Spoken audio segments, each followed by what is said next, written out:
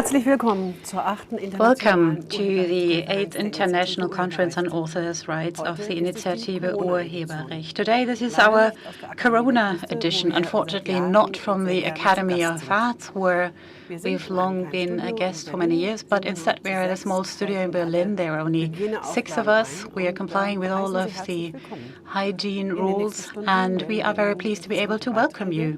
We'll spend the next 2 hours with some very interesting contribution speeches and contributions. Matthias. Yes, I'm Matthias Hohenschuh. I'm a composer, and together with Katharina Uppenbrick, I will be hosting this event today. We are supported by other moderators, the spokesman of the initiative, Professor Gerhard Pfennig from Bonn, and the journalist, Professor Frank Überall from Cologne. There will be a lot of input today, videos, conversations. They will be either broadcast live, or we will have live discussions on Zoom. And you as the audience can also participate on Twitter. We'll show you the hashtag later, and we'll try to take up all the questions and comments that you have during the event. If it's not possible to reply immediately, we'll come back to them later. And now we have our first words of welcome coming from the Vice President of the Academy of Arts, Katrin Röggler.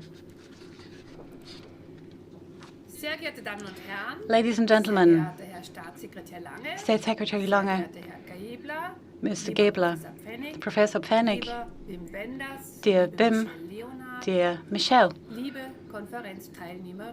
participants. Very deep in the heart of the art is a topic that is often described as erratic, dark, inaccessible, and difficult, simply impossible to understand, even for the artists themselves. As you may have guessed, this is the debate about authors' rights. And if questions related to platforms are added to this mix, things become truly unfathomable. Nobody really understands this. That's what I was told before this conference, and that is, of course, not a good situation. For there is no other area in the arts that is as disputed and as controversial, and hardly any other area that is as much in need for binding national and international rules. No individual artist should think that they are alone in facing the platforms in this controversy about their rights. So I'm therefore very pleased that you've decided to participate in today's event at the Digital Academy of the Arts. And I'm happy to be able to welcome you to the 8th Conference on Authors' Rights. Once a year, if not more often, the Academy hosts events on this very important topic. But the agreement we have to forge now must not be delayed. After all, it is not just something related to electoral terms, but it demands the participation of all parties. And I'm sure the participants assembled here today understand that not only do we as artists and authors need legal certainty, but also our customers, the institutions, the companies, and consumers. It is hard to say who is in a power position on this issue, although people like to argue that it was all very clear-cut. We need to be well-advised and well-represented, and that is why you have decided to be here today. Let me thank you.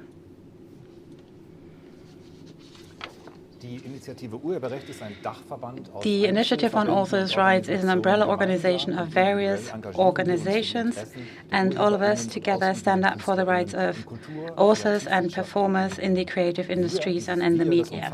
If we say we, this encompasses film, music, the stage, design, journalism, etc., etc. And many of us do that in an honorary capacity, basically as part of this lobby group for culture. And you can believe now with the coronavirus, our work has become much more intensive and much more challenging. As lobbyists for culture, we speak to many different people, among them the head of the Senate Chancellery of Berlin, Christian Gebler, and here he is.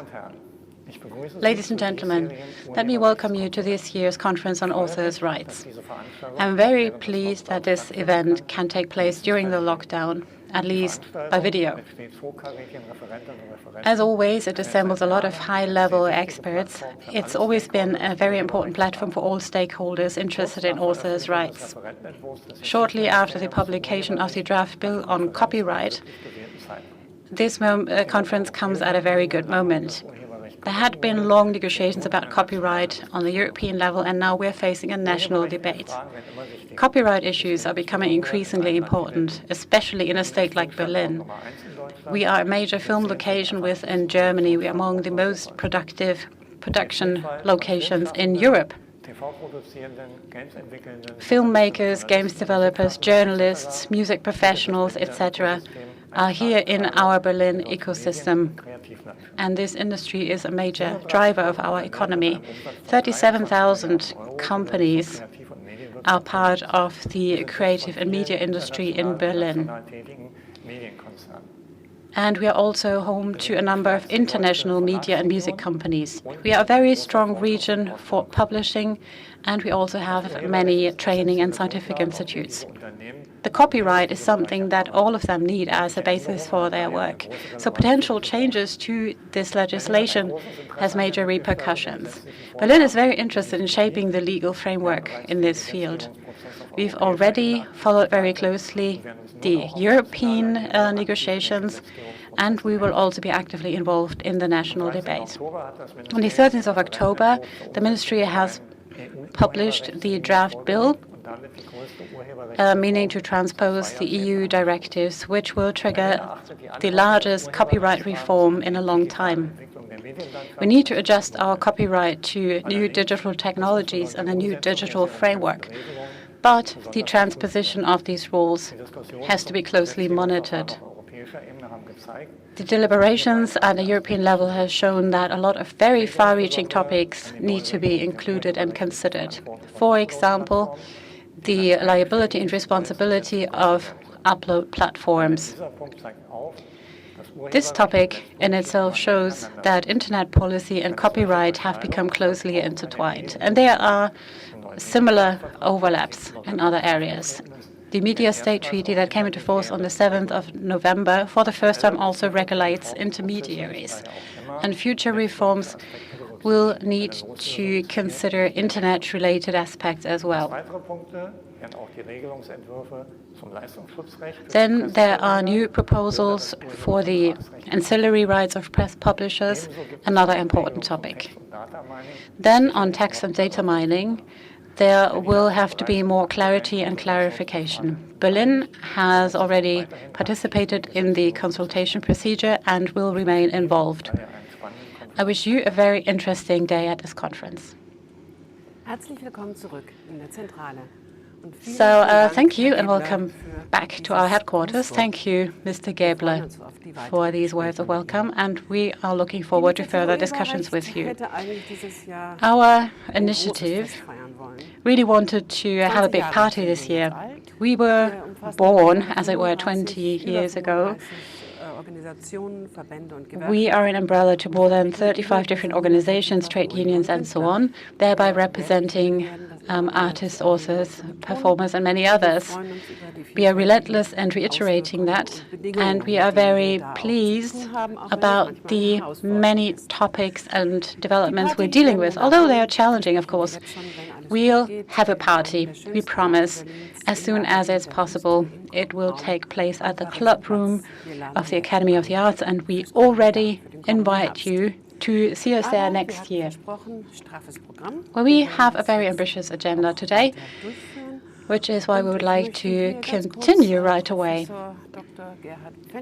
And our next speaker is Professor Dr. Gerhard Pfennig, longtime spokesman of our initiative since 2012, and he's really one of the founders of the initiative on authors' rights. He has decades of experience, both nationally and internationally, with copyright, and I would like to welcome him in Bonn. He's joining us on Zoom, and I hope that this works. Good morning, ladies and gentlemen. I'm very pleased to be able to welcome you to the 8th conference of the initiative on authors' rights. This time we're not meeting at the Academy of the Arts at Pariser Platz, but we still work together very closely with the Academy. You've already heard Ms. Rögler. And I would also like to welcome the head of the Senate Chancellery, Mr. Gäbler, who's been a long-standing friend. And we would like to thank the Senate Chancellery for their long-time support. Let me also welcome today's speakers, panelists, and participants who are tuning in online today. And unfortunately, contributions from the audience are somewhat limited today.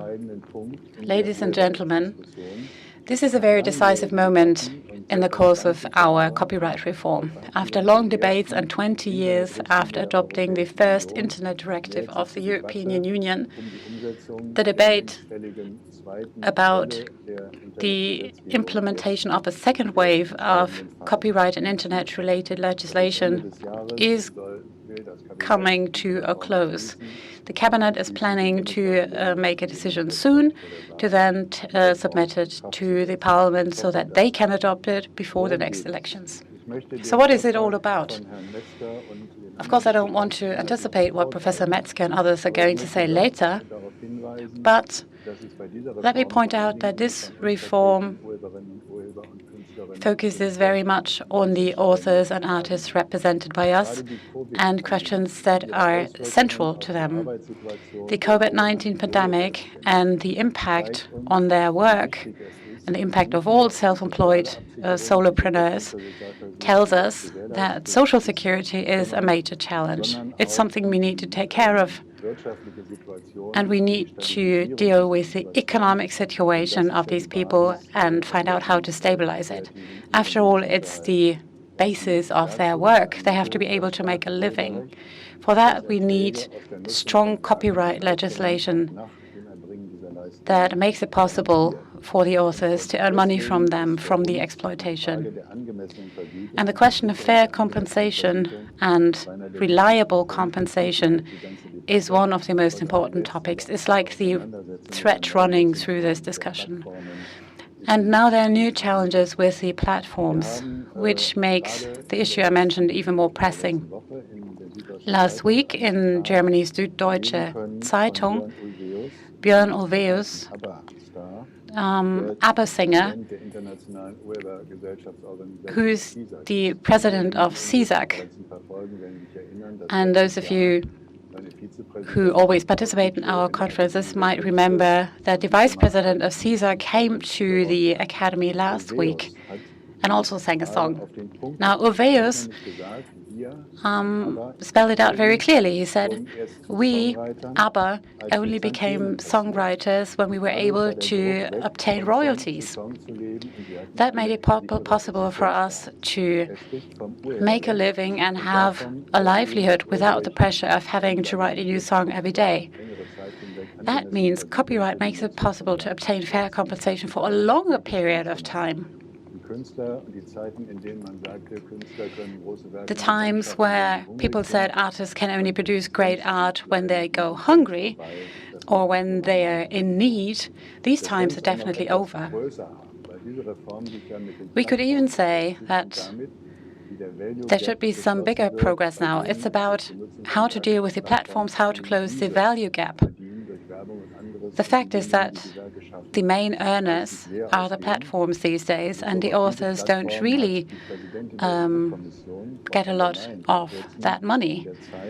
The Commission President Ursula von der Leyen recently said in the Zeit newspaper that in the US and in China, the business interests of the online company or internet companies are in the focus of everybody's interest. Here, we're focusing on the authors and the artists. And she's right. Our federal government, in its statement to the minutes, has pointed out in writing, we focus on the artists. So that's a very clear statement. But don't worry, there are also other people who will benefit, not only the artists. And those who know the details are fully aware of that. It's also about the interest of the users, because they will be liberated from the pressure of liability. And they will also end up paying less. This draft bill we're discussing today has some other facets that I would also like to mention because they do play an important role. Let me mention copyright contract law.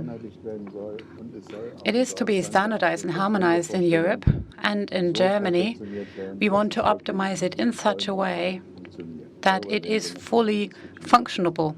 And I'm sure we're going to discuss that later. It is also about making peace between publishers and authors,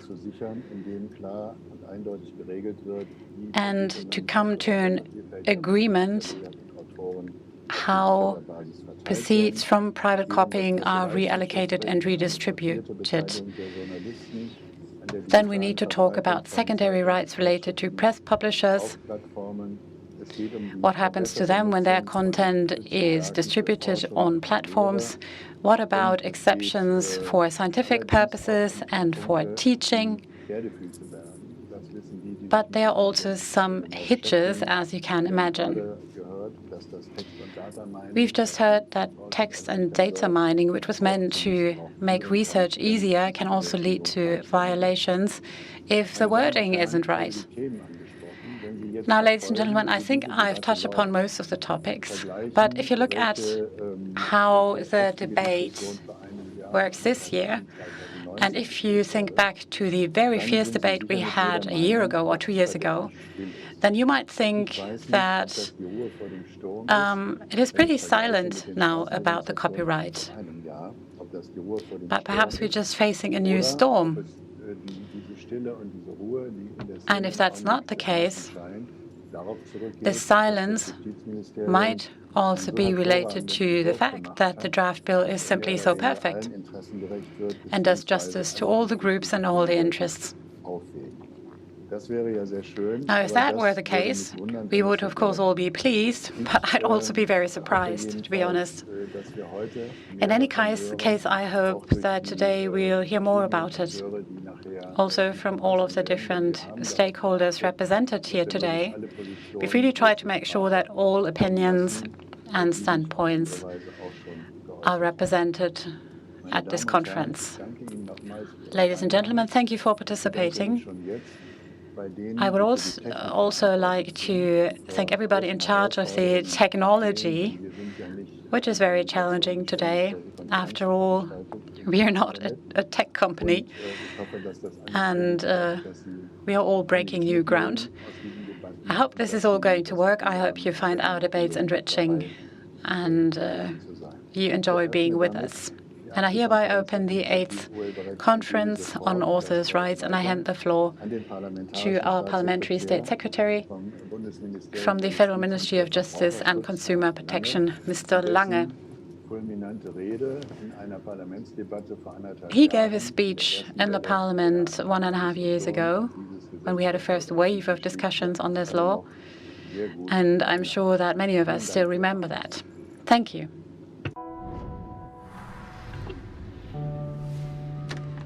Sehr gut, Herr Pfennig. Ich danke Ihnen. Hören Sie mich?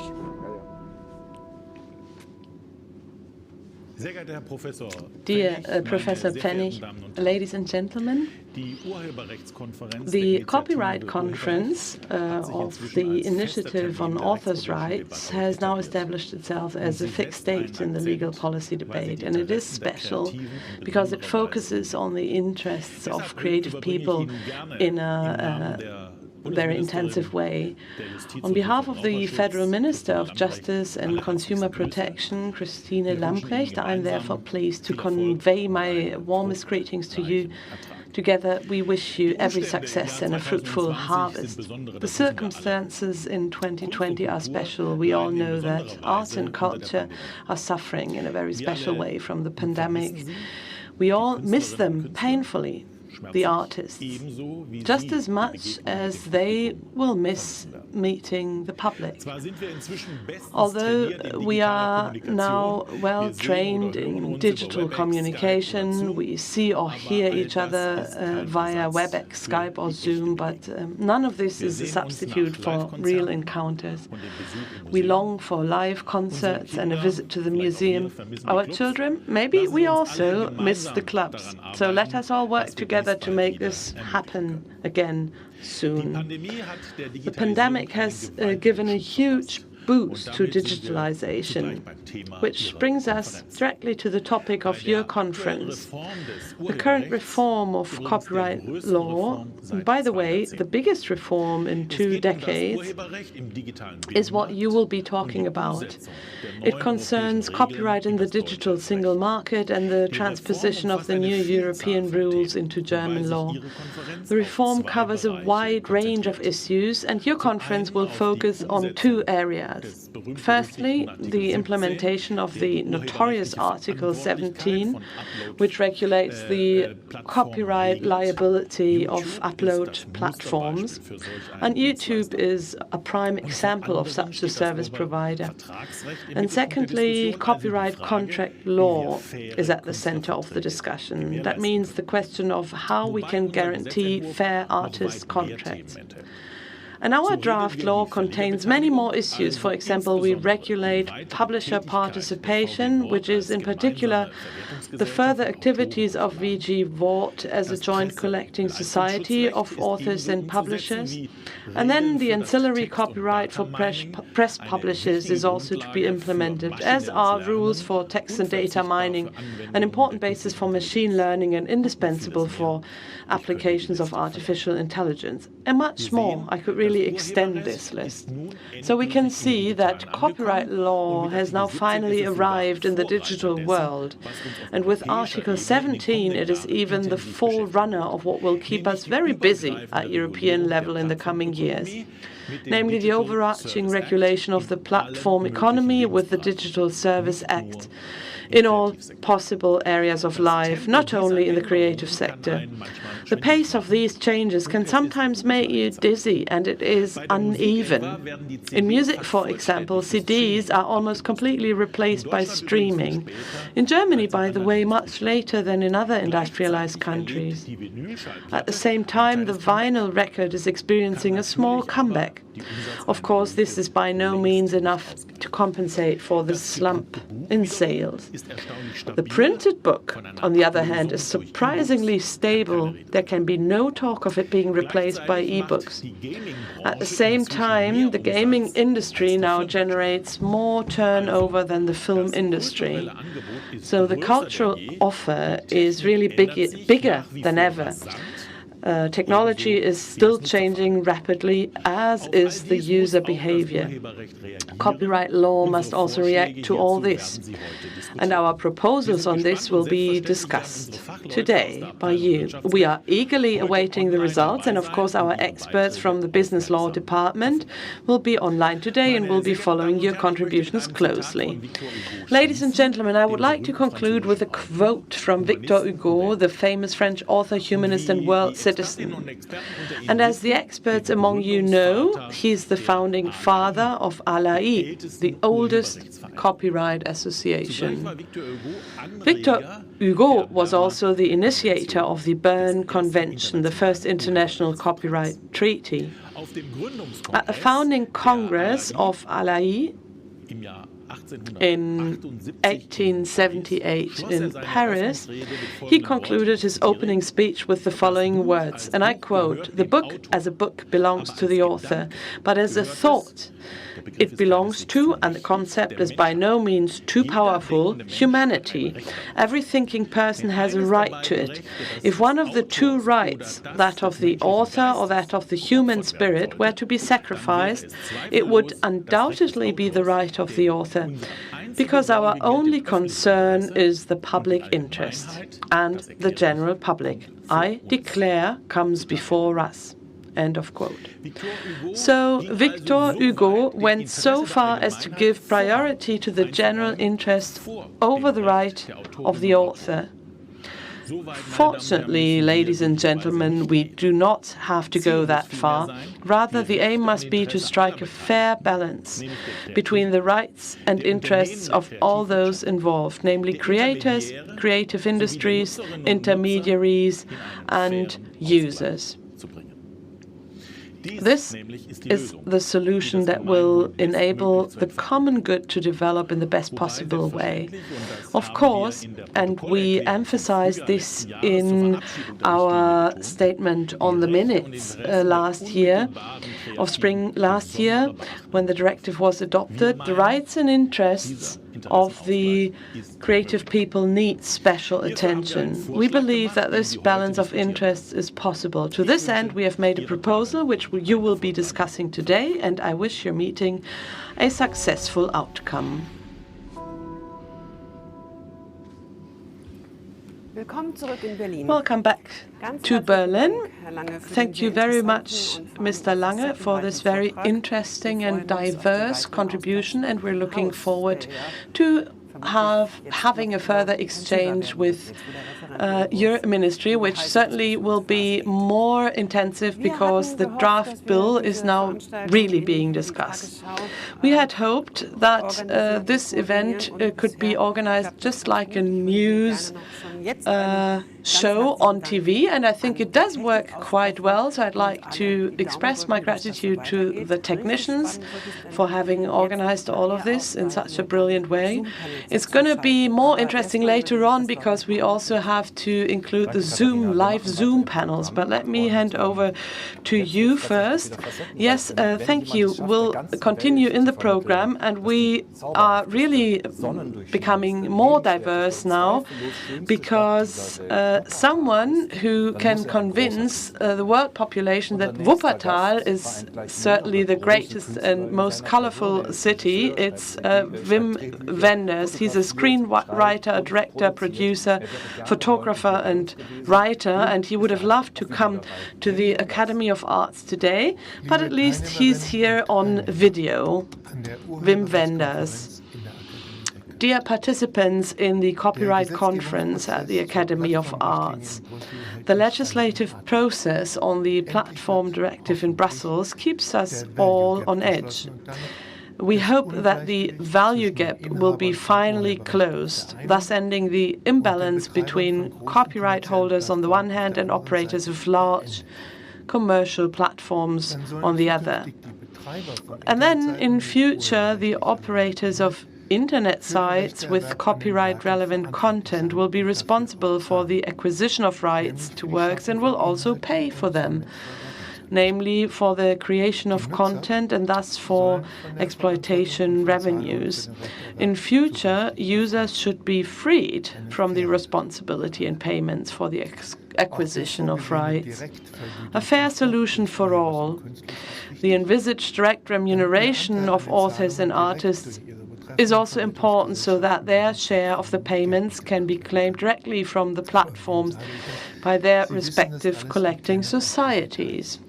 But to whom I say this, really, you know all this and you know the details. For years, you have fought together with the majority of cultural companies for the directive and for the participation of creative people, producers and authors in the platform profits, against the fierce resistance of the Internet scene.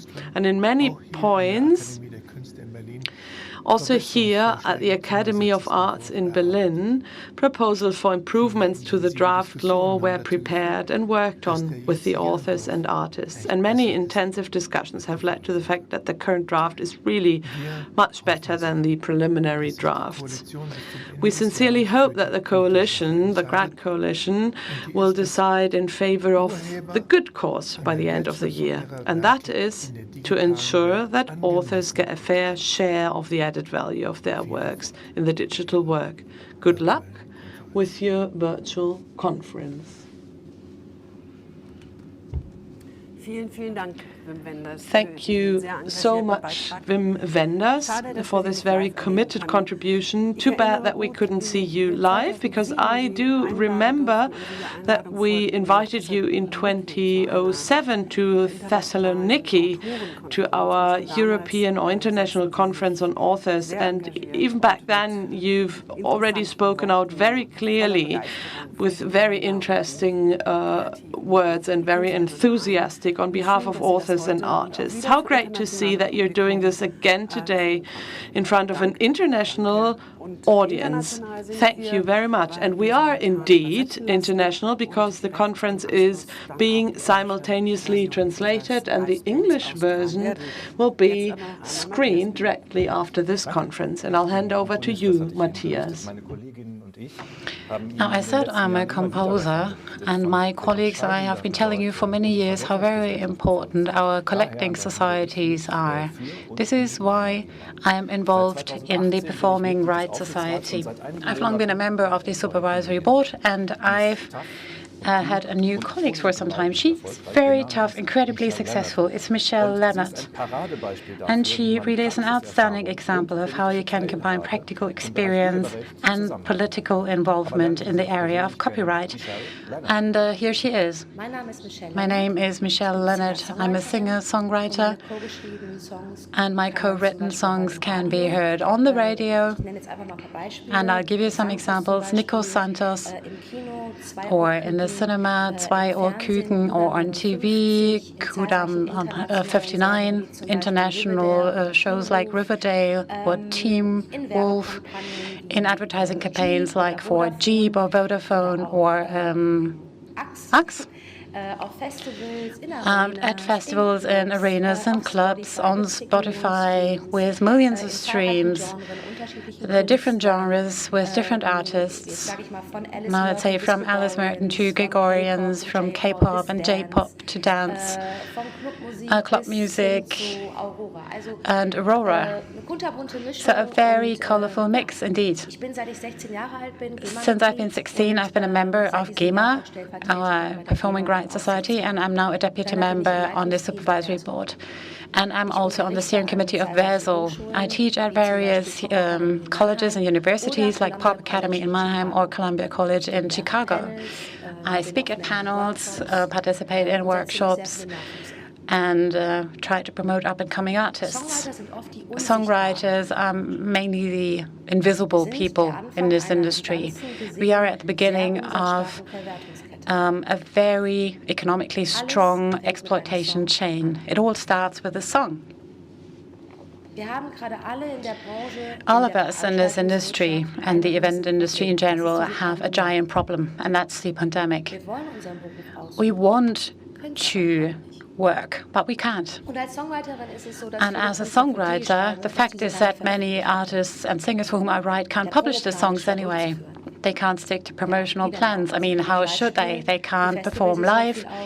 Festivals were cancelled, no tours, and nobody can actually plan for the future.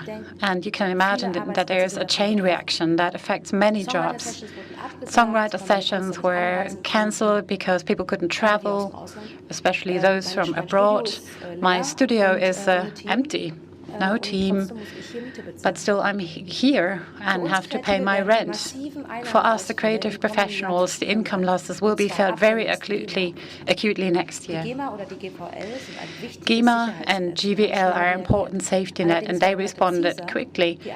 But according to CSAC, the income of the collecting societies will drop by 35% next year. And the question is, what will happen in the year after that? But I mean, don't get me wrong. We see that people are trying to help, and we are incredibly grateful. But the second COVID wave is here as we speak, and we need to survive. Also, the second wave. And now soon we'll have Christmas, and the situation is dire for many people. We need your support. This is why I'm making this appeal to policymakers. It will become really expensive if you need to maintain people for a long time. We need to bridge this pandemic so that we are ready to start at full speed once it's possible again. We are running out of energy. We're just waiting for a go. And until then, We need you. And please keep this in mind when you talk about the long-term EU budget and the recovery fund Next Generation EU. Now let's talk about our compensation and our rights as self-employed people and person and as a songwriter. Since I started in this industry, I've seen many changes from vinyl to CD, from Napster to iTunes, from mega companies like Google and others to Instagram and Spotify, from Snapchat to TikTok, and now virtual reality. What else will happen in the future? Nobody knows. But the fact is, we have a massive problem. The large internet companies are making big money, and they are doing that on the basis of our content. We make the cake, and we pay for the ingredients. But the big companies don't really feel connected to the music industry. They use our content, but they don't reinvest, like record companies or labels or publishing houses. But from my point of view, it is important for a healthy and functioning music industry and also for young artists to do that. This business model, from my point of view, is skewed. It's very one-sided. It's like orchids growing on trees.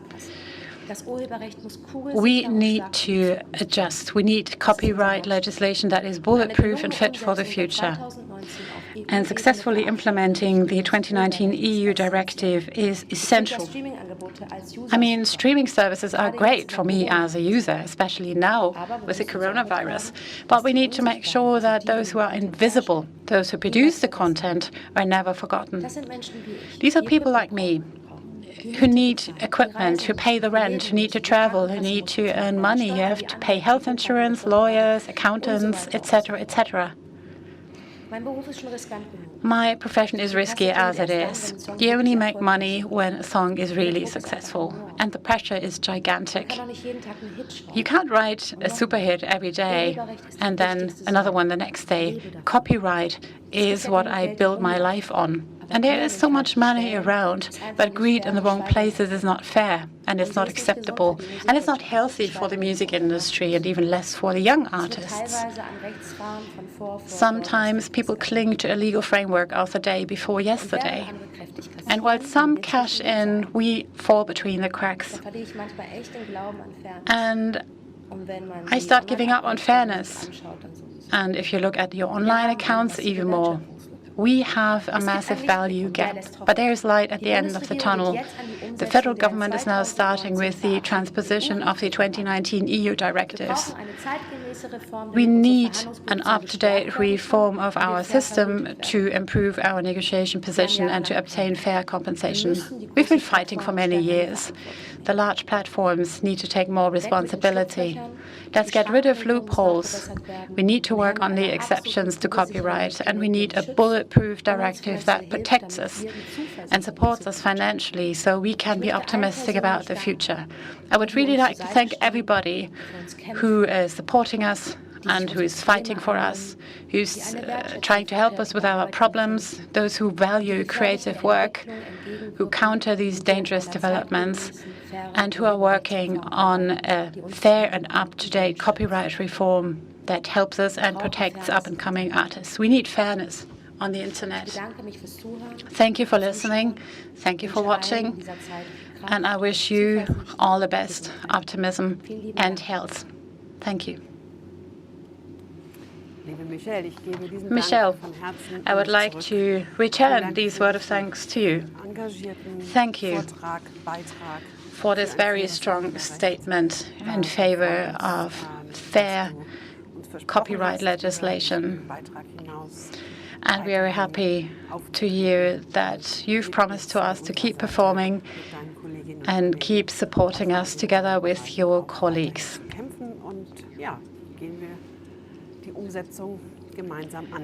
And let's all join hands to work on the transposition of the directive. As Professor Pfennig said, we are very pleased that Professor Axel Metzger from Humboldt University in Berlin is joining us today for a keynote. He's one of those who is very involved in drafting the directive, who is also involved in the transposition, And it is very important for us to receive this input from the academic community. And we are now very anxious to hear what you have to tell us. You have the floor. Seid ihr soweit?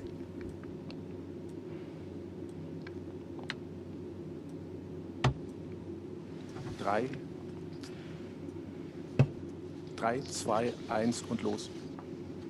Ja, einen schönen guten Morgen. Good morning. Herzlichen Dank für die Einladung. Thank you for inviting me to speak here today at the 8th Conference on Authors' Rights.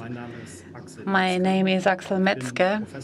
I'm a professor for intellectual property law at Humboldt University in Berlin.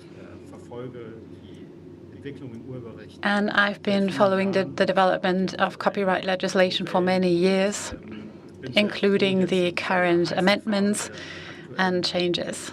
And I'm very pleased to be involved in this current phase of the legislative process. Thank you for inviting me to share my thoughts with you, and I'll be happy to join you for the discussion. I will show you some slides, and I hope you can see them well.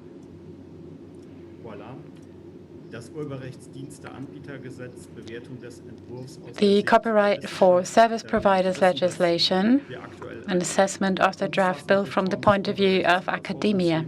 I mean, you know that we are expecting and working on a reform of our copyright legislation, meaning the transposition of the 2019 directive. There's a special focus on Article 17. A draft bill has been published by the Federal Ministry of Justice, and a separate law is to be drafted on Article 17 of the directive, which will be the Copyright for Service Providers Act.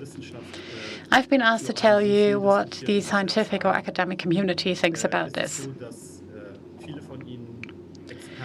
I mean, many of you are experts in this area, and you are all well informed. There have been various opinions published by the Initiative on Authors' Rights and also other professional associations. Now, from a point of view of academia, if we are expected to contribute some added value, then what we do is provide a neutral perspective. Now, science, after all, is expected to be open-ended when you start, while professional organizations or lobbying organizations obviously stand mainly for their own perspective. So this is what I'm trying to do, take on the objective perspective. What is the current state of play? In 2001, we had the Directive on the Information Society, which was Europe's response to challenges posed by the Internet in 2001. And then it's taken almost 20 years until the European legislator has again decided to do more work on copyright. Why did it take that long? Now, Brussels will always say, this is Pandora's box. If you start a reform on copyright, you have no idea what's going to happen. For once you've proposed to make changes,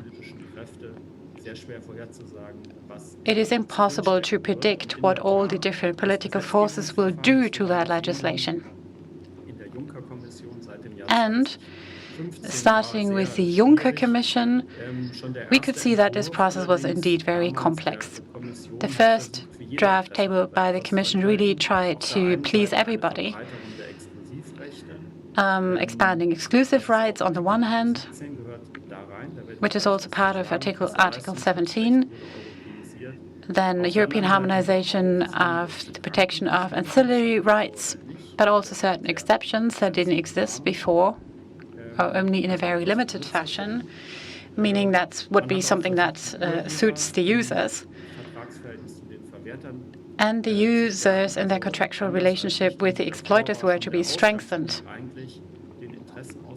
Now, the idea was really to balance the interests of all groups. There was a very complicated legislative procedure, different lobby groups fighting for their rights.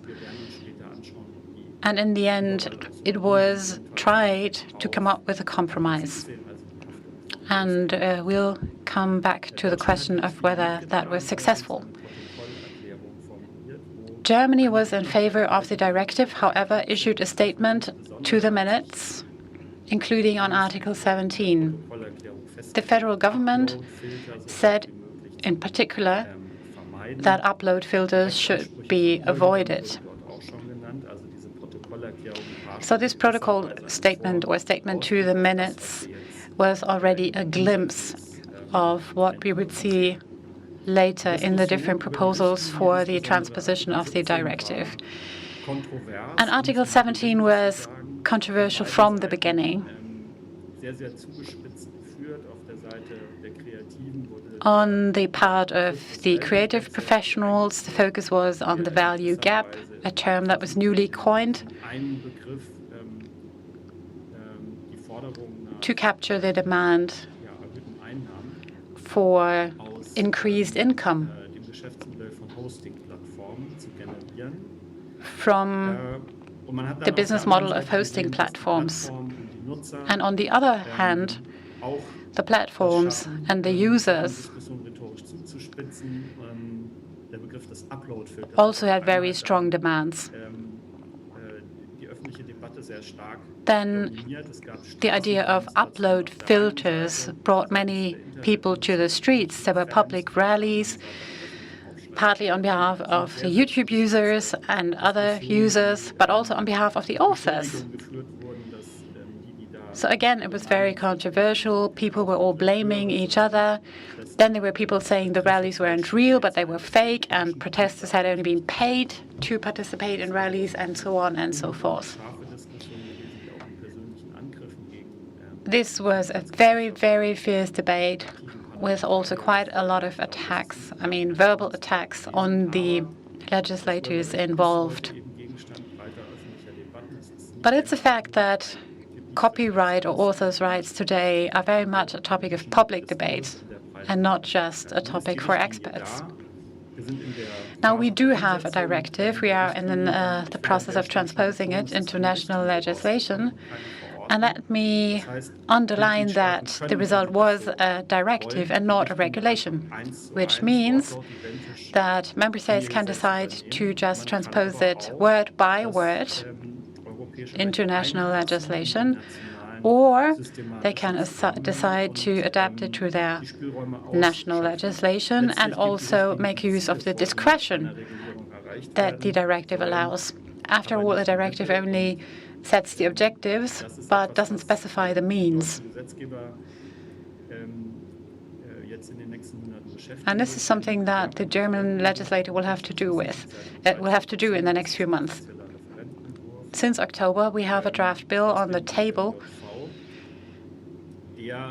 published by the Federal Ministry of Justice, and it does derive from the directive in terms of wording. And this is precisely the draft bill we're discussing here today. Last week, the Ministry of Justice has taken the written opinions received by professional associations and also individuals and published them on their website. That gives you quite a good overview of what the different positions are. So far, the public debate is still quite calm. Nothing compared to the European debate. And I think that is perhaps an opportunity we could use. But now let's stop with the preliminaries and look at the actual wording. The goal of this draft bill is the transposition of Article 17 of the directive. And the interesting thing is already that the federal government is planning for a separate law. If you ask me, I think it's unavoidable. For what you find in Article 17 is so extensive that it would be hard to imagine to integrate it into existing copyright legislation in Germany. Of course, Article 97 could be used for that purpose, But this Article 17 contains so many details that I think it's very plausible to go for a separate law. And we also see from experience that once the ministry has decided for a separate piece of legislation, it is very unlikely that this will be changed again. So I think we can all expect that there will be this Copyright for Service Providers Act.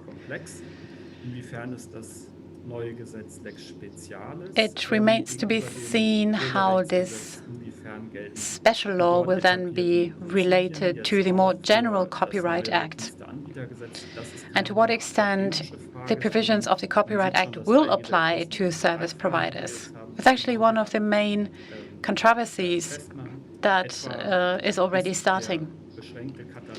So the limited catalogue of copyright exceptions according to the InfoSoc directive, as it is reflected by the German Copyright Act, will it also be binding for the new Copyright for Service Providers Act?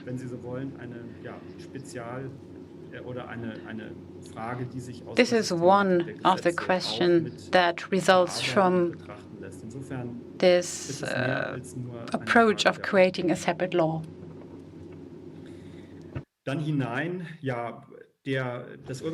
Okay, let's have a closer look.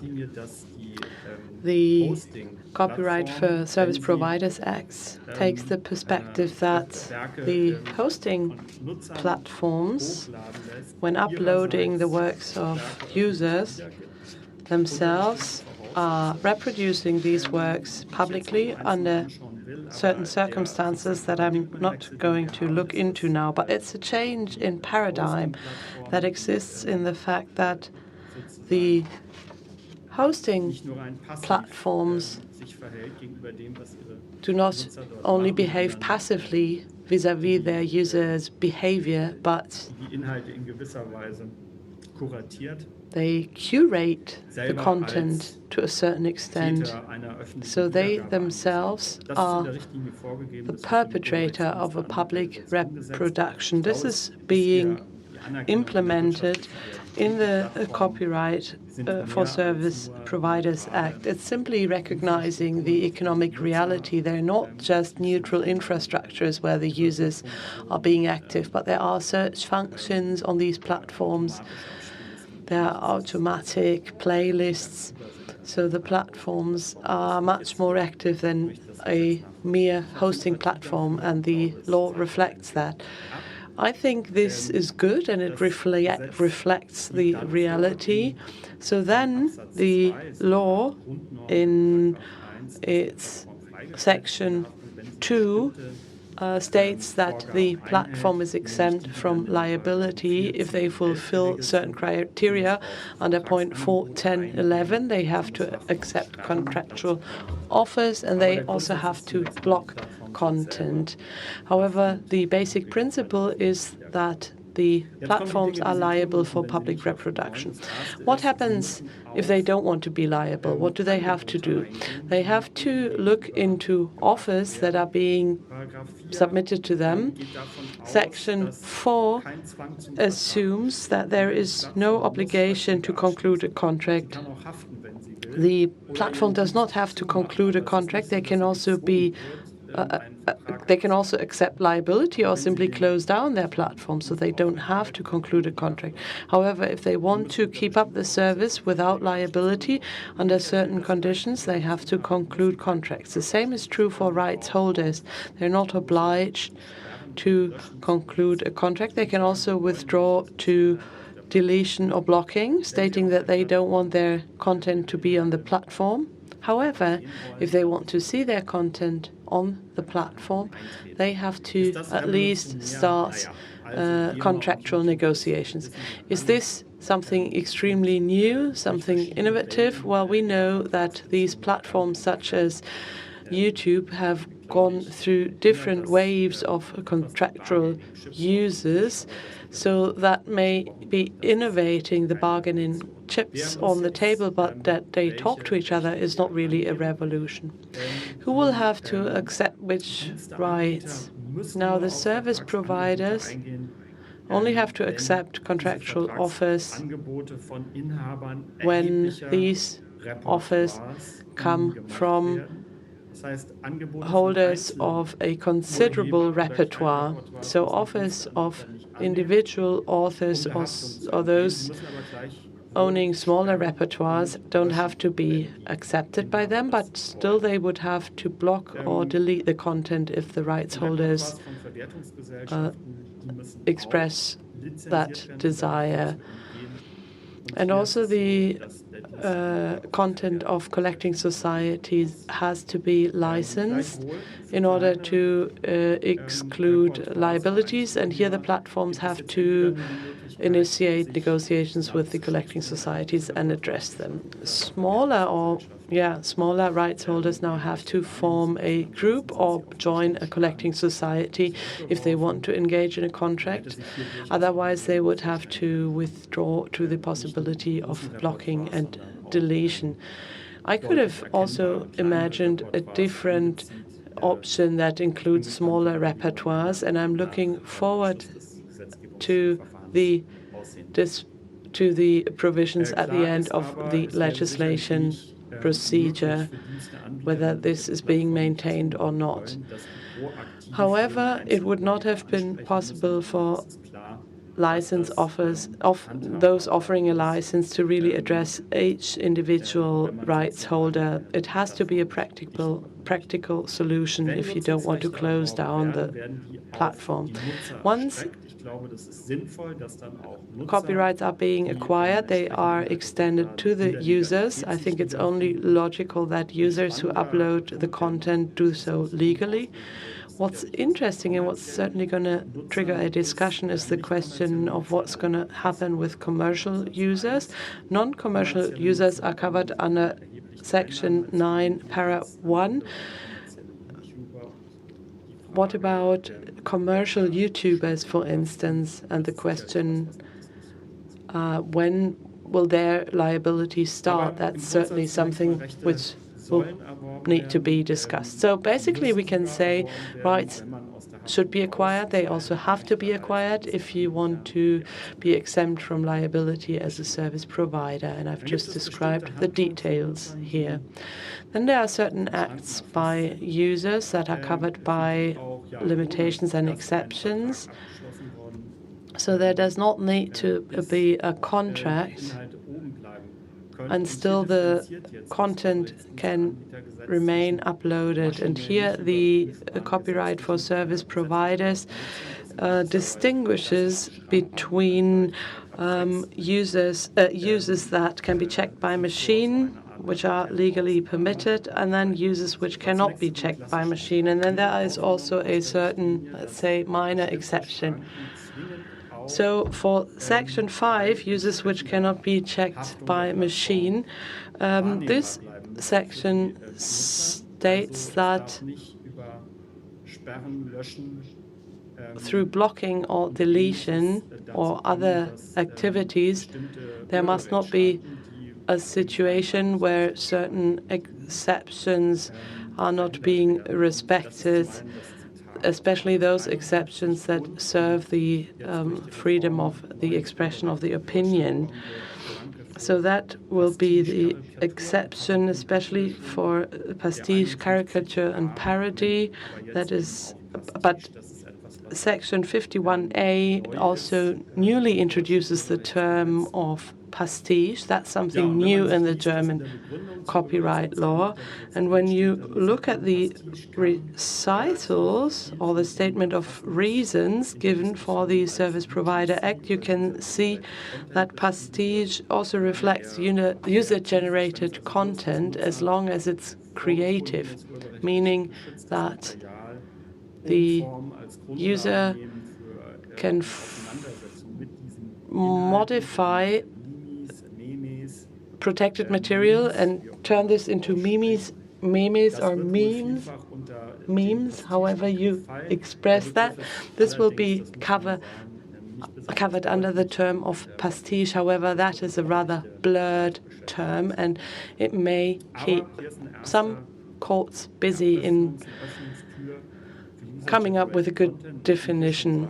But this is, let's say, an opening door, an entrance for user-generated content. And let me just say that the exceptions for user-generated content, and also that includes pastiche, are subject to remuneration. The next exception is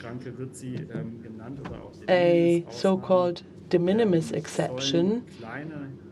Here, small units of works, and that's where the discussion already starts. What is such a small work? Now, these small units should be free for use on these platforms without a licensing agreement covering that. I'm not going to read that out now, this slide. It's, however, measured in seconds, in films or soundtracks, in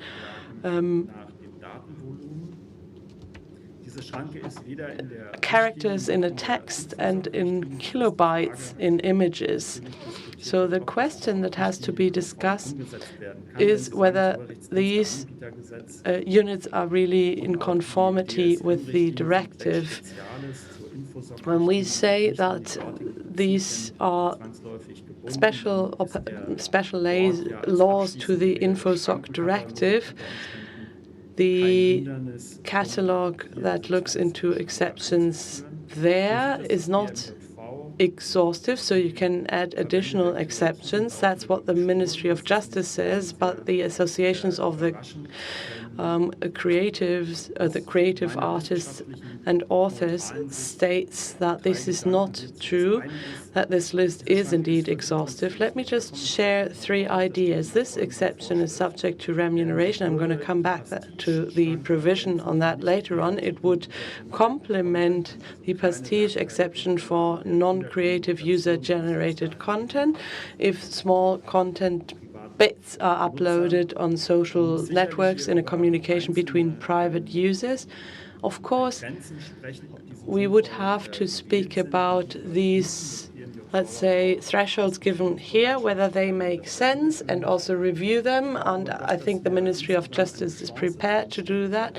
I think this section altogether provides an opportunity.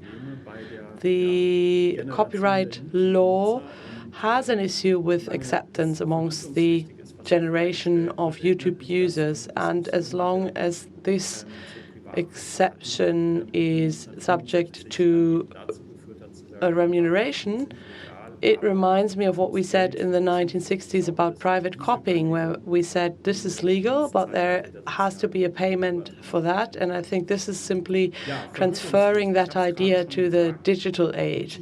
So subject to remuneration, that's section 7, para 2. UGC is subject to remuneration, and the money being earned here is then distributed to artists and authors. What's also interesting is that para 1 provides for a direct remuneration, meaning that the money coming from the conclusion of a contract under section 4 should not end up with the rights holders, but the authors should have a direct participation in these additional in the additional income. The worry here is that exploiters and publishers and film companies now state that the authors have already received a remuneration for that additional income, and that contractual law is not sufficient to really make sure that there's a fair participation. This is why there is a claim to remuneration, which also exists in the copyright law under Section 20b. And I do understand that the lawmaker no longer has the same level of confidence in the functioning of these treaties, but wants to create additional claims to remuneration. This is also something to be discussed. It's not contained in the directive, but the position of the directive is rather neutral on the question of how the money is then being distributed in the end. So this area of claims and obligations to remuneration is important, and I think it bears a lot of potential to really strike a peace when it comes to this new draft bill. Pre-flagging, Paragraph 8. Pre-flagging, Section 8. Now, that's going to make the service provider's life a bit more difficult than up to now. Now, when the service provider is being asked by a rights holder to block content, then the service provider has certain obligations vis-à-vis the user, and they are really very legal. So the user's legal position is being strengthened vis-à-vis the platforms. That's something that's been neglected in the public debate, unfortunately, because a lot has been done for the user. So what does the service provider have to do? If there is the request to block, they have to inform the user about this request to block and point to the fact that maybe that content is legal under certain exceptions, the content uploaded, and give the user the possibility to flag it as permitted under contractual or legal circumstances. If the user does that, the platform can no longer automatically delete or block the content, but it's then going to a certain arbitration procedure between the user and the rights holder. That is being organized to a certain extent, has to be organized to a certain extent by the service provider. So this law, and that's also something that the directive partly provides for, but it's being specified by the German draft law. The service provider is assuming the role of a mediator between the rights holder and the user. This is quite a challenging requirement to the platforms. And when you think about the big market leaders, you may say, well, they're big enough, they can afford to do that. That may be true, but at the same time, we must not forget that the more precise the regulation, the better for the bigger platforms who really have the resources to deal with it. It may be more complicated for smaller ones.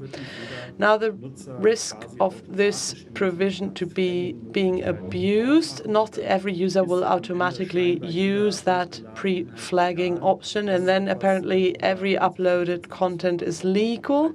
That's something that will also have to be discussed in the lawmaking procedure. At the same time, and we must not exaggerate that, we have to ask ourselves how many users will really do this. Maybe we will have to wait a few years and try and test that option to see whether it's really feasible.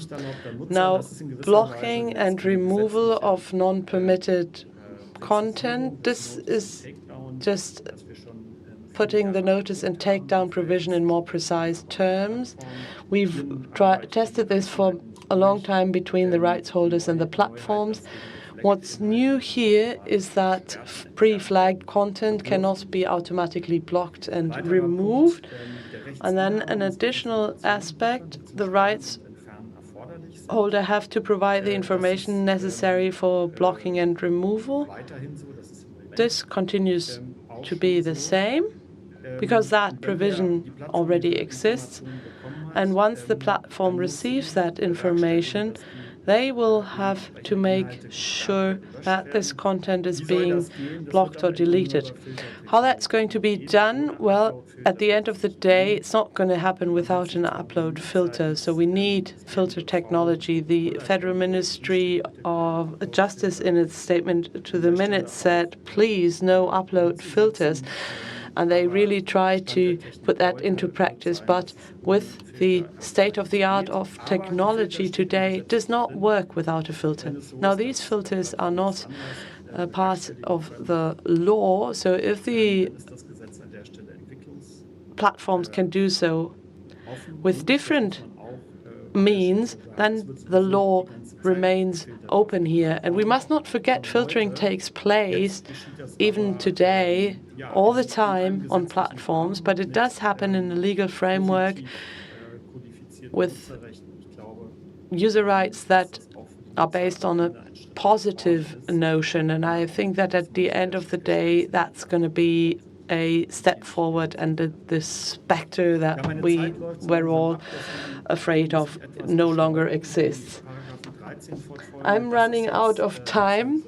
Let me just move you through the last slides, which is now here the arbitration mechanism, section 13, which has to be organized by the platforms. But you can also establish industry-wide solutions, such as arbitration institutions. I'm quite excited to see how that's going to work. You can also refer to the courts, of course. Now, this is being laid down in a law which used to be a rather gray area. How will we continue? The deadline is the 17th of June 2029. So this draft bill has to be submitted now because it has to go through 3 readings in the German parliament, the Bundestag. So there's not a lot of time also with a view to the pandemic. And it's not that the Federal Ministry of Justice has been asleep. Quite the contrary is true. Now, it's going to be interesting to see the government's proposal on that because there are different positions. The Federal Ministry of Economics, Ms. Kutas, has already spoken out against the de minimis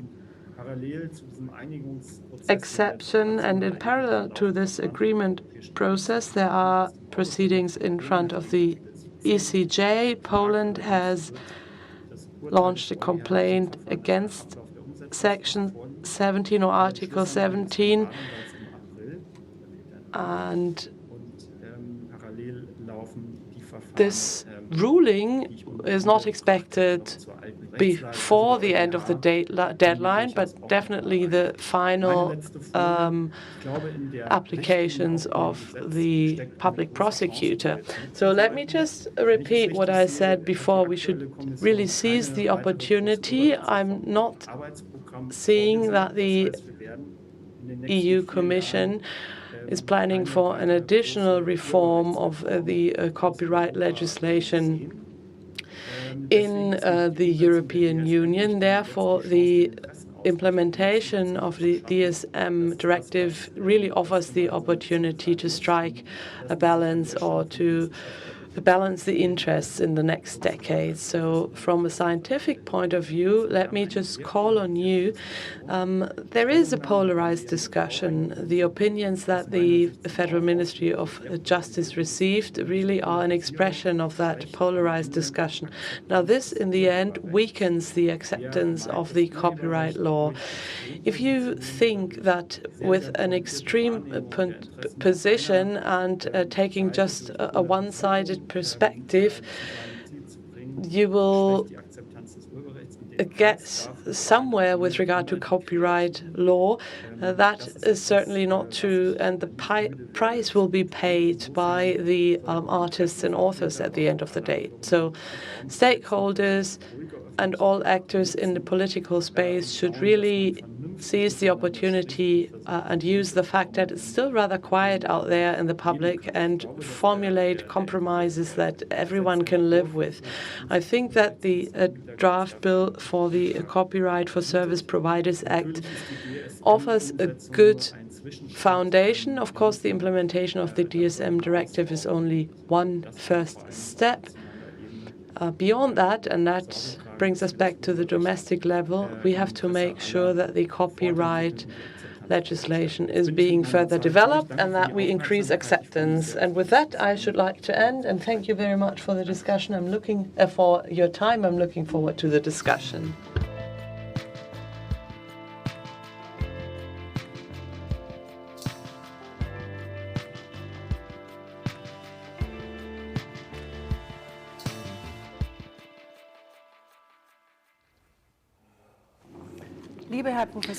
Professor Metzger, thank you very much on behalf of our initiative for this wonderful presentation, and also on behalf of all of our participants. We were several hundred participants today, and we are also very happy that you have dealt with all of the controversial issues, also addressed some new parts of the problem, and you've also dealt with some questions that non-lawyers don't necessarily always discuss.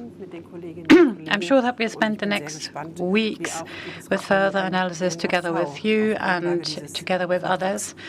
And it should be interesting to see what the Federal Ministry of Justice will do. But now let's start with our first panel. The topic is how to implement platform responsibility. So basically, what to do about Article 17. We're going to switch to Zoom mode for that. And if you would like to participate, please use our hashtag Zukunft Urheberrecht. You should be able to see it on the screen. So please join the discussion, ask questions, whatever you like. Now let me welcome for our next panel concluding contracts with whom? From Munich, Dr. Tobias Holzmüller, legal advisor to GEMA, Judith Steinbrecher from Bitkom. We also have Professor Metzger, and our host will be Gerhard Pfennig, spokesman of the Initiative on Authors' Rights. Welcome. We will see two short statements on video by Judith Steinbrecher and Tobias Holzmüller. And then we hand the floor to Professor Pfennig to moderate the discussion. So are we ready to start? And then after that, please switch to Zoom. Sind wir soweit? Laufen die Einspieler? Wir beginnen jetzt sozusagen mit der Arbeit am Detail. Laufen die Einspieler? Wir haben gerade von Herrn Metzger gehört, welche komplizierten No, we've just heard from Professor Metzger the very complicated questions we're dealing with.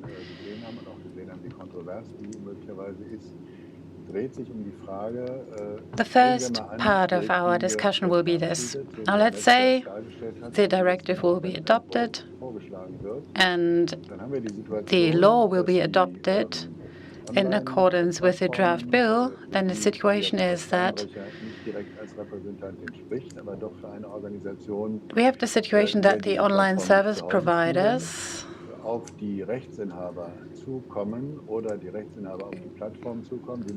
will approach the right holders or vice versa.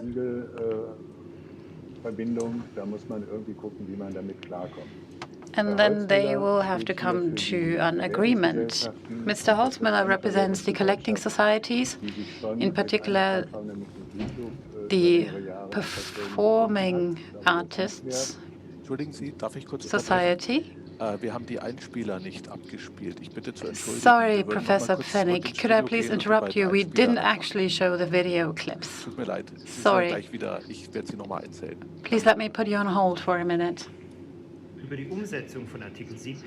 Much can be discussed about the transposition of Article 17 into German law, and this is precisely what's happening.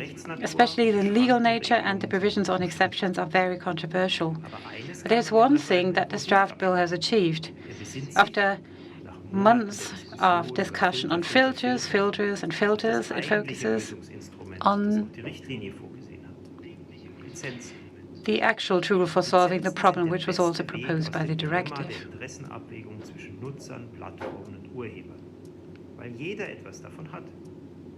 Nutzer bekommen die Sicherheit, dass beim Upload geschützter Inhalte nicht mehr das Haftungsrisiko auf sie abgewälzt wird. Licensing are the best way of solving the dilemma of weighing the interests of users, platforms, and authors. Since licensing benefits all, users will have the certainty that when they upload protected content, the liability risk is not passed on to them. Platforms will have legal and planning certainty when further developing their business models. And authors obtain compensation for the use of their works on the platforms with the largest coverage the world has ever seen. It is therefore right that the draft bill wants to create incentives. Whether these incentives are strong enough is something we should be discussing today. The Copyright for Service Providers Act, that's nothing I can really say much about in just 1 minute. The draft bill goes far beyond what Brussels has proposed in Article 17. And that's why we think that the current draft bill holds certain risks and dangers. For the compromise that people tried to forge after long negotiations will be given up. The compromise between the creative professionals and the users and the platforms. It puts at risk remuneration models that exist. Transaction costs will increase, and that should also be to the detriment of the authors or creative professionals. We don't expect that they will earn more money based on this model. The value gap might actually even become worse. And if we don't just look at licensing, but the takedown side of things, then established practices will be put to a test, and there's a certain risk they'll be given up. There are several demands I would like to make in this video. First of all, the exception model as it is proposed by the draft bill and also the compensation it proposes is not going to work. It will blow the structures out of proportion and the creative professionals won't benefit. Pre-flagging is something that came from Brussels, but there needs to be technical flexibility for the platforms to be able to implement it. And if a platform decides whether something remains on the platform or not, there can't be liability in such a case, and for that we need very clear rules in the draft bill. And thirdly, contractual freedom. You can't force a platform to agree to licensing. There might be content that rights holders want to be on the platform, but the platforms, for whatever reasons, don't want them, perhaps for economic reasons. And there's Article 4, which suggests there is an obligation to enter into contracts, but the freedom of entering into contracts should have primacy here. Sorry, we're back to the studio for a minute, just to make sure that we can restart Zoom again without a problem. Let me see whether we can go back to Zoom. And there we are. So, ladies and gentlemen, now we can continue. As I said before, Ms. Steinbrecher has a lot of experience in negotiating with collecting societies, and I hope she'll use that expertise soon when it comes to helping the new rules come into force. For her group, remuneration for private copying, legal copying of films, paper, and so on, all of that was negotiated by her together with the collecting societies. And Mr. Holzmüller, as I said before, also has a lot of experience in collaborating with platforms because he's negotiated the contracts between GEMA and YouTube. And these are still in force. I was told they haven't expired. And we've seen, Ms. Steinbrecher, in your video that you have very strong reservations about this draft bill.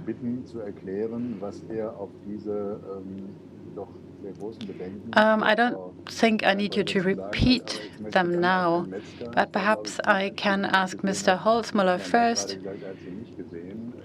to explain what he has to say about Ms. Steinbrecher's concerns. And then Professor Metzger, I think, have you seen the clips? You haven't? Let me ask you what you think about the question that the contractual freedom is at risk.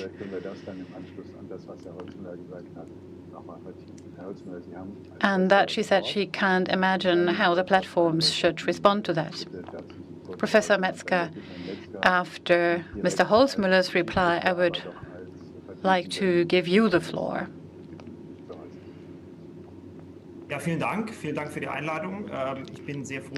So let me start with Mr. Holzmüller, then we give it back to Ms. Steinbrecher, and then we ask the expert the scientific expert.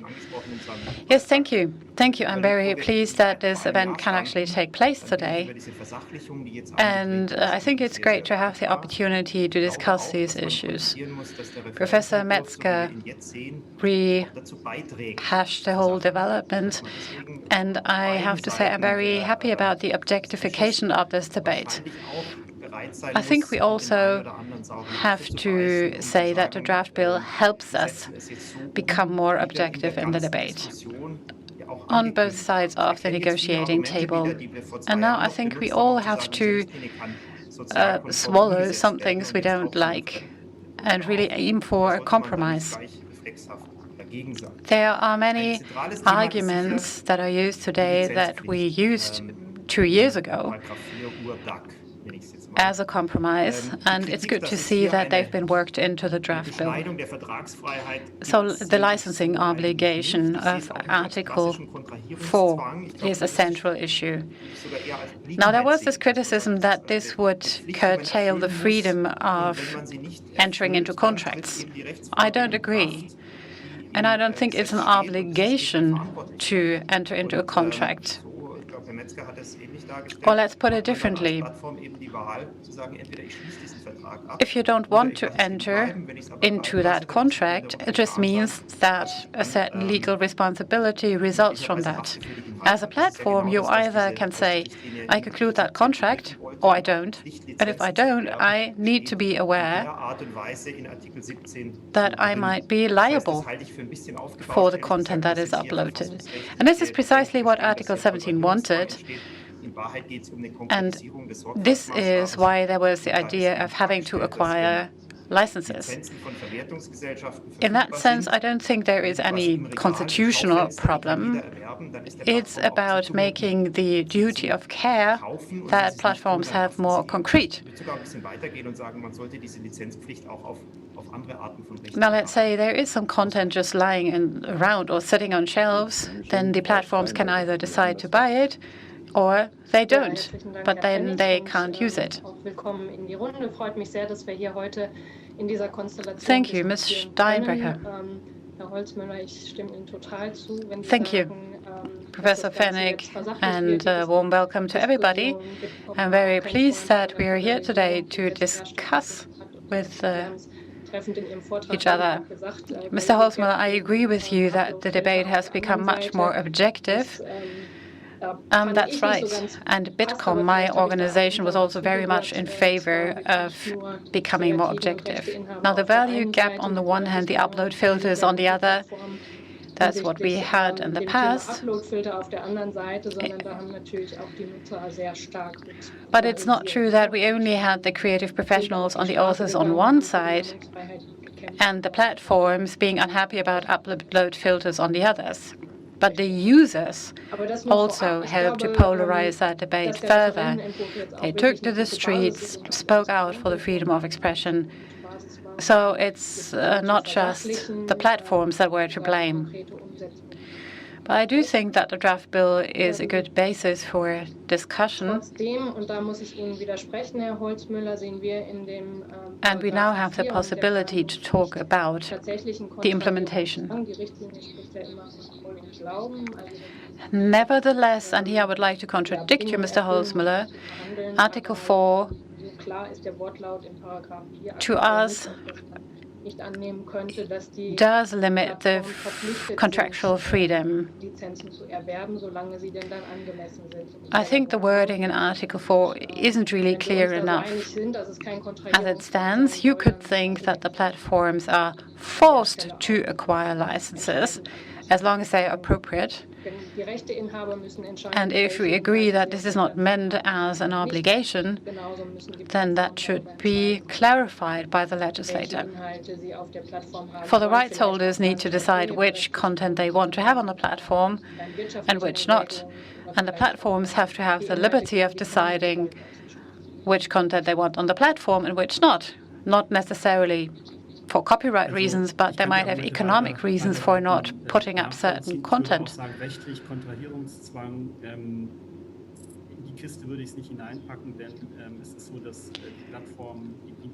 I think I can understand both of your views. I wouldn't call this an actual obligation to conclude a contract.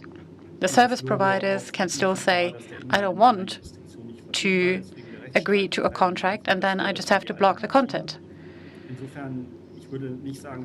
I think we all remember the times when there was this logo on YouTube, which said that certain content couldn't be shown because it was the subject of a legal controversy. So I wouldn't say it is an actual compulsion in that way. But at the same time, you could say that there is a shift of power, which was probably intended by the legislator. And Article 4 makes life easier for the service providers. For all non-considerable or non-significant repertoire, no contracts need to be concluded, but still there is no liability. And this is something that you could disagree on if you follow the directive very closely. The European Copyright Society issued an opinion on that, and I participated in that, and they were much stricter than the draft bill would be. As I said, I think the legislator was really quite friendly to the service providers on this point. But, this will be the exciting question in the end. What will be the outcome? What will these contracts look like? And will all of this really lead to a situation where more money reaches the creative professionals? Mr. Holzmüller, you have some experience concerning contracts between the music companies and YouTube. Now, without spoiling any trade secrets, yours or those of companies, perhaps you could tell us more. What is your assessment? Do you think that, based on Article 4, the value gap can be closed?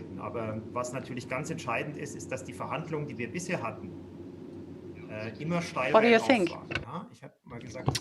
Well, of course, I cannot anticipate the result of negotiations that are still going on and have to be held. But it's always been, let's say, a rising line. And that's the same with the negotiations with the platforms. You always get to a point where the negotiations get uncomfortable, and then we hear, oh, we don't need these platforms. Let's take the content down, and we don't have to pay for that. And I hope that the implementation of Article 17 leads to negotiations at eye level. We know this from other areas. The obligation to pay licenses does not necessarily mean that content disappears from the internet. We have many content providers, also in your association, Ms. Steinbrecher, who are quite happy, and they did not sign your opinion or statement. They said, yes, there are other areas where we can negotiate at eye level. There are clear conditions which are laid down in our agreements. They are made public, and we assume that these agreements can also be implemented with the platforms, who up to now have been very reluctant to accept that or still say, no, we're not responsible. So the conditions are the same conditions that we publish in our agreements that we conclude, and they are also the agreements that we call for.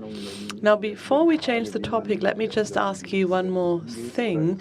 On behalf of the platform economies, or is there talk about how to deal with the implementation of this law? Or when you look at the different statements, do the platforms say, oh, this is being imposed on us, we really don't like it at all, and we're just going to lean back and see what happens? Or do they take a rather proactive approach? Because one could think, I remember the amendment of the law on private copying back then, the Federal Minister of Justice Tsipras sat down with all parties, those who would pay and those who wanted the money, and really talked about organizing the procedure of, let's say, implementing or applying this law. Is something like that being done in the collecting societies? I know you're not obliged to disclose that information. It may be confidential, but it would make life much easier if both sides, who are also represented here, would sit down before such a law was being adopted. Well, it's not as trivial as with private copying, where the debtors of remuneration are talking with manufacturers of hardware.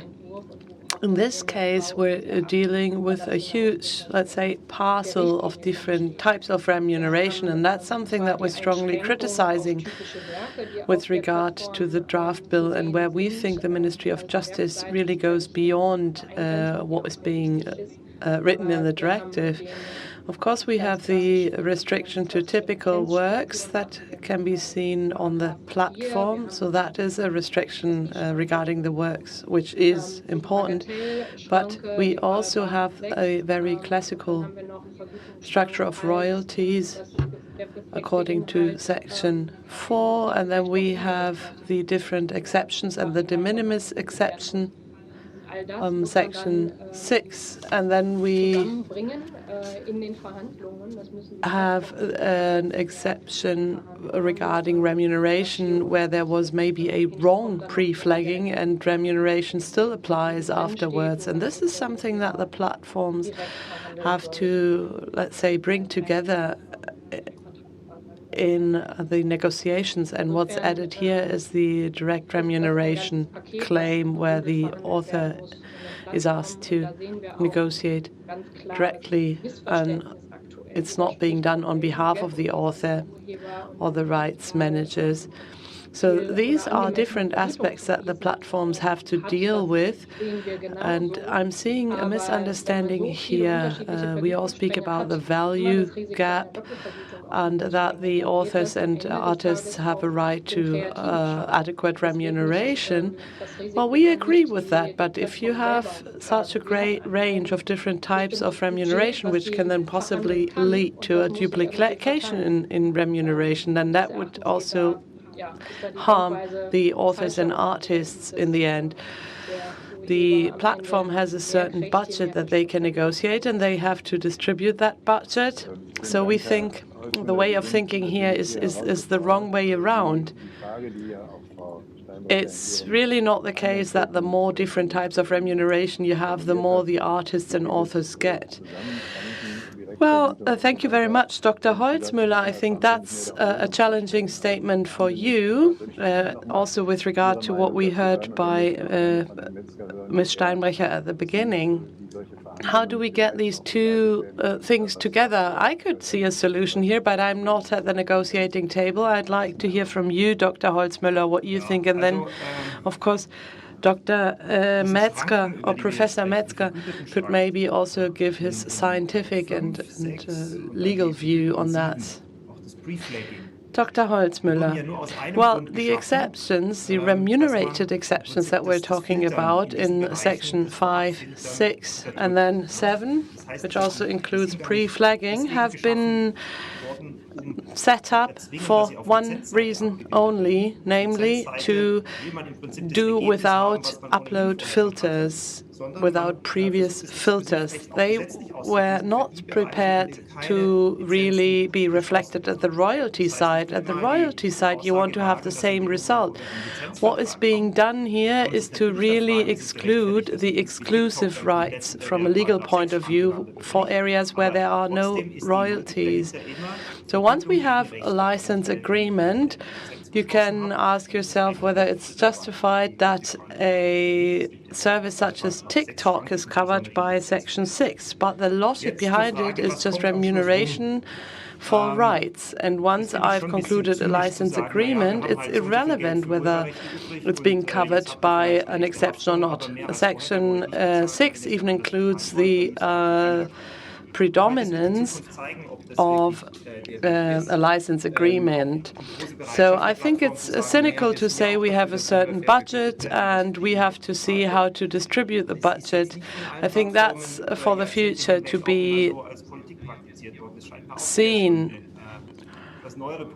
It's weird that platforms say, oh yes, we are for a fair remuneration of authors and artists. It's not something they've practiced in the past 10 decades. It's, I think, a new position. So I think some movement is going on because of the new directive. And now just saying everything is too complicated, it's being more expensive, and there's less money for the artists and creatives. Well, of course, it's easy to say, I'm not liable, I'm not paying anything, but I think we're on the right way to a balanced remuneration system, and that we can also really reflect the different types of remuneration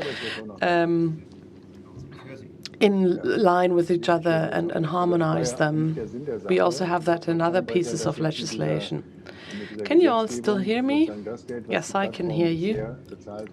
Okay, wonderful.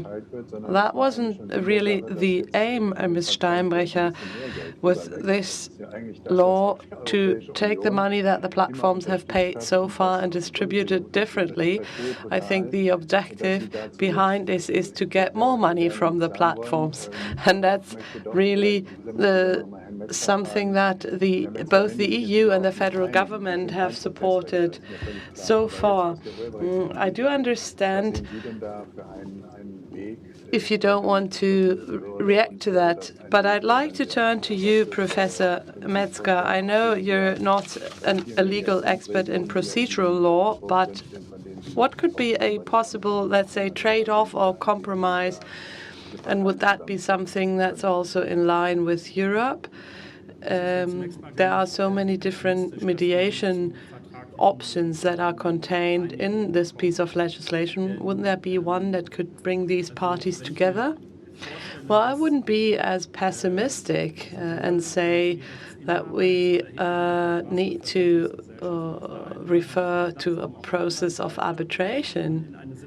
Now, if I imagine that both the rights holders of considerable repertoires and collecting societies and the platforms, on the other hand, are brought into a situation where the complete considerable repertoires are not on the platform, I think that is a certain bargaining chip that the rights holders have on the table. With that, they can exert pressure, and I don't see the platforms opting out of that very quickly. But indeed, it's interesting to see how that's going to evolve. And as a matter of fact, we do have the mediation and arbitration procedures laid down in the law, but they refer mainly to the relationship with the users. Now, if we're dealing with collecting societies, there are special provisions on the Act governing collecting societies that have to be borne in mind. So if nothing works, you can always go to a regular court, and I think that's what's going to happen in the end. Let me just add one more thing. I'd like to see whether in the end there'll be more money available or not. It's really hard to foresee that, because for both the rights holders and the collecting societies, there's quite a lot at stake. Let's imagine the platform says we don't want to have the repertoire of a certain collecting society and blocks the entire content. That will also discontinue a financial flow. So I'm really curious to see what happens in the end. Now, the claims to the direct remuneration claims may lead to a situation where the income for the rights holders and the creatives organized in the collecting societies will change. So internal financial flows definitely have to change when the Copyright for Services Providers Act is being applied. And it's going to be interesting to see what these new flows will look like. But let's say the amount of the money, the amount of the fund is the same, then the internal distribution will change, and that depends on the German transposition of the directive. But of course, it also gives platforms an additional burden because the system is being made more complex. I think the bigger platforms can manage that, at least easier than the smaller ones. Well, the last point that you mentioned, Professor Metzger, is the direct remuneration claim, and that's a very important aspect, at least for artists and authors, because the digital use of contracts that had been concluded in the analog era is simply not being considered and taken into account. But that's not really the discussion here. It's rather the relationship between exploiters and collecting societies. Let me come back to one thing you said, Ms. Steinbrecher, in your initial statement, which has also affected the authors strongly in the negotiations, namely pre-flagging. Now, in the first draft discussion paper, we thought, well, pre-flagging works like follows. You just tick a box when you do an upload and say, this is legally permitted content, and then the platform operator can use that content and say 30% of the content is clean quotes or pastiche and so on. I'm not going to pay for that. But that has changed now with the draft bill, which I think is more close to practice. But Ms. Steinbrecher, Dr. Holzmüller, what do you think about the pre-flagging procedure with regard to practical feasibility, really? Does it have to be adjusted? We'll also talk about this with the consumers in a later panel. But I'd like to hear your opinion on that in that little time that remains to us for this panel discussion. Ms. Steinbrecher, you mentioned pre-flagging in your statement, so you have the floor. Yes, I'd like to just briefly react to what Professor Metzger said with regard to distribution. Now, that question of distribution is now being placed on the platforms table, and they find it extremely difficult to really solve that issue. They cannot give an answer to that. The answer must come from collecting societies, authors and artists alike. But coming back to you, Professor Pfennig, pre-flagging, of course, is a very complex issue, and currently it seems to be that the platforms have to moderate a very long process, starting from a first flagging and ending in the decision whether the content can remain on the platform or not. You mentioned that the draft bill now stipulates that pre-flagging only has to take place if there is the request to block, which is good. It should be reduced to such content where not with every upload activity pre-flagging has to take place. And not all of the platforms, I should like to add here, is in a position to really make the comparison in real time and check this against the requests for blocking in their database in real time.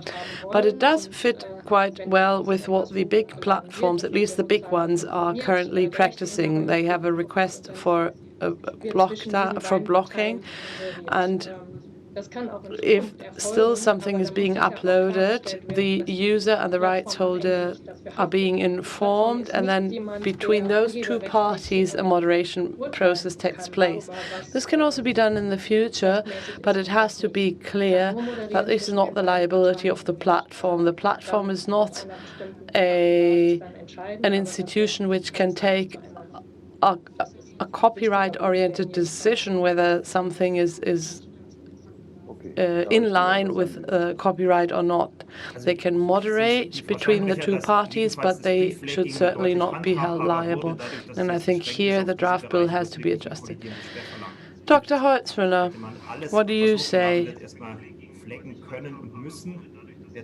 I think pre-flagging is much more practical now because there is a concrete request for blocking. Should you have now, if we had a pre-flagging in all upload activities, then everyone would have just flagged the content, which would have led to a high degree of uncertainty. You do that even today when you upload something on YouTube, because you tick the box that you are the rights holder to that content. And you do that even though it's not the case. So I think this is a risky and somewhat dangerous mechanism. I don't know whether that's the best mechanism to really resolve those issues.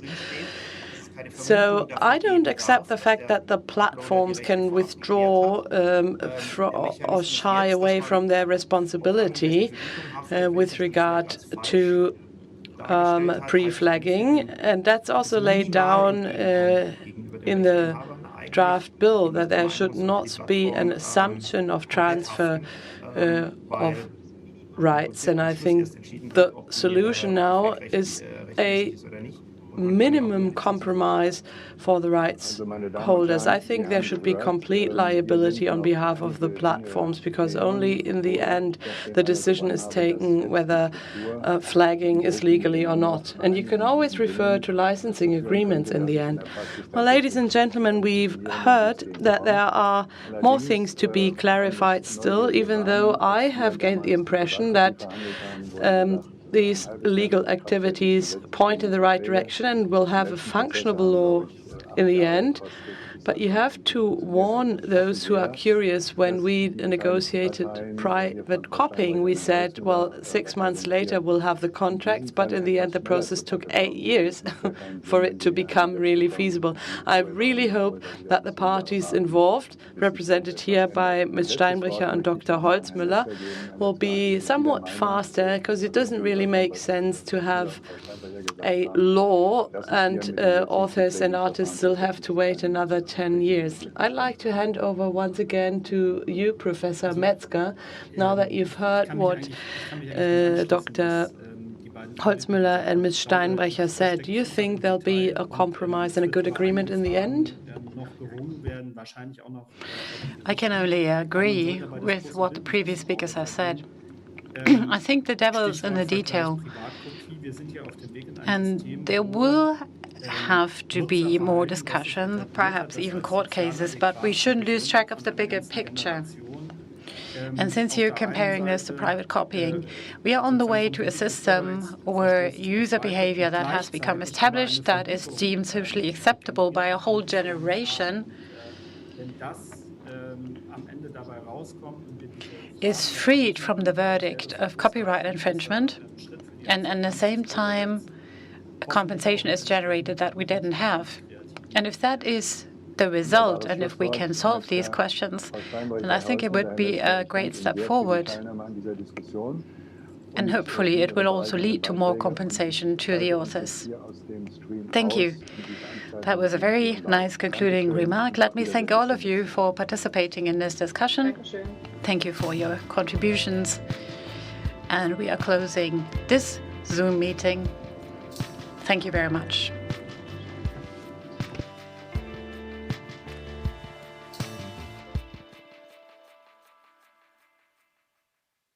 Geht. Ja, da sind wir wieder zurück im Studio und ich muss schon sagen, das ist wirklich orientierend gewesen, auch in der ganzen abgründigen Komplexität unserer Themen. So here we are at the studio, and let me say, this provided a lot of orientation for this very complex topic. And to give you some orientation, what happens here at the studio is that we can listen to part of what is being said. Sometimes we have a time lag. So it is possible there is something that we miss here. But we now get some feedback on Twitter. Till Volker, for example, is asking something and is saying, is there any overview of how other member states are transposing or have transposed the directive? I can't give you an answer, but let me pose it here, and perhaps there is somebody participating today who knows it. And now for a different topic. I recently filed my tax returns for last year, and I was flabbergasted because much of my work was related to travel expenses. And looking back on 2019, this crazy year, fighting for this directive, there were days when I was in 3 different cities, Berlin, Munich, and Brussels, in just a few days. This was pretty crazy. There were Senate hearings, expert meetings at the federal parliament, one-to-one conversations with members of parliament. We had keynotes, gave interviews, and all the time, or not all the time, but many times we had parliamentary breakfast with, unfortunately, very bad coffee. And also at times of the day where artists aren't usually awake. And what these meetings had in common was that I found that there are a lot of knowledge gaps. And the panel we just had provided an explanation for that. The topic is so complex, and if you're not a lawyer, like myself, it is incredibly hard to grasp. But why am I telling you this?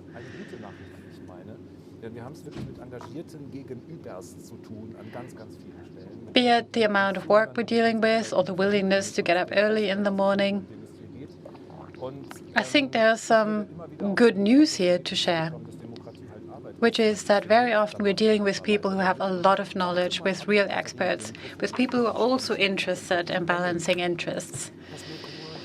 And this always brings me back to the conclusion that democracy is hard work. And here, Katharina is back. Yes, let me also welcome you back at the studio. Thank you, Matthias, for your comment. And let me add that there were very many artists and creative professionals who spoke out in this whole process. We heard before that the overall atmosphere has become a bit more quiet again. But I think what we can expect is that there will soon be more of a debate about exceptions and pre-flagging. These 2 topics were already mentioned, and this takes us right to our next Zoom panel. The title is Exceptions and Pre-Flagging. We have the legal advisor of VG Bild Kunst, Dr. Anke Schierholz, Mickey Meuser, composer and producer, and Martin Madej from the German Consumer Protection Association. Our host will be Professor Dr. Frank Überall, journalist, professor for journalism, and head of the German Association of Journalists. A warm welcome to all of you. Again, we have 3 different video clips, and afterwards our Zoom discussion. It was only last year that hundreds of thousands of people took to the street to ask for user-friendly copyright legislation. Now with the draft bill, there is finally a concrete proposal on the table, and already people are backpedaling, especially when it comes to the user rights that were promised. And that in spite of the parliamentary process not even having started. One point of criticism was that legal content is not shown. Upload filters was the buzzword. And here pre-flagging was to give more certainty to users. The idea is simple. If you upload something, you can tell the platform that you're using your right to quote or to parody. And then the platform will know what to do and will normally show the content if that's what you want. And this is the central tool that was offered to the users after all of the rallies and protests. But already that proposal is being undermined. That's disappointing for the users because in all, the Federal Ministry of Justice initially wanted to help the users. And they had to because after the protests, it became possible to promote users' rights in our copyright legislation, thereby enabling everyday activities on the internet. That now needs to be reflected by the law. I'm Mickey Moser. I'm a film composer and music producer, and the Initiative on Authors' Rights has invited me to speak on a panel on exceptions in the DSM directive and related to the transposition into German law. There is one exception that doesn't actually exist in the DSM directive, but it's supposed to be part or become part of our German legislation. It relates to Article 6 of the new Copyright for Service Providers Act. You could call it a de minimis rule or exception. This foresees that music and film can be used for 20 minutes. Texts of less than 1,000 signs and images and pictures up to 256 kilobytes can be shown copyright-free on platforms, and only a lump sum payment will have to be paid. Now that means this would relate to advertising or photos on platforms. They are all basically under that limit because, for example, photos would be compressed. And I'm wondering who's supposed to benefit from that. To identify these works, you need some type of technical identification procedure, basically a filter. And filter, does that ring a bell? That's the F word, and we don't want it. So Article 6 of the Service Providers Act, that's something we need to discuss. And we will at our panel on the 16th of November at the 8th Conference on Authors' Rights. Now, pre-flagging is supposed to avoid upload filters, but it's a burden on the users because they now have to find themselves whether their content is covered by exceptions or not. As a collecting society, we would have loved to see a different solution. We want to make sure that whenever a collecting society grants a license, all uses of the works of third persons are covered by that license, not just pastiche, but also caricature and parody. That's the only way of achieving the objective of the directive. The users will be rid of all liability and have a lot of freedom when choosing their content. The service providers or platforms have legal certainty, and the authors get their compensation. This would make pre-flagging redundant. Welcome back to the studio. Thank you for your statements.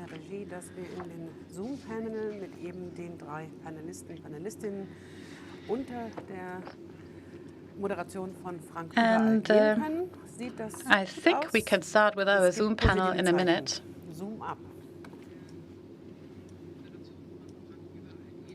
As I said, it will be moderated by Frank Überall. I think we're on.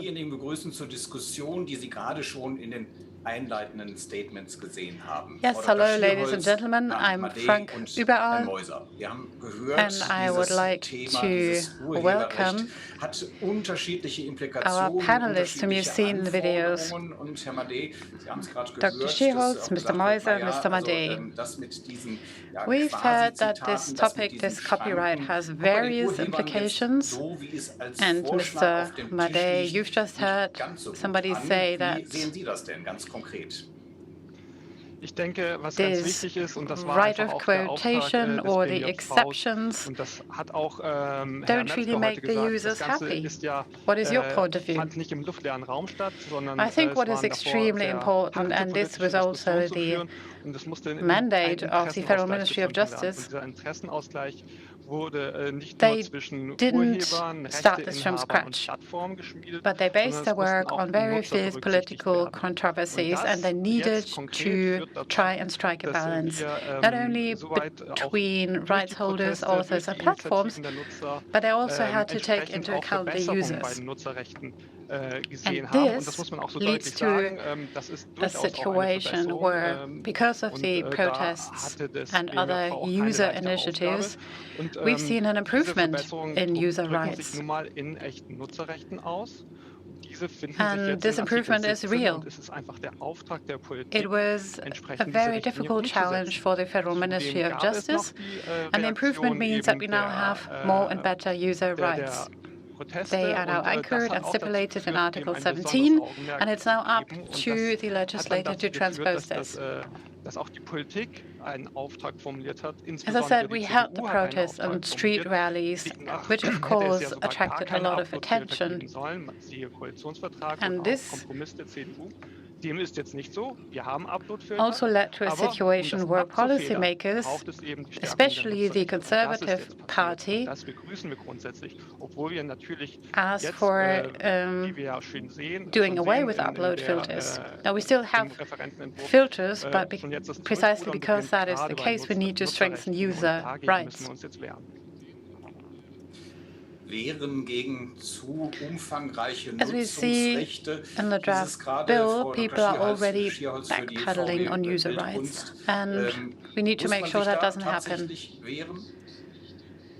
If we're talking about extensive user rights, now, Dr. Scherholz, you represent VG Bild Kunst. Is that something that you want to fight against? No, nobody needs to fend off user rights. This is a very complex situation, and the draft bill has really helped to objectify the debate. We believe that we even need to go a step further. If we want to get rid of all liability for the users and risk of liability, then there has to be licensing and compensation. As long as the authors receive their compensation, there is no reason to make rights a problem.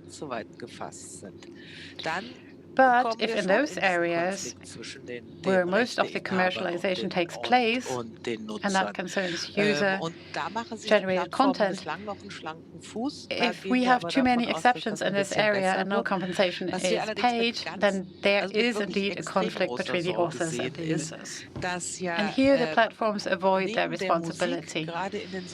We expect this is going to change. But something we are really concerned about is that apart from music, especially in social media, images have become very prevalent, and not only user-generated content, but also third-party material.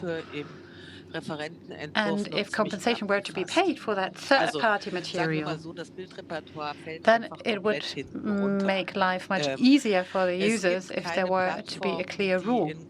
And I don't really see much on that in the draft bill. Images and visual material have really been neglected so far. There is no let me say this differently. Article 4 says that a condition for liability of the platform is competition with other services. They're talking about streaming services, YouTube and Netflix, and nothing of the sort exists for visual material. And this sets the tracks for the platforms to say, we don't need to worry about images. Then in Article 4 it talks about typically uploaded material, and then you have platforms like YouTube where they use images apart from film. But no arrangements have been made for that so far. And then we have the de minimis limit of a limited number of gigabytes for an image file. This is very little.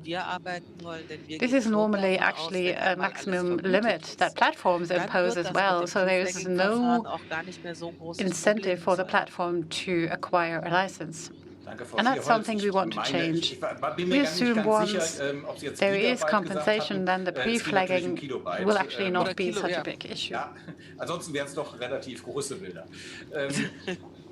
Thank you. Did you just talk about gigabyte? I think the amount that is mentioned are the 256 kilobytes. Mr. Moise, apart from the images, you are involved in music. The limit established here, 20 minutes, is something you are very critical of, I understand.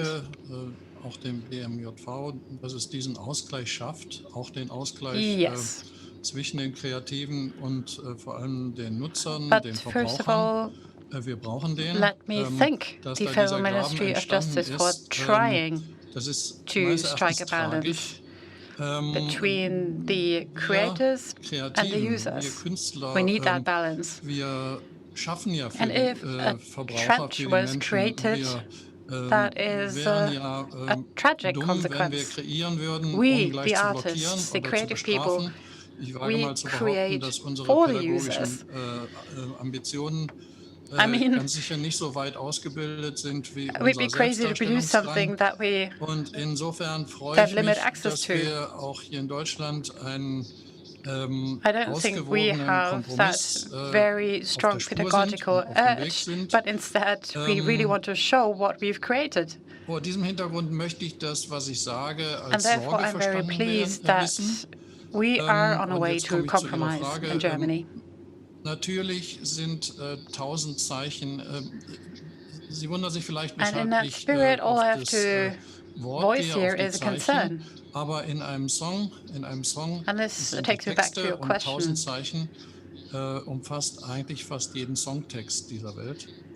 Und let me mention the number of signs that are allowed. In a song, you have the lyrics, vergütet. and 1,000 signs would include almost every song in this world. And that text would be excluded. Of course, I know that there will be flat rate or lump sum payments, and I know if licensing was agreed, this doesn't apply. And I think we all agree that licensing is the best option because that solves the problem of exceptions. But please don't forget that we have an alliance of the European collecting societies called ICE, and all of them together are licensing to Google Play, to YouTube, to Spotify, all across Europe. That's what the policymakers always wanted. That's what the platforms always wanted, a one-stop shop. And now we're talking about very special conditions for Germany. I think this makes this unnecessarily complicated. Of course, we have the IT. We know it's very high performance, which means technically it's all very much possible. But it's just an unnecessary complication. And let me say this. We also have the IT that would make flat rate payments unnecessary, because these lump sum payments mainly serve the big earners. The long tail, the jazz musicians, contemporary composers, they aren't actually on these lists. They don't appear on these lists. They are not really shown that much on TV, and that's why they don't matter to the platforms, and they are not recognized by the platforms and not identified. Now we heard a lot of praise for that draft bill that tries to strike a balance, but we're also hearing that the positions differ quite strongly when it comes to the details. For instance, with regard to these exceptions, 20 seconds, 1,000 characters, 256 kilobytes. Mr. Madej, we heard that most of the authors view this critically. What about these very concrete thresholds that have been just mentioned? Do you also see this critically, or do you opt for more thresholds? Well, basically, I do welcome these exceptions, but you have to look at it in detail. When we speak about seconds and these concrete figures, well, the background here is that that was something the platforms called for. They said we need clear rules in order to set up the technology in such a way that this works from a practical point of view. And I think it does. But what these exceptions should look like in very concrete terms is something that we may still discuss, and we may even change these figures a bit. But from a feasibility point of view, I think it was important to really introduce these exceptions. We think the de minimis exception is really good. Of course, licenses always take priority. That's what Article 6 states, but it gives users more security in their everyday activities in order to really guarantee this decriminalization to take place. In addition to that, Article 6 also looks into that other goal that was made very clear in the statement to the minutes, and that is to reduce the number of upload filters. Of course, we cannot do completely without upload filters, and the law states that quite clearly, but to limit them to a certain extent. And in order to achieve that, Article 6 is very important. Now, when we look at Article 5 with the contentious pastiche, that's also doing justice to the latest ruling of the ECJ on that. Now, this is now being used to make user-generated content more legally safe. And all of this is being made even more safe with the remuneration obligation, which afterwards was also introduced in Article 5. Now, after the discussion paper, the draft bill makes additional improvements here. Now, on pre-flagging, we think that helps the users to flag or label legally permitted users and to show that accordingly. What's problematic here is that this labeling, this flagging, can only be done once the upload is, or while the upload is, the content is uploaded. But when afterwards a rights holder says, I want to assert my rights here, the content is gone, and then pre-flagging is no longer effective. This is actually a way of bypassing pre-flagging, which is something we're worried about. Yes, that I wanted to come back to that, Mr. Meuser, Ms. Schierholz. What do you think about pre-flagging? Well, I think basically it's a good approach to avoid upload filters and to take away responsibility to a certain extent from the user, especially in the areas where they are sure that they could, let's say, tick the box. But it's rather blurred when it comes to the terminology. We may know what parody and a quote is, and a quote in an artist's point of view may be different from a scientific quote, and then pastiche is really a rather new term to us. But provided that this is content that's being paid for, the problem will disappear, because then the users can upload at any rate, and you no longer need it.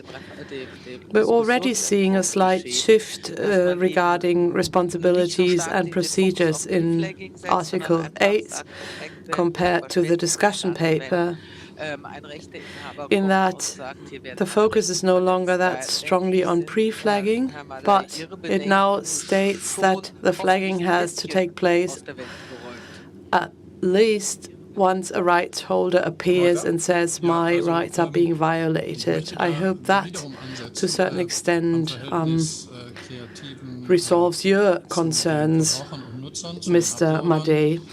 Mr. Meuser, yes, I would like to come back to the relationship between the creatives and the users or the uploaders. It was painful to see that we were blamed with wanting to have upload filters or wanting to prevent upload filters. I think it's good to minimize upload filters or even to completely get rid of them. But what was so cynical about the discussion in the last year and why it became so emotional, I think, was that the impression was there that this directive would even introduce additional upload filters. That's not the case. Upload filters are there. They have to be there to block criminal and illegal content, of course. Let me just emphasize once again, we as artists and authors have a clear interest in using these upload filters as little as possible.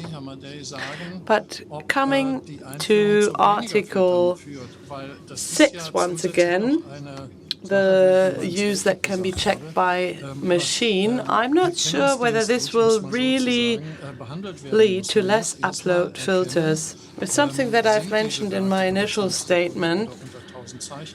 You have to detect this type of content. You have to detect whether it's less than 20 seconds or less than 1,000 characters. And once again, this is a detection software, a certain upload filter that is being used.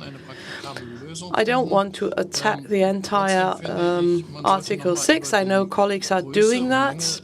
I'm much in favor of a feasible solution, of finding that solution together.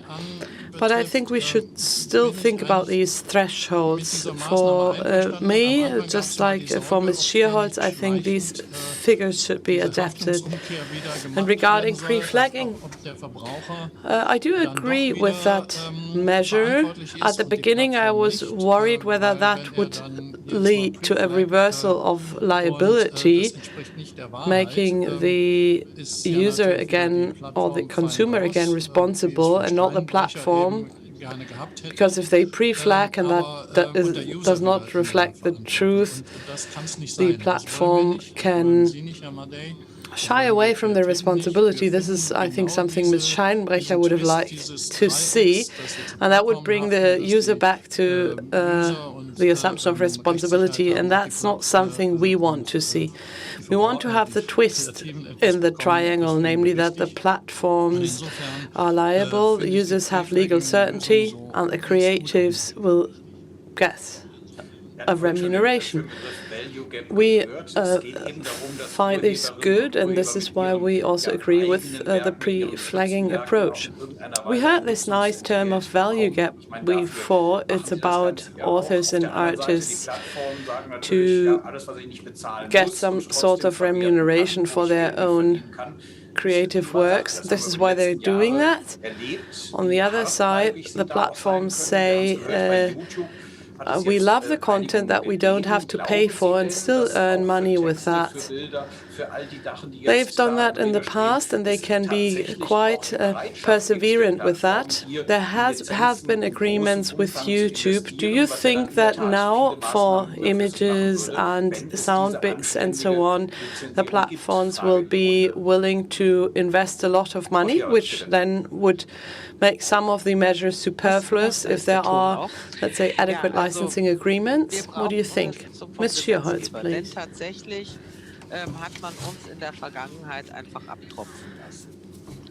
Yes, we do need support from the legislator here, because as a matter of fact, we've simply been neglected in the past.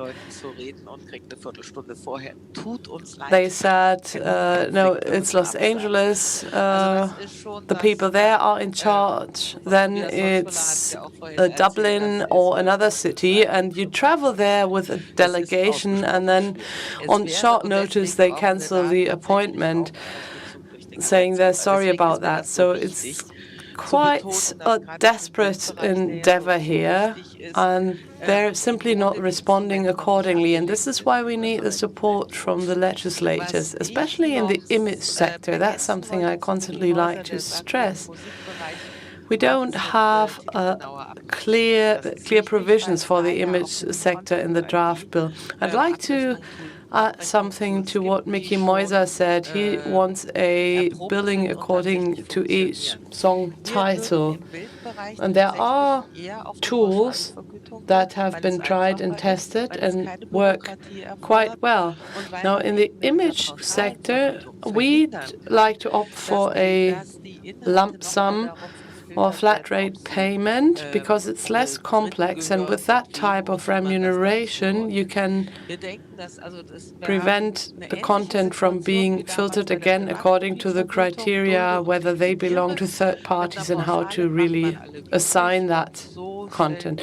We have a similar situation as with private copying in the back, tolerate and liquidate. So we think that with a lump sum payment you'll make everyone happy. And this is what we could imagine in the area of private use of images. We want to make some advertisement for that. And we're trying to set up systems for joint licensing. We are also falling back on our international networks here to really achieve comprehensive licenses for third-party suppliers. We don't want to have that for the content that users themselves have created, so their own photos, their own works, only once they've modified that. Of course, it's quite difficult to draw a distinction between, let's say, parody and so on. So I think with our solution, that would be the optimal approach. Mr. Moiser, what do you think about a lump sum remuneration and your requirement of doing this per song title? Do you think a law could really cover both aspects? Yes, with GEMA and ICE and other collecting societies, we're rather proud of the system that we set up, that we can really detect this from a musical point of view. We just saw with a new system with public broadcasters that the system works. Whether YouTube's content ID really works that well, I have my doubts. We made different experiences here. And it's really the collecting societies that should assume responsibility and take charge of that. But I'd like to point to a different aspect. You may say, well, GEMA has been doing this since 4 years or since 2017. That's when we concluded, surprisingly, the contract with YouTube, because they approached us in 2016. But that's something different. And I'll constantly stress that it's not a licensing agreement, and we can read this in the preamble to the contract that has been signed by YouTube, namely that YouTube does not recognize any obligation to licensing, and GEMA added that with accepting money, they do not grant licenses. So we're just talking about mere sponsorship or being a patron, really. YouTube being willing to give donations to Germany. But regarding the content, and I think I may well say that, we just get 20% of the data that's available to YouTube, Google. And that's something that the directive is now going to change with the licensing obligation. And I think that's the big game changer, namely that at European Union level, we now hear licensing is the elegant and fair way of remunerating the creative's work. That's the way to go. Let's just briefly come back to these concrete figures, Mr. Madej. You, as the official representative, institutionalized representative of consumers, now, if we discuss these figures again,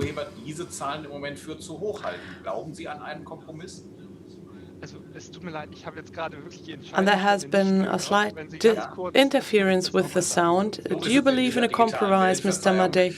I'm very sorry, I just couldn't hear the essential part of your question. Yeah, that's the digital world. My apologies. Now, once again, these very concrete exceptions, 20 seconds, 1,000 characters, and so, where authors say that's too much, we're not accepting that. You, as the representative of consumers, do you think we'll be able to strike a balance here and get some thresholds that all of the parties could accept, like a minimum amount? Well, I believe that the Federal Ministry of Justice and Consumer Protection has really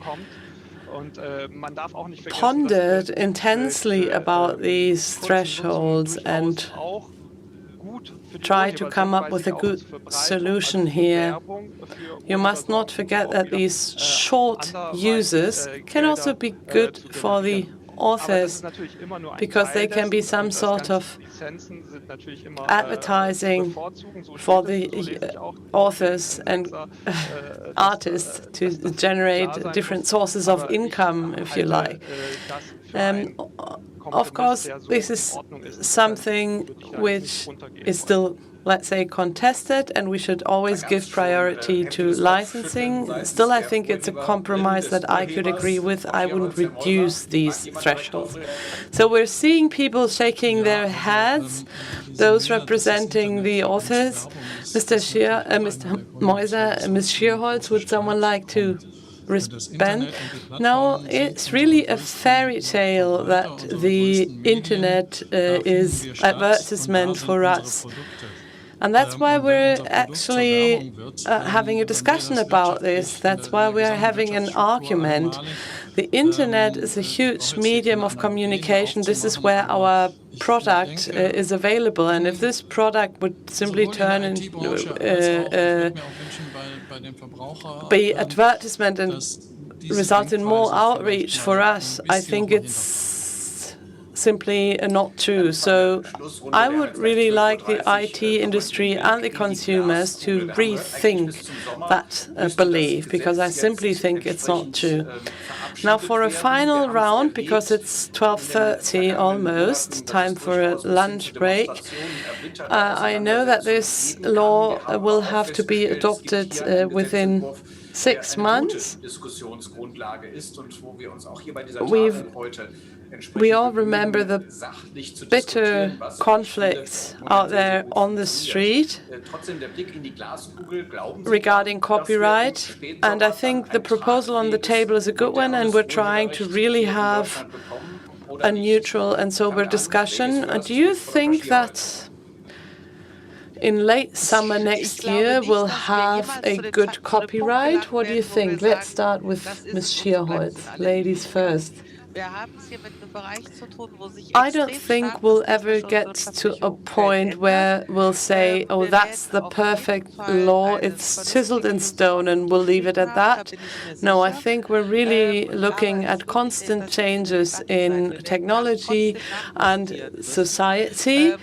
We'll, I'm sure, have a reasonable solution on the table, but readjustments have to be made. constantly, especially with regard to the limits we've been discussing here. We're seeing a transformation of copyright into the digital world, and that's a big step forward. Nevertheless, there are adjustment screws that still have to be turned also in the future. I think we have a very good participatory discussion process here in Germany, and we should stick to that process. Thanks, Ms. Schiolz. What about your crystal ball, Mr. Moiser? Well, my crystal ball is really optimistic, especially considering that we don't have any other option. We can't continue with business as usual because that's not good for us as authors. But neither is it good for the consumers or the users. We didn't want to be here in one boat, but we are. Mr. Madej says that the users are being criminalized, and of course, we don't want that as authors or artists. Before that, copyright was the matter of some scientists and experts, some professors, and we as authors or artists didn't care about this either. We were happy to get the money from the collecting society. But now we're actually in that together, and I think that both the directive and the German draft bill have the potential to make peace between all the parties involved.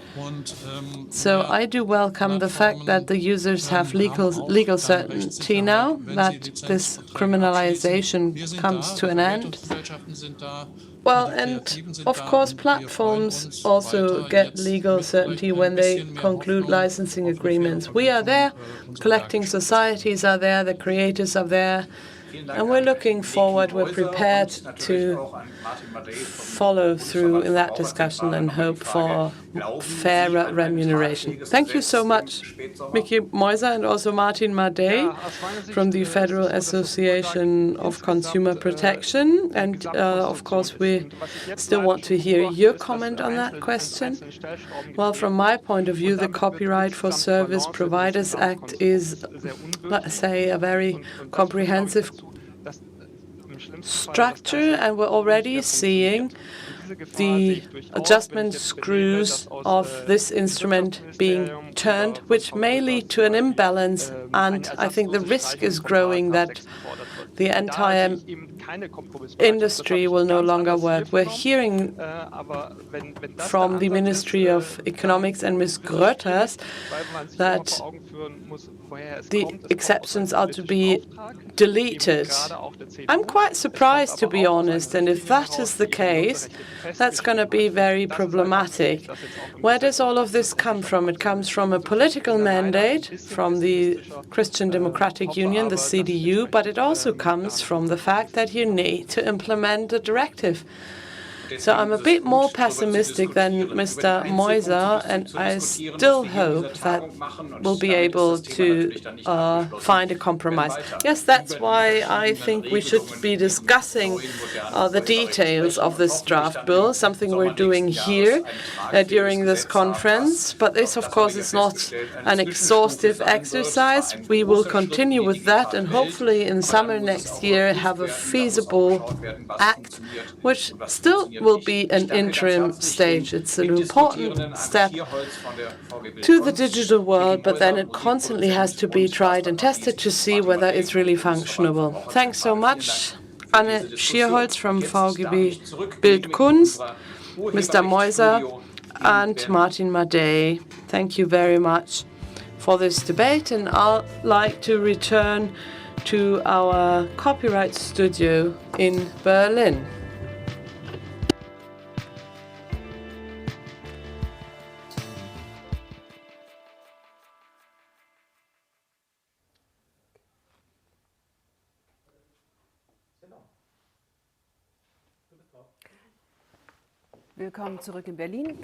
Welcome back to Berlin.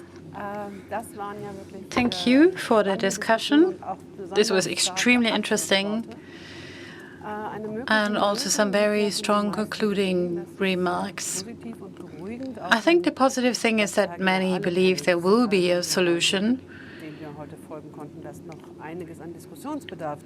But still, everybody we've heard today agrees that further discussion is needed. At the same time, everybody agrees that we are in the middle of a constructive dialogue, and of course, we hope that this will remain the case. Now, I would like to wish you a good lunch break. Perhaps you'll find a snack somewhere. And we are happy to see you again at 1 o'clock. Guten Appetit. Enjoy your lunch.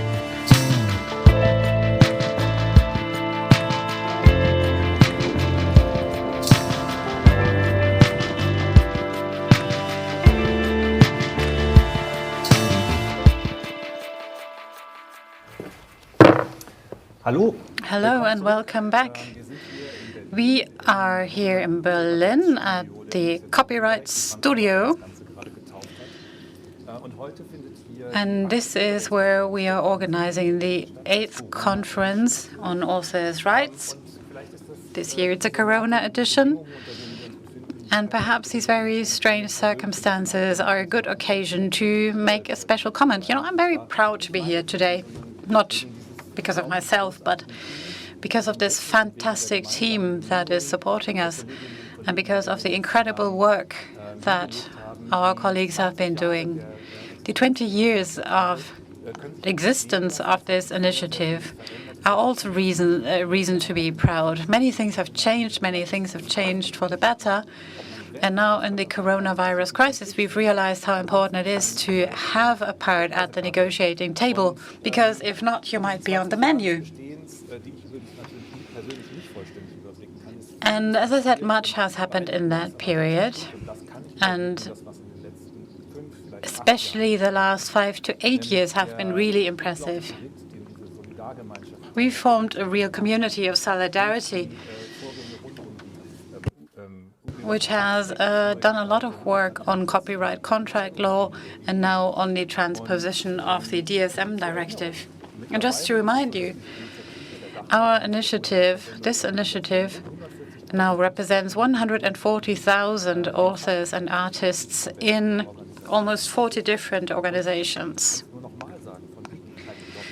And this is indeed a very strong lobby for culture. Thank you, Matthias. I have more figures. Some of you might know them. But these numbers matter. The creative industry and cultural industry accounts for 3% of Germany's GDP and 4.2% of Europe's GDP. That means our industry is one of the most important economic sectors, both in Germany and in Europe. And going beyond that, it is very forward-looking and promising for the future. The authors and artists are the DNA of that industry. They stand at the beginning of the value creation chain, and they help generate that incredible economic clout. What we would like to see is fairer compensation of their work. The producers and exploiters also had to change their roles. Sometimes we worked together, or sometimes we didn't. And now the European directive has to be transposed into German legislation by June of next year. That is our most important topic today. We had a number of debates this morning on contractual agreements, with whom, and we talked about exceptions and pre-flagging. We have 3 more panels this afternoon. And here's the next one: fair compensation and information. We have participants in Mainz and Berlin: Mario Giordano, author and screenwriter; Dr. Peter Weber, head of legal at ZDF; Valentin Döring, managing director of Bias and Verdi. Our host, moderator, will be Matthias Honschuh. Are we ready to go? Yes, hello. Let me welcome our participants and panelists. I can't see them yet, but that doesn't really matter, because I just continue to speak until I am able to see them. Well, the most important thing is perhaps that you can see them. So we'll be talking about fair compensation, the right to information, and we won't have any video statements. This is what confused me for a minute. Instead, we will have some short introductory statements, and we start with Valentin Döring. Yes, hello. Authors and performing artists are inferior to their contractual partners. Contractual content is normally just presented to them in a unilateral way. Proceeds and income are kept away from the artists. On the exploiter side, people don't really want to know about all of this, or they pretend to be poor. The draft bill and the injunctive relief it grants is a very important step forward. However, this can only be helpful if we decide what fair compensation means. Collective agreements and contracts need to define what fair or appropriate is. For that to happen, the associations must be considered partners on an equal footing. As long as there are individual contracts, it always pays off for the large providers to not pay fairly. But this is something that should not be accepted. Contractual freedom is something that needs to be created for authors. Thank you, Valentin. Peter Weber is the next. And now, finally, I can see all of you. Great. Thank you, and hello from Mainz. Thank you for the opportunity to participate in this panel. Before we start, we've already heard some stereotypes, for example, public service. And I should say that public service broadcasters want fair compensation for authors and artists. We enter into collective agreements, and they are not unilaterally imposed, but they are negotiated at eye level. However, these principles, when it comes to the transposition of the DSM directive, and balancing the interests of exploiters and authors, there are important things we need to keep in mind. And this might be a different debate than what we had concerning extended collective licensing or cable retransmission. We believe that more has to be done. The reporting obligation does not take into account sector-specific characteristics. It means an unnecessary bureaucratic burden. And when it comes to being fair, reasonable, and non-discriminatory, these criteria are not fulfilled. The reporting obligation that is to be introduced will lead to new arguments and new controversy. Direct remuneration, the way it is proposed now, does not fit into the structures we have at the moment.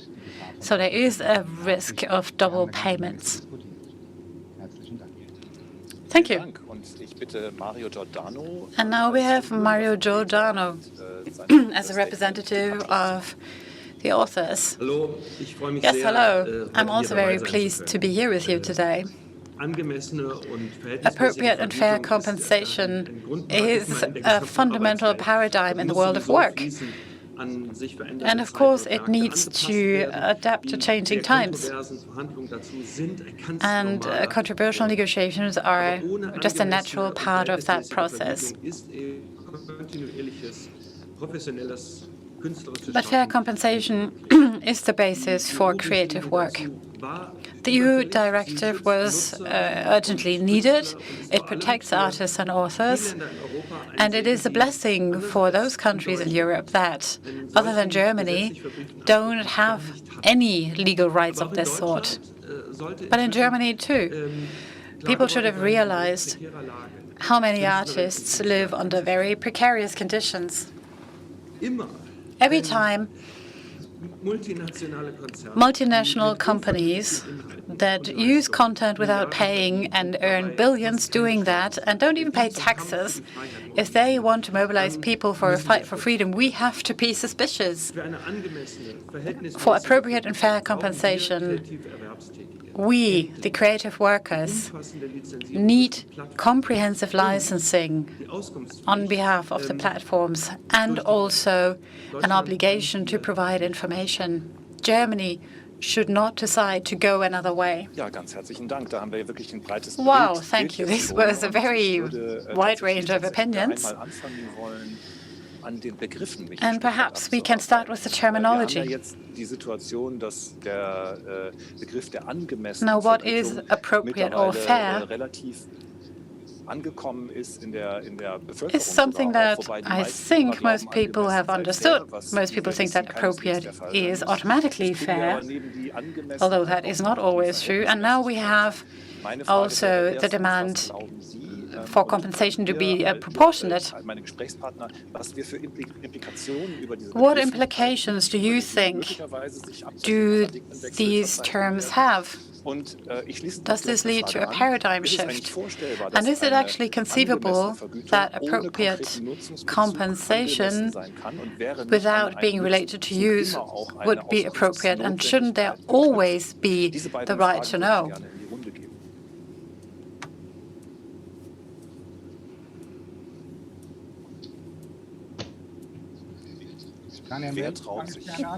Yes, I'm happy to start. I think all of us have something to say on that. Now, you bundle together a number of different questions.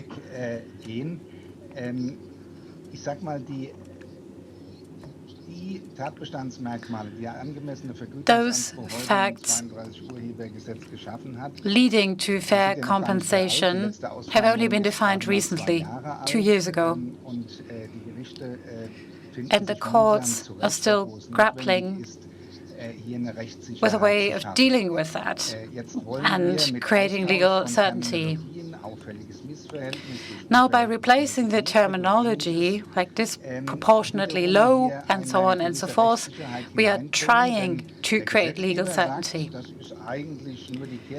Now, the legislator says this is just, let's say, the negative of the positive term we had previously. Others argue we have to do it to comply with the European wording. But in the courts, it will mean that we start again to discuss these new terms, although we haven't actually clarified the old ones. This is why we are against replacing or changing the wording. But the second topic is actually more important even. You're asking what is the reference for an appropriate compensation? What use are we talking about? I mean, this is also related to the stigmatization of lump sum payments.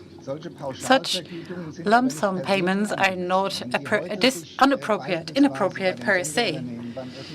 If you look at the different broadcasting channels of public service broadcasters, you see that one channel normally substitutes another. Broadcasting is not linear anymore. You have social media, you have other channels, a lot of different channels for the same product, for the same territory, even for the same viewer. And on the one hand, we would always like to add new compensation for new channels of communication. That's just natural. But at the same time, we don't want to give up anything that we've had in the past, channels that disappear. And there are two ways of responding to that. Either we acknowledge that these channels might look differently, whether they're linear or non-linear, but perhaps it makes more sense to say this is a public communication on a given territory, Germany, for a given audience, and it really doesn't matter whether it's transmitted by cable, satellite, linear, non-linear, on social media, or anywhere else, as long as I address the same audience. And this process of addressing an audience, for example, somebody who pays TV fees, And that is normally technology neutral, and this is what people should be paying for. Okay, so basically you're talking about coverage, which is an argument that public service broadcasters have used for a long time. But isn't it true to say that a certain broadcasting frequency has limited coverage, and the moment they put their content on the internet, the coverage changes? So you are obviously addressing a different audience. Yes, if that was the case, this would be true. But the fact is, in total, we have lower coverage and not more. If you insist on looking on individual channels, you will end up in a dead end.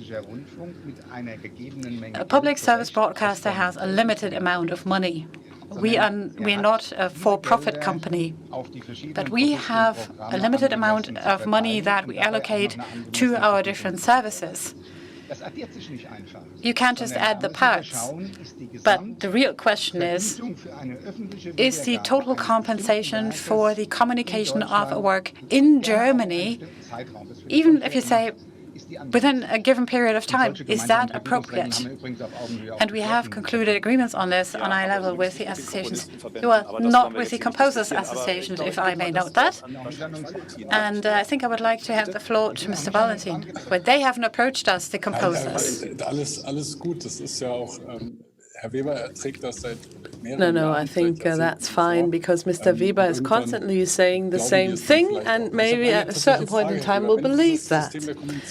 Now, you're always talking about these communicating channels or tubes. If that is true, why on Sunday morning I cannot watch the football summary that we see in the sports program on Sunday night on the media library of the public service broadcaster? Why would a football match be more valuable, more precious than a feature film, for instance? Well, why? It's just the right holder that instructs us on the segmentation of different channels of broadcasting or communication. It doesn't have anything to do of how to reach out with a certain product to an audience. Now, if you, in the collective bargaining procedure, agree that the linear use has been reduced by 30%, I'm very happy to discuss additional remuneration. Everything else would lead to a dead-end street, economically speaking. Well, but you are leading us to the economic dead-end street, because you're transferring the ZDF, the public service broadcasters' load, onto our shoulders, because you're saying we have to shoulder that burden. No, that's not true. It's always been adjusted for inflation and in the regular collective bargaining procedures, and even outside of that, remuneration levels are being adapted. The other thing is that you as an author are saying, without a nominal outreach to the audience or viewer numbers, you want to be remunerated for different technical ways of communication and broadcasting. And that's what the law exists. Mario, I think from the screenwriter's point of view, you might also have a comment on that. Well, yes, from our point of view, we've been now seeing this for almost 25 years, that the so-called repeated contracts have been cancelled, and we now have buyout contracts where fees for a long time have not been adjusted. Well, that's okay. I can agree to sign a buyout contract. It's like betting on a prolongation or repetition, but we're seeing that often these works are being repeated and constantly repeated on different platforms, and the authors are not seeing any remuneration for that. And that is based on partly very old buyout contracts. And we need to adjust that, not only with a view to appropriateness. Such a contract may have been appropriate at a certain period in time, but it's no longer proportionate when we speak about these different channels of communication and these new channels of communication, it's difficult to really prove whether these communication tubes, if you like, always reach out to the same audience or viewer, or wouldn't a viewer just move away from linear TV, go to a different, let's say, channel, grow and be more international? And in order to really cover that, in order to also get proof for that, we need this obligation to get information. Well, if no more money is available, that may be a fact, but I do have my doubts about this. And that's I think, the current situation. Could I just add something here, because I really like to base the discussion on facts. The fact that lump sum fees and repetition contracts have never been adjusted is simply not true. I kindly invite you to look at the adaptations of these contracts and collective agreements. I would like to come back to a quote from recital 75 of the DSM directive, which states that the directive should put authors in a position to constantly evaluate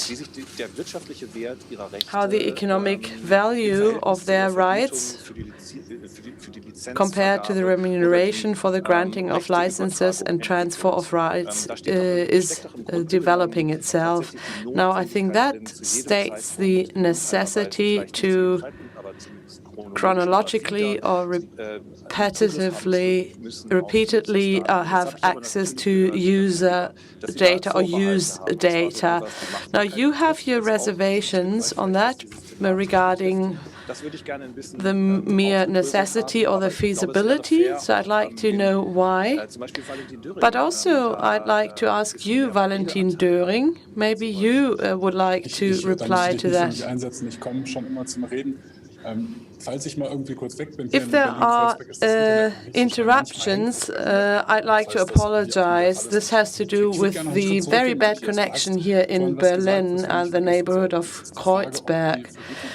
You asked whether the remuneration should always be proportionate to the use. Yes, I think generally speaking it should, but a big problem with the transposition of the DSM directive is the availability of work, which are now expected to be constantly available on all different channels. Now, when I come back from collective negotiations, I can start my laptop on the train and I can have a vast range of different media offers. I can watch films for 30 days in a row, and then in addition on YouTube for years, and without any limits. And I would like to return to that football example. You said that this is imposed on you by the rights holders, and that is the difference. This is why we're asking for negotiations at eye level.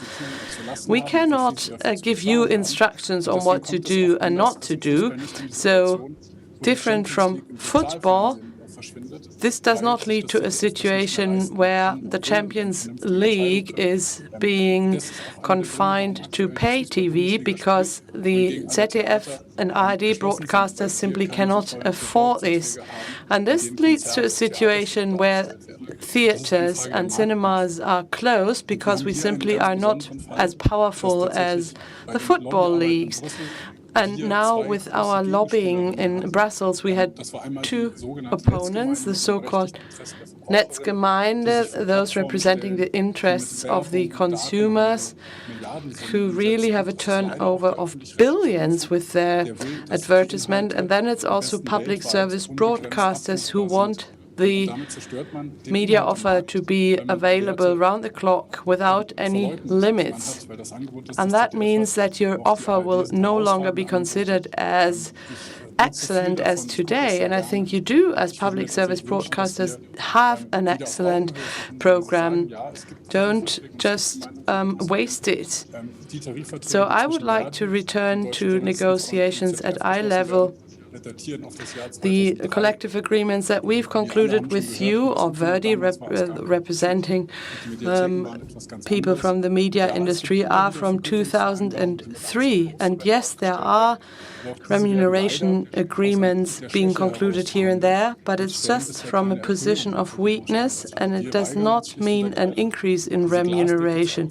We simply don't want to accept that glass ceiling that you are imposing on us in stating that the people paying TV fees are simply not willing to pay more. Well, then I think you would have to reduce the program that you offer.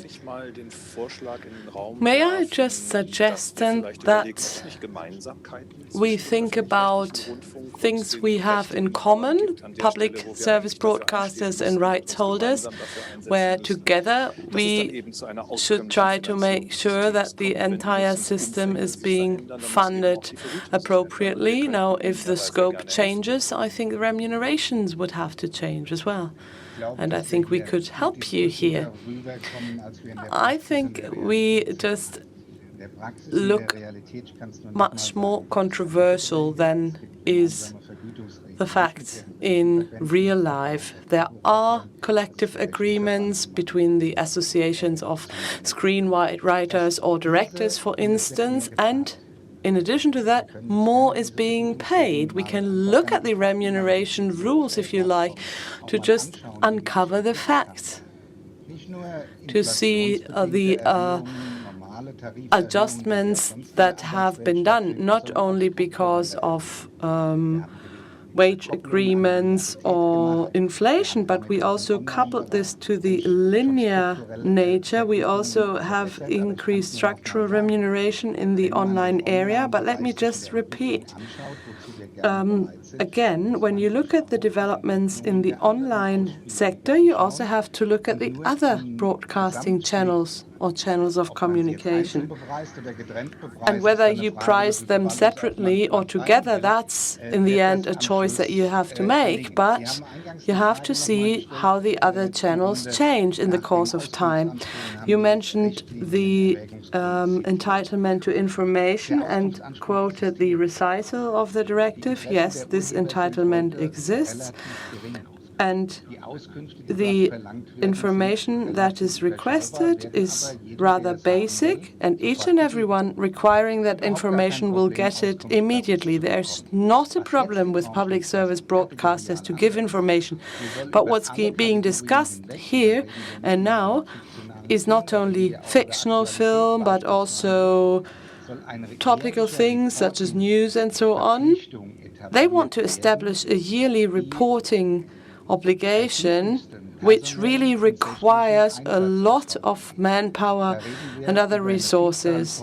We're speaking about many, many people who then will only be in charge of dealing with this reporting obligation, and the overall fund of remuneration will not increase. Yeah, you said that before.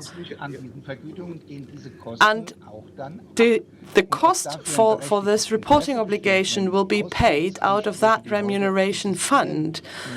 So when you look at the type of information being requested today, which is really rather low and basic, the question really is whether we want to have such a complex system in the future. That would be at the expense of the authors. So that's my projection.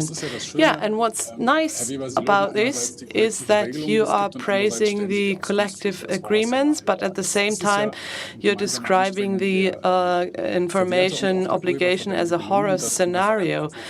Now, the draft bill leaves a bit of leeway when it comes to providing information, which is good. And you're also partly right about your point. The fact that you're here shows that you're at least willing to engage in a negotiation and a talk. There are much worse exploiters than the public service broadcaster ZDF. And when in 2006 the entitlement to get information was established, it was a breakthrough. But now enthusiasm is limited. Let me tell you, not only are we not really happy with how much is being paid, but also we want to make sure that joint interests are being followed. And we really want to strengthen, as Verdi, the trade union Verdi, we want to strengthen public service broadcasters, and we know that ARD and ZDF are very, very strong players in the market. And something that makes me angry is that you are stating that there are double remunerations because of the direct remuneration claim. You think that with the online add-on of 45% that was agreed on in 2003, this is enough remuneration, but we think that authors do not get enough remuneration, at least not for the content that is being published on YouTube. Or the same can be said about the income from advertisement. And now saying that this is a double remuneration is really a darn cheek, I have to say. I'd like to hand over to you, Mario. You're also dealing with future projects. You're developing future narratives in your workshops. How can we really strike a compromise here?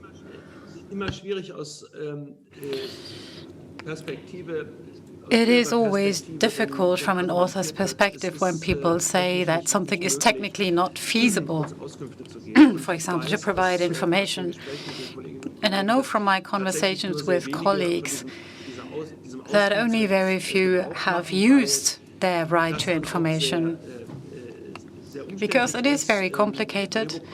If you are a screenwriter, for example, you don't normally conclude contracts with the broadcasters, but with the production companies. So they would be our contractual partners. And then people are afraid of blacklisting that do exist. And therefore, from our point of view, it would be a cleaner solution if there were to be a mechanism for continuous information. I mean, I'm not an expert on the technology, but I am sure that there is a way, and the reporting should be possible, because it is something that exists in other parts of the publishing industry, even when the licensing agreements are very complex. It has to be possible that we regularly obtain information about the users and about the payments that were made, so that we know where do our works stand, where could they be shown, and then we can discuss proportionality. Now, I'm very, very sorry. We are running out of time. Could I please make one short statement? Now, you might say that then non-linear payment is not proportionate, but then we have to negotiate again. But it is a fact that compensation takes place. And this is why structurally you can't deny that there are double payments. And blacklisting is something that people claim exists. It's never existed among public service broadcasters. Okay, then everything seems to be fine, if that doesn't even exist. What some of our colleagues believe exists, then there is one problem less. I'm very sorry to cut everybody short, and I have to take responsibility for that. I would like to come to a final quote, and again, it's Mr. Ulvaeus from ABBA, who said in an interview when he was asked, wouldn't it create incredible bureaucracy? He said, yes, that might be right for some players, but are we talking about the future? So perhaps that is something to keep in mind. I promise to you, Mr. Weber, that we'll be working together with public service broadcasters. We love public service broadcasting, but I also believe that a lot still needs to be debated. needs to be debated. With that, let me thank you, and I hand it back to our studio.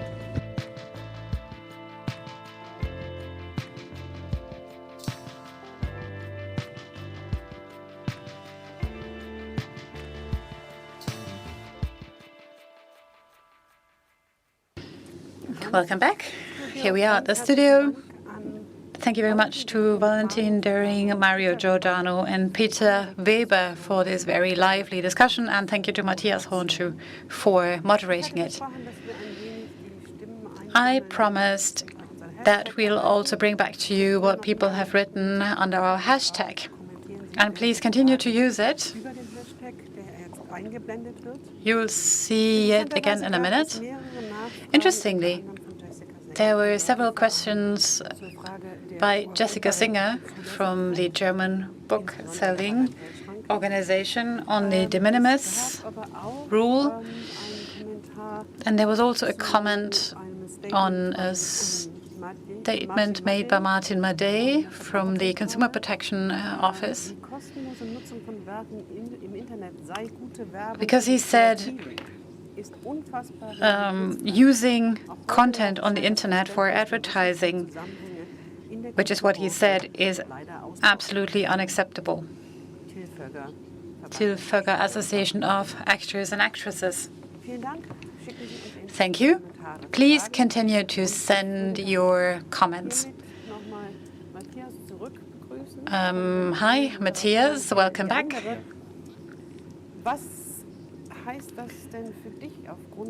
What does all of this mean for you? Also concerning our discussion we had this morning,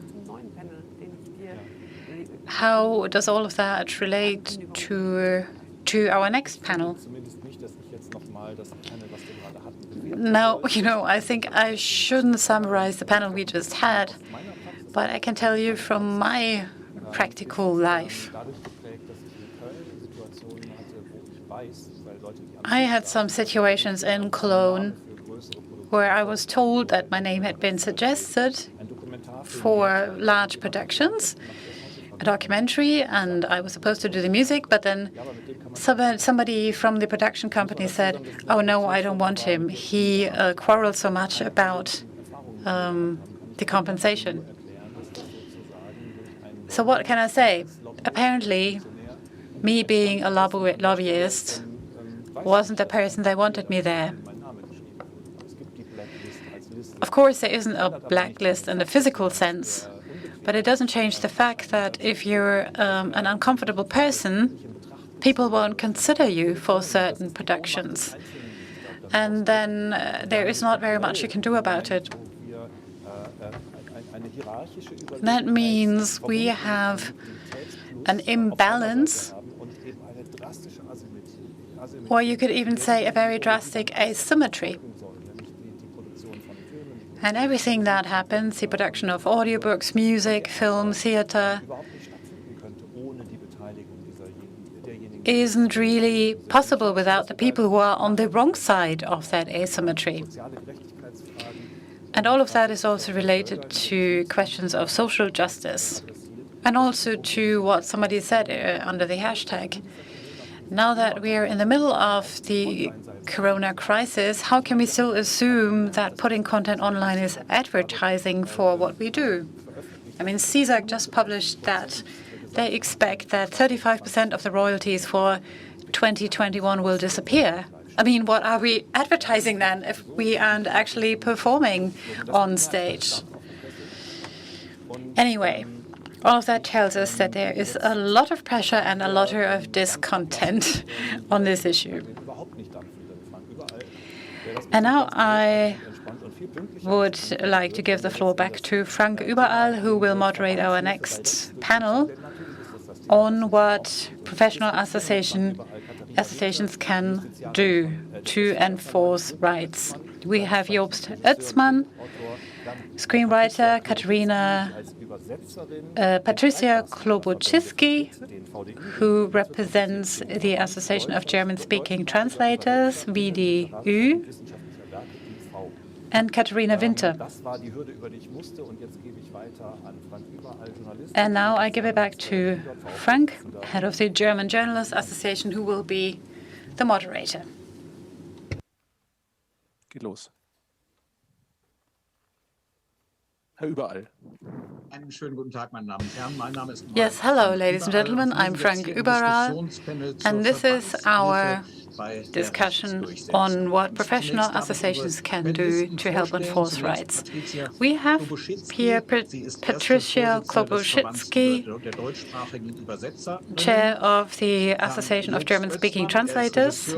Then we have Jobs Özman, director and screenwriter representing the Federal Association of Directors, and Katharina Winter, head of legal at Fischer Publishing House. You've seen before that we had short video statements that were pre-recorded. Since we are not having this here, I would like to give you the floor for a short statement as an introduction. Patricia. Yes, thank you very much for this conversation. And I represent, let's say, the village of the Gauls, which is, I think, the image people have of us at the Association of German-Speaking Translators. But we are not only good fighters, but we are also very much willing to participate in negotiations. And that's what we've done together with various publishing houses. And we've concluded a number of contracts on compensation. We hope that this will become a role model for the EU directive in Article 18 stipulates the principle of appropriate and fair compensation. And in Germany, in theory, we have very good copyright legislation, but in practical reality, we are confronted with very large companies, and then you can't really speak of contractual freedom, because that freedom only exists for one party, and that party dictates the condition, although they run counter to what is in our law. That means the injunctive relief that is stipulated in the new law is not going to help us, and neither will the right to information, as long as we don't have industry-wide joint compensation rules. What we would like to see are cease and desist rules against those players who blatantly disregard the rules. Thank you, Ms. Klobuchitsky. Jobs Özman. Thank you, Mr. Überall, and thank you for having me on this panel. Now, from my point of view, what is going on right now is a struggle about distribution. The proceeds that are generated, how should they be distributed? And everything that we've tried to regulate in legal terms is about the question who's going to be protected, who has which solutions, and who do we allocate the money. So who gets how much of the cake, and how is that regulated? And the referee in this game are our top politicians. And I would say that we have to say goodbye to the idea that the market forces will take care of everything, because we've seen that this is simply not the case. There is a structural inferiority of artists and authors, and the authors need protection. Whether that is now possible with class action or by means of injunctive relief, this is an area where the legislator needs to show that help is coming, something is possible. There is a toolbox for artists and creators. And we need to see where this takes us. But we have to forget the idea that the market will take care of this. It's not going to happen. Thank you. And now Katharina Winter from Fischer Verlag.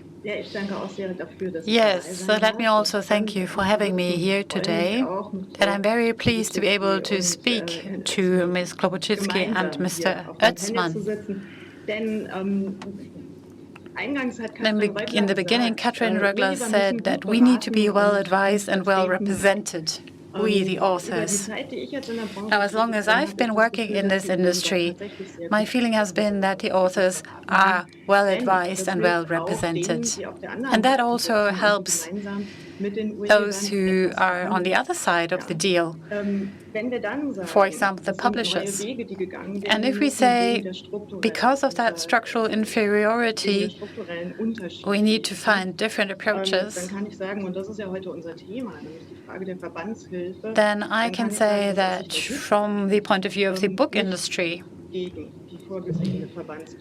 we don't have a problem with class action organized by professional associations. So I don't have any concerns here, really. I only have questions on my mind. For example, how exactly is it going to work in practical terms? Class action can help to maintain anonymity, but what happens when people have individual claims or entitlements? After all, the claims that people have are individual when they seek compensation. Claims might be individual when people want to exercise their right to know or their right to information. And this is something that I'm personally very interested in. How is it going to work, practically speaking? Okay, good. We have two representatives here of professional associations, and I think Ms. Klobuchitsky wanted to take that question. And it is true, of course. The question is, how can this be organized? Well, that's a question I cannot answer. Only very clever jurists and legal experts can do that. But we are convinced that we can find a way, because these systematic violations that I just mentioned, they do happen independently. So we could prove that certain contractual conditions are being dictated and not negotiated individually. So there's proof for that. It would take too long to delve into the detail here, but that possibility should exist. And I think the best solution for all of us would be to look at these joint remuneration rules, which are also the vision of the legislator, that the actors of the industry amongst them others agree with each other and do not refer the matters to the court. If you sue, you may lose your client. These lawsuits are very sluggish, lengthy, and extremely expensive, so they're of no use to no one. This is why we would like to have joint remuneration rules, but a certain pressure has to, let's say, exist in order to make that happen. And this is what we would like to see when it comes to transposing the directive into national legislation, that we just have better legal instruments to assert our rights without having to sacrifice individual people. What about individual remuneration rules? I'm from the journalism industry, and we find it very difficult to agree with publishers. They're saying it's against cartel law, it's illegal. So for many years, we've not managed to reach a compromise. Why are you so optimistic that it is possible to prepare these joint rules with the industry? And I'd like to hear from all of you. Yeah, maybe I could just briefly add that we've already achieved that in the book industry. So one thing that's not lacking is our willingness to negotiate. Mr. Özman, yes, I'm seizing the break to speak. Ms. Winter, you asked a very essential question, which is important for the individual author whose case is now being, let's say, dealt with as a conflict. Of course, anonymity cannot be guaranteed in the long term. At a certain point in time, you have to put the facts and information on the table. But that's, of course, one possible case of class action. If we have similar situations or cases, a collecting society can represent that individual author and say, you're not alone, you don't have to fight that battle alone, at least when you find out that there are similar cases. You can organize in a group, and that makes you much less vulnerable. So that's an instrument, a tool that we must not underestimate. The Federal Association of Directors has in the past supported these last lawsuits. The last one was in Frankfurt of the Digito productions that have been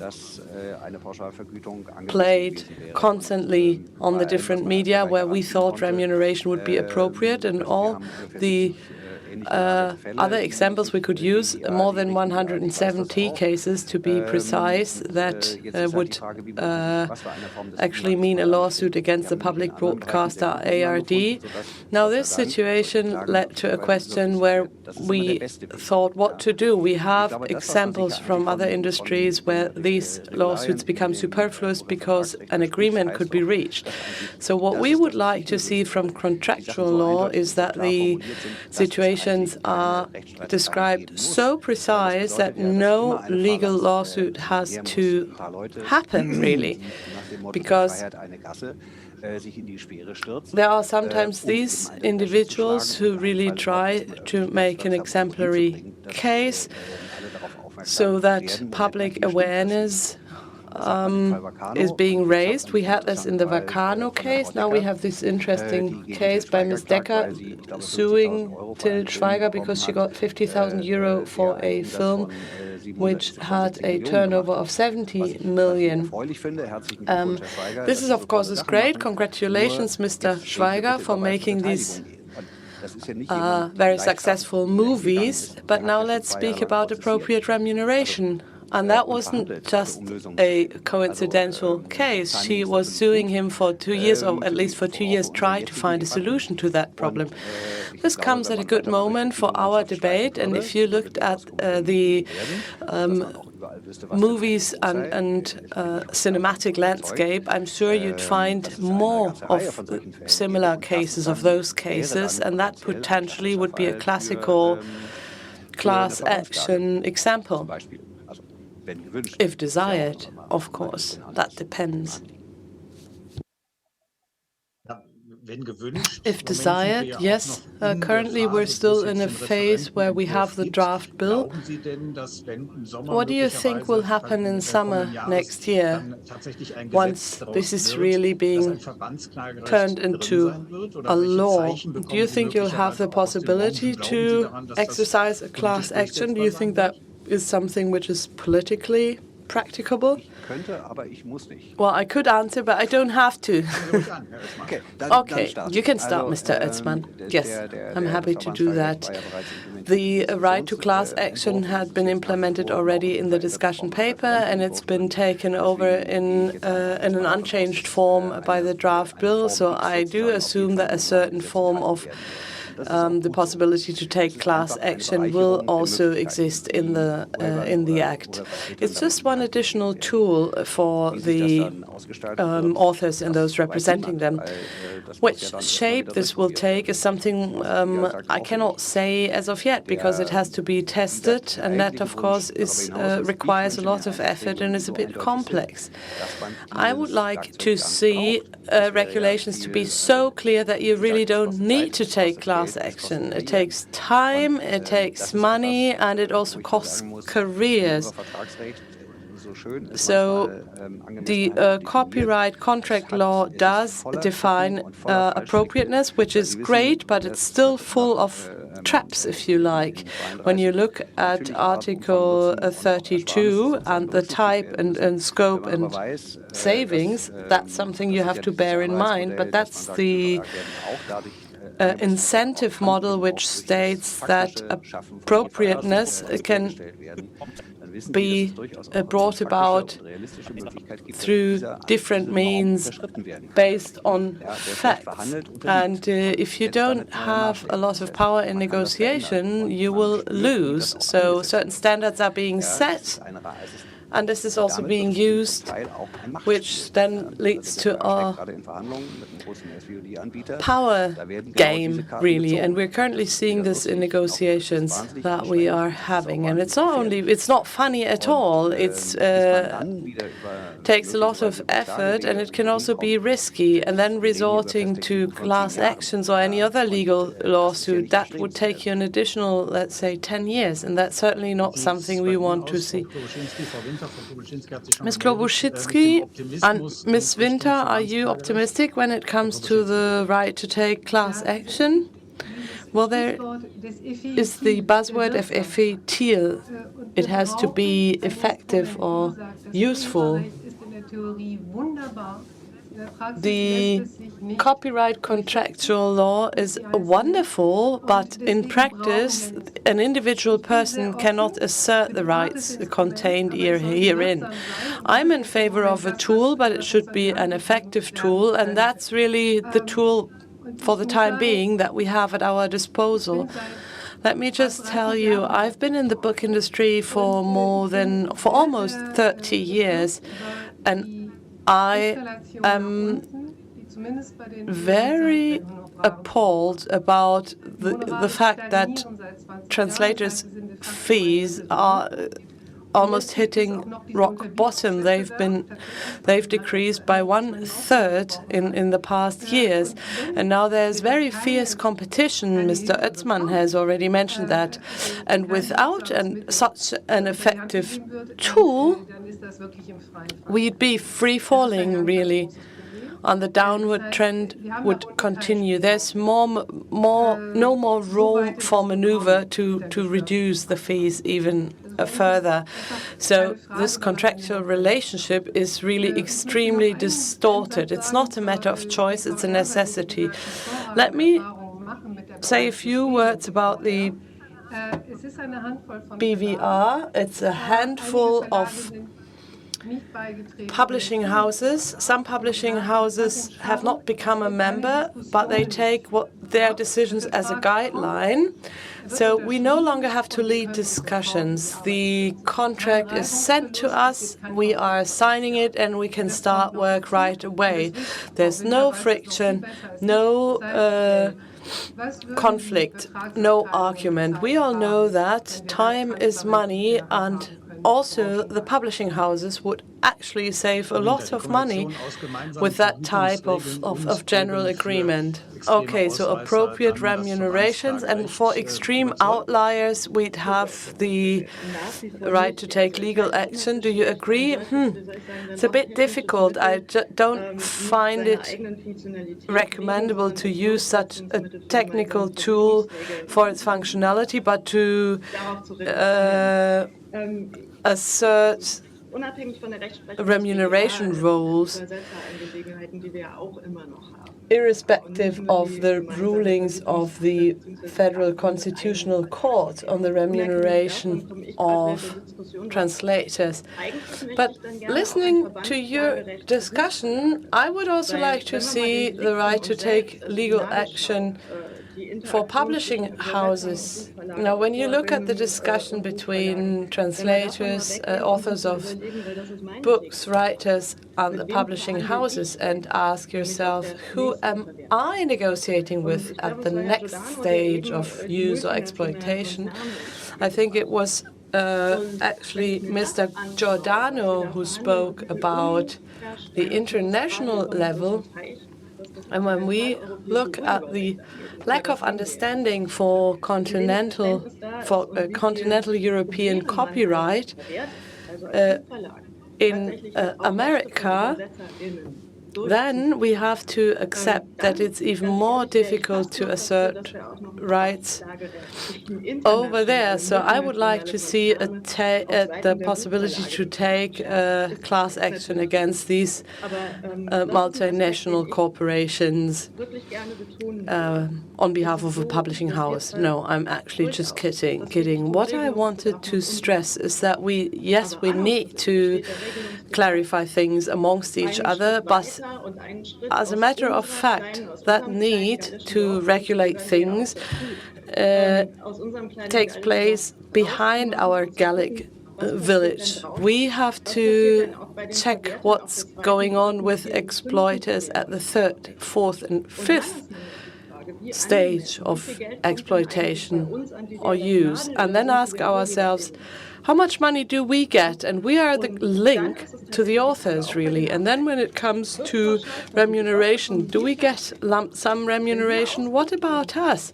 If we are required to give information, well, we need to invest resources to do so. But if you want us to do so, we also need payments from the platforms once a year. And if you want us to give information at a quarterly basis, we need to get that information from the platforms on the title and how much money is being generated. I think we heard at the beginning that the printed book is very stable. It's not been replaced by the e-book. No, he's right, but the e-book download is being replaced by streaming currently, meaning we're no longer speaking about a single download, we're speaking about subscription, flat rate models, lump sum remunerations, and payments that later on mean that we're responsible towards the authors. Yes, of course. I mean, they are regulated differently, and Article 32E focuses on the platforms, and whether that will work in the end of the day remains to be seen. Who would you like to write to, Los Angeles or San Francisco? To the big multinational players? Yes, that's going to cause many more problems, and you're right, there are less answers than questions. And let me just add that the legislator at least helps the press publishers to have a stronger position vis-à-vis the big platforms. Yes, you're right. We have to look beyond this, your garden fence. But that view consists of different levels. Of course, we need to have a better position when it comes to the press products, and that's where the legislator offers help. But it does not help the journalists to be in a better position vis-à-vis the press publishers, and that's a level that also has to be functional. But the legislator is just putting on the neoliberal economic glasses, saying if the economic system is up and running, and if there's an economic upswing, some of the money will trickle down to the authors.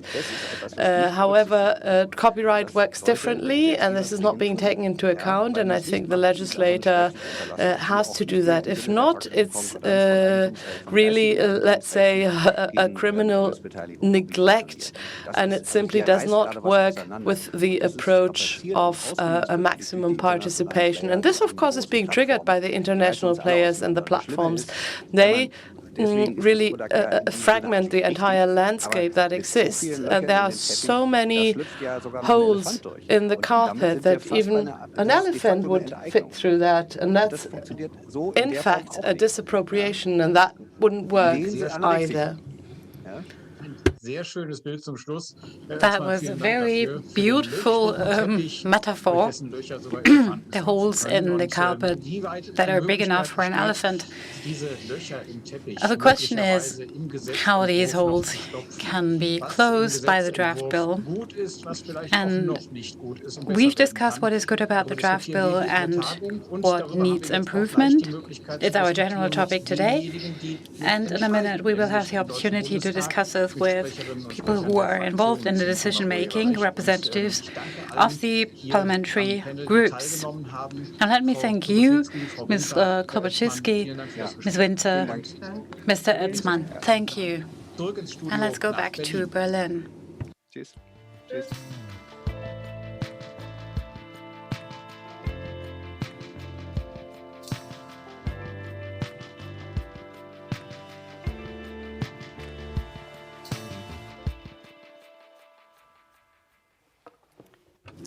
Thank you. Welcome back to headquarters. And sorry, Frank Überall, distinguished panelists, thank you very much for your input. Of course, we could have discussed for much longer, and you can expect that there will be more events on this topic. And now, for a very short introduction of our political panel, I would like to hand it to Gerhard Pfennig in Bonn. Ich denke ja. Ich glaube, wir schalten nach Bonn.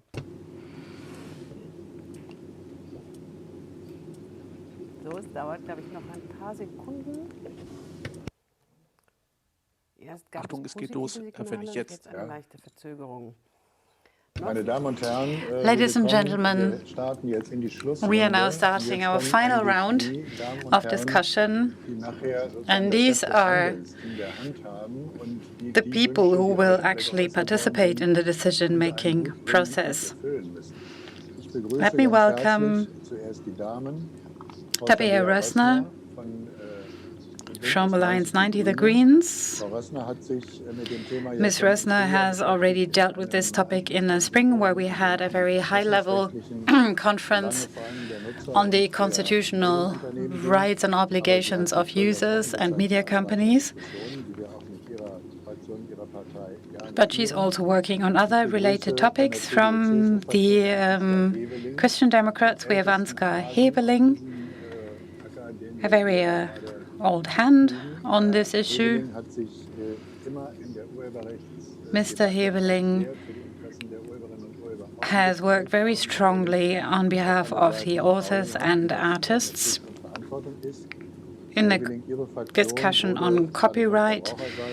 Your parliamentary group has been mentioned today on several occasions, and what you've done to prevent upload filters. And then we have Martin Rabanus from the Social Democratic Party. And the SPD, too, was in favor of not having upload filters. We've heard also from the Consumer Protection Office that the focus is not on upload filters so much anymore, because people have now realized that upload filters have long been in existence and you also need them for certain purposes. But I think it's in the interest of everyone that they are used as little as possible. Now let me open this discussion. And I apologize to the other parliamentary groups that they haven't been invited. We simply didn't have time to accommodate everyone. And let me also welcome Matthias Hornschuh, who will host this debate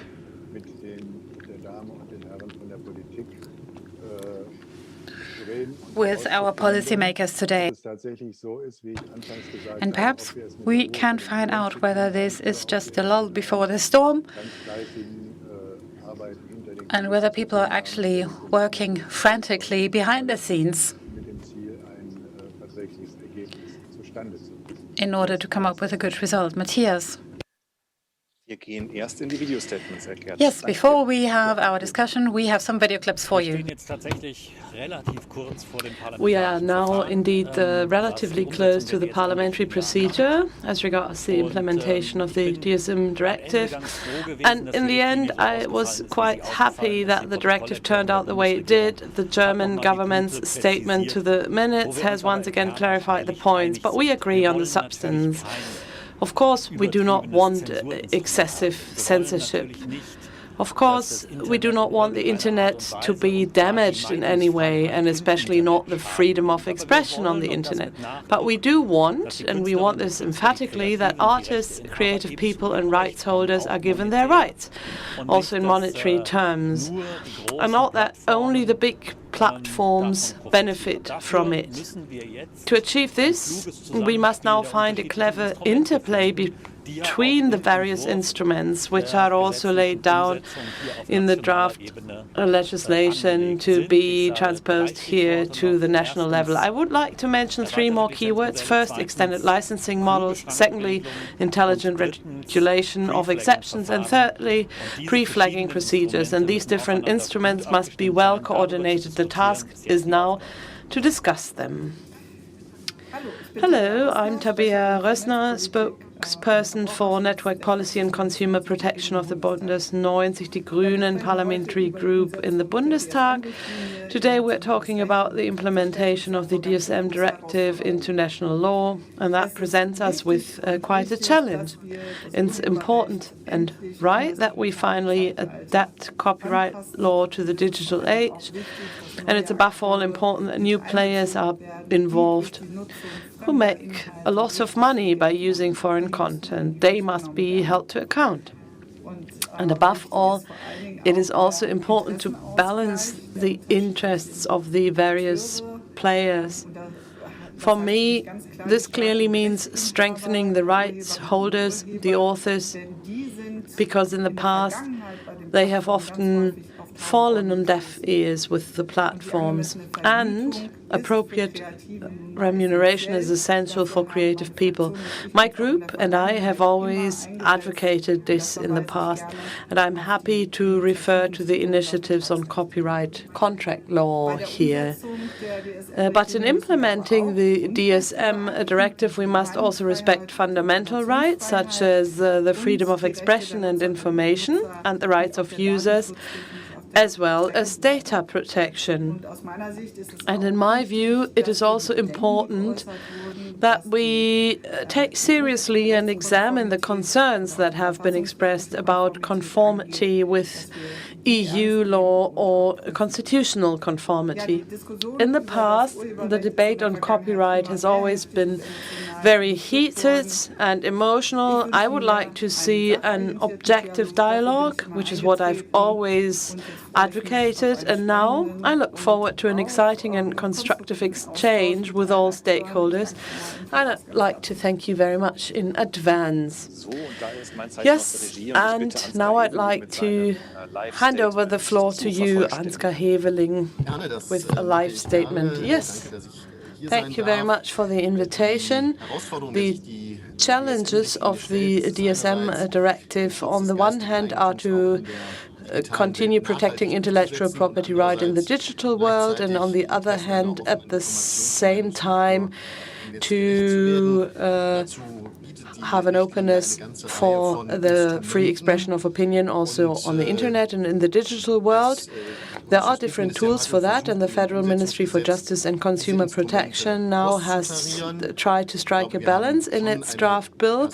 I think we can speak about a cascade that starts with the question of licensing and then extended collective licensing and in the end exceptions to really control everything to a certain extent. It's good that the Federal Ministry of Justice in its draft bill for the transposition of the directive really tries to include all the instruments. Whether this is really done in a good balance is something that we have to discuss. And we will also do that at the beginning of the parliamentary procedure. Hopefully we'll do that in a constructive way. Well, I'm convinced that all of the participants would want to do that as well. Thank you very much, Mr. Heveling. Let's start the discussion. Good, thank you for your statements. Let us look at the title of this part of our podium item on the statement to the minutes. What are the perspectives of the parliamentary groups? And now, to be fair, perhaps we should explain to our audience what that statement to the minutes was. Perhaps I can give you the official title, not that it explains very much, but Statement to the Minutes of the Federal Government of April 2019. It says statement of the federal government on the copyright and related rights in the digital single market, in particular on Article 17. So this statement and the coalition agreement of the federal government are the basis for the current political situation. Apart from today's panel, we can be sure that there are many different ideas of what should be considered and taken into account. We heard a lot about striking balances. We heard about opportunities. We heard about dangers. And before we talk about the details, I would like to ask the three of you, what do you think about the current situation? To what extent have we made progress? What's been decided? Now, this is a draft bill coming from one ministry, which means that it hasn't yet been consulted with other ministries. Tabea, would you like to start? It's interesting you're asking me. Thank you for the question, and thank you for having us here digitally, although I would much prefer to actually meet you face to face. Okay, you've mentioned this statement to the minutes, and now a draft bill for a law is on the table. As an opposition party, we are the ones who have the least knowledge. What we do know is that there is need for discussion, for example, de minimis provisions. And the Ministry of Economic Affairs is still trying to slow down the process. And for us, as an opposition party, it's really difficult. We were given the first discussion paper and tabled our opinions. Now we have the draft bill. We've seen the expert opinions, and we don't necessarily have enough resources to deal with this. And we see how it's trying to square the circle, basically. But it is very hard for us if we don't know what's going to happen in the end. And I was hoping to learn more from the other panelists today. So let me hand it to Mr. Rabanus from the Social Democratic Party. So let's say you're somewhat closer to the Federal Ministry of Justice. Yeah, you could say that.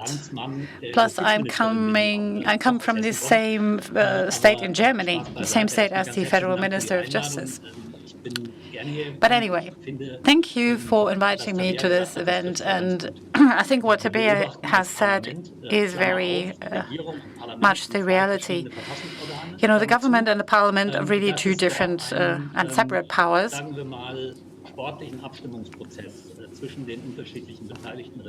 And we hear that there is no consultation underway between the different government ministries and that these ministries have very different points of view. And this controversy was also very visible during the European negotiations. In our coalition agreement, it is true that we wrote that we preclude upload filters. But at the same time, we said we want to strengthen the position of artists, authors, and so on. And I think this already describes the problem. You have both views in all parties, in all parliamentary groups, including in the Green Party. And this is also just like in Europe. And now you have here three representatives who think very much in terms of cultural policy and in terms of the rights of the authors. But in that whole debate, we also try to find out how, in that very fierce discussion, we would actually be able to agree on anything. And this is where the statement to the minute comes in. It was very important to have it. And this was a way of using the different tools that we have in a certain hierarchy of legislation. And I think in general terms, this was a good approach. As you said, the devil's in the detail, and I don't have to list all of these details right now. I mean, the Initiative on Authors' Rights has also issued a lot of opinions on these matters.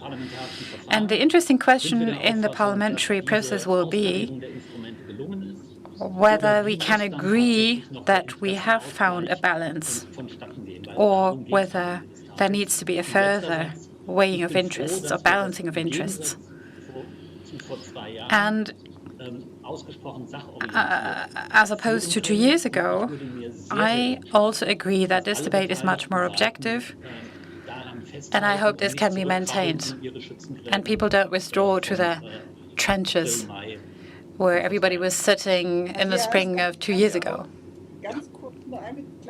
Matthias, can I correct one thing?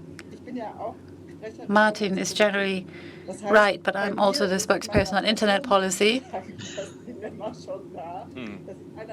So that's my kind of internal problem. I'm a strong believer in cultural policy, but at the same time, I work on internet policy, and I have to have a focus on the users as well. And you can tell that this is a bit of an internal conflict, and it's reflected in my parliamentary group. Okay, for the audience, as an explanation, I think I can confirm what was said here. Across political parties and across parliamentary groups, there is a lot of division. People's opinions don't depend on their party affiliation. Ansgar, what would you say? I don't know whether you should call it division. I just think that people have diverging interests, which is just natural. And if Tabea is trying to reconcile two diverging interests within herself, then after all, this is what we are all trying to do. We will need to find a compromise, and then the balance will be tipped this or that way occasionally. But I would argue that this is a very normal way of doing things. It's a very ordinary parliamentary procedure. I mean, the draft bill has really been received and read by very many people, perhaps more than normally. Now, we had a hearing with the professional associations and the federal states, which is also foreseen as part of the political procedure. All this is going to be fed back into the process. Then the ministries will have to deal with that. And once the final draft is on the table, we will see how the government has agreed internally, and then the parliament will have to have a look. What it comes down to is the question,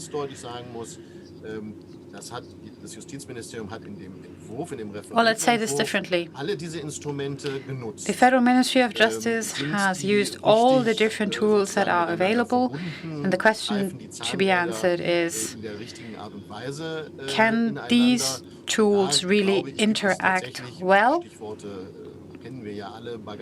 And here I'm alluding to the de minimis provision and many other topics that need to be debated. And then in the end, there will have to be a decision. Thank you. And here's a question I actually wanted to ask later, but how likely is it, do you think, that the political or the parliamentary procedure will start this year? What do you think will be the timeline? Just give me your forecast. And then we talk about content. So how likely is it that the draft will make it to Parliament this year so that we have an adopted law next June? I think it is very likely that we have a law by June of next year. I expect a cabinet decision this year, but then with all the time needed for submission and so on, I think it will definitely be next year until Parliament consults. Well, you know, there isn't a lot that would be unknown about this draft bill. The tensions and the frictions are clear. The conflicts have been addressed by the government. They will be addressed by Parliament, and this means the timetable is ambitious. But I agree with Martin Rabanus that we will have something on the table by the end of this year. Then the parliamentary procedure starts, and the deadline is June of next year. And it's very much in the interest of Parliament to complete this next year. And what about the opposition? Yes, I also hope that we will have consultations soon, so we don't run out of time and then need to rush it through Parliament. I'm also a member of the Legal Affairs Committee, and I'm also the spokesperson on consumer protection. And from experience, the Ministry of Justice is often in conflict with the Ministry of Economic Affairs, and that sometimes causes delays that make work very hard for us. Which is why I would like to see the draft in Parliament as soon as possible so that we have enough time for consultation. You know, it's a complex issue. You're having a whole conference on this, and even this is not sufficient to cover all of the different facets. And if we want to organize hearings, if we need to consult internally within our parliamentary group with the stakeholders in the federal states, then there has to be a lot of communication. And that is only possible if you have a good basis for a discussion. And then time is short. Also, we have parliamentary elections next year. The campaigns will start. And I hope we can deal with this before that. And Corona doesn't really help. I mean, we've also digitized much of our work. And you see with a conference like today that this is very challenging. And today I wasn't able to follow the whole conference because we were so busy in Parliament.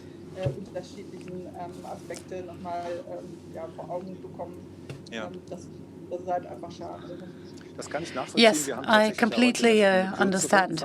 Today's conference is also a bit shorter because of the digital format, and 8 hours in one go would really have been too long.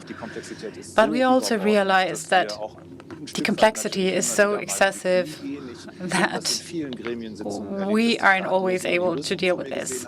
And I've seen so many lawyers who were speechless in the face of the complexity. Now we're dealing with an entirely new law, which nevertheless belongs to, let's say, a series of acts.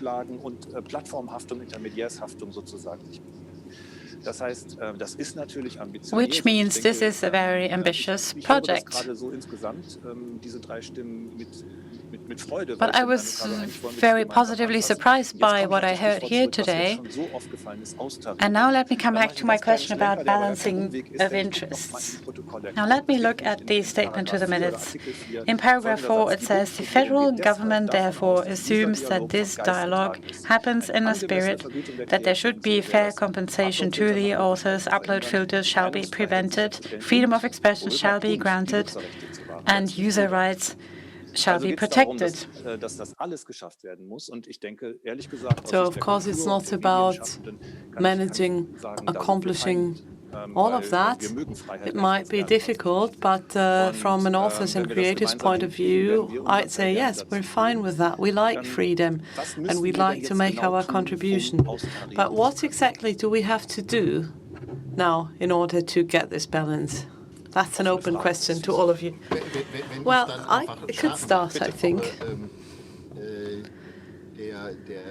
Now, this process of striking a balance starts at the cascade that I just mentioned in my initial statement, where you need different instruments or tools. And I think the most exciting question here is on the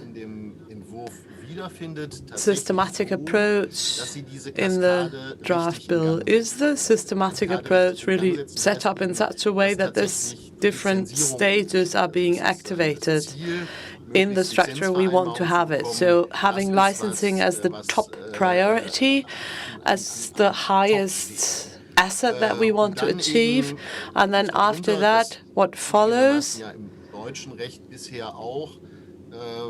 is something which is not really being used up to now in German legislation, namely that of collective licensing. And then at the end, we'd have limitations and exceptions. And I think that would rather quickly bring us to the question of the de minimis provision or the de minimis exception. I'm not very clear about that either, I have to admit. Is this really a de minimis exception? Does it make sure that it only deals with what's left over after the other two, let's say, stages have been activated? Or does it go so far to put into question the fact that licensing comes first? That's a question that we have to answer, and I myself haven't found the answer yet. But I think at the end of the day, that's what's at stake. Of course, dogmatically speaking, it's not something that's entirely clear. I think here the draft bill also, let's say, tries to get away with this in making the impression that it's a completely new system on the one hand, but on the other hand it speaks about lex specialis, a special law. But we must not forget that this act should form part of the entire legal system of the European Union, which also includes the Infosoc directive. So the question of the de minimis exception is not a minor question, really. The question is, can we do such a thing, and can we do that in the context of Infosoc, or do we need a different approach? The goal to really cover what's left over with exceptions is something I find right and fair, but when you look at the figures that we mentioned before, the 1,000 characters per text, well, my feeling tells me that's a lot. That's the entire pop music, really. Now, if I had 1,000 characters per text, and if I take 10 books on the same topic and take out 1,000 characters and compile that, well, that would actually result in another considerable work. So this is also part of the balancing process that we have to evaluate in policymaking. Is this right in order to achieve the goal? And I think we're very clear on the goal here. The goal of the directive is to promote licensing, and that's something we have to achieve. Ms. Rösler wants to interrupt.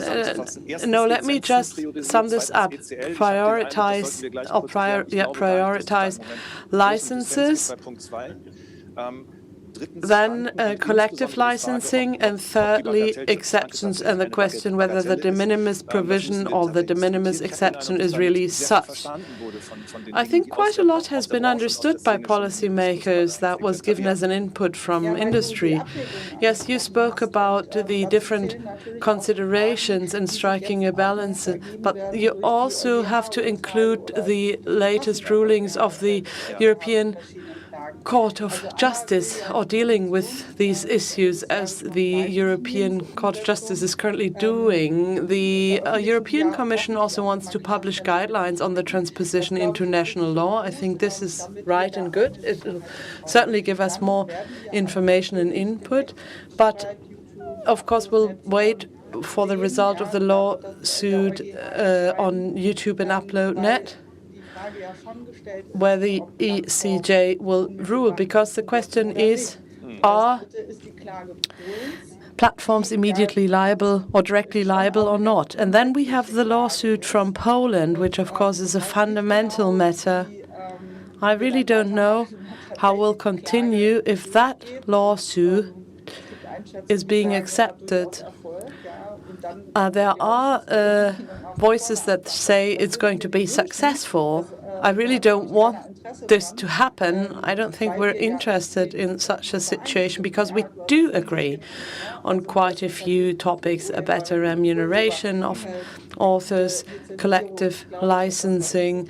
I think these are good solutions and we welcome that. But then the question comes up with regard to restrictions on the freedom of expression or matters of copyright or data protection and privacy. These are matters that have been put on the table, and now if the ECJ deals with that, it might lead to additional negotiations at EU level.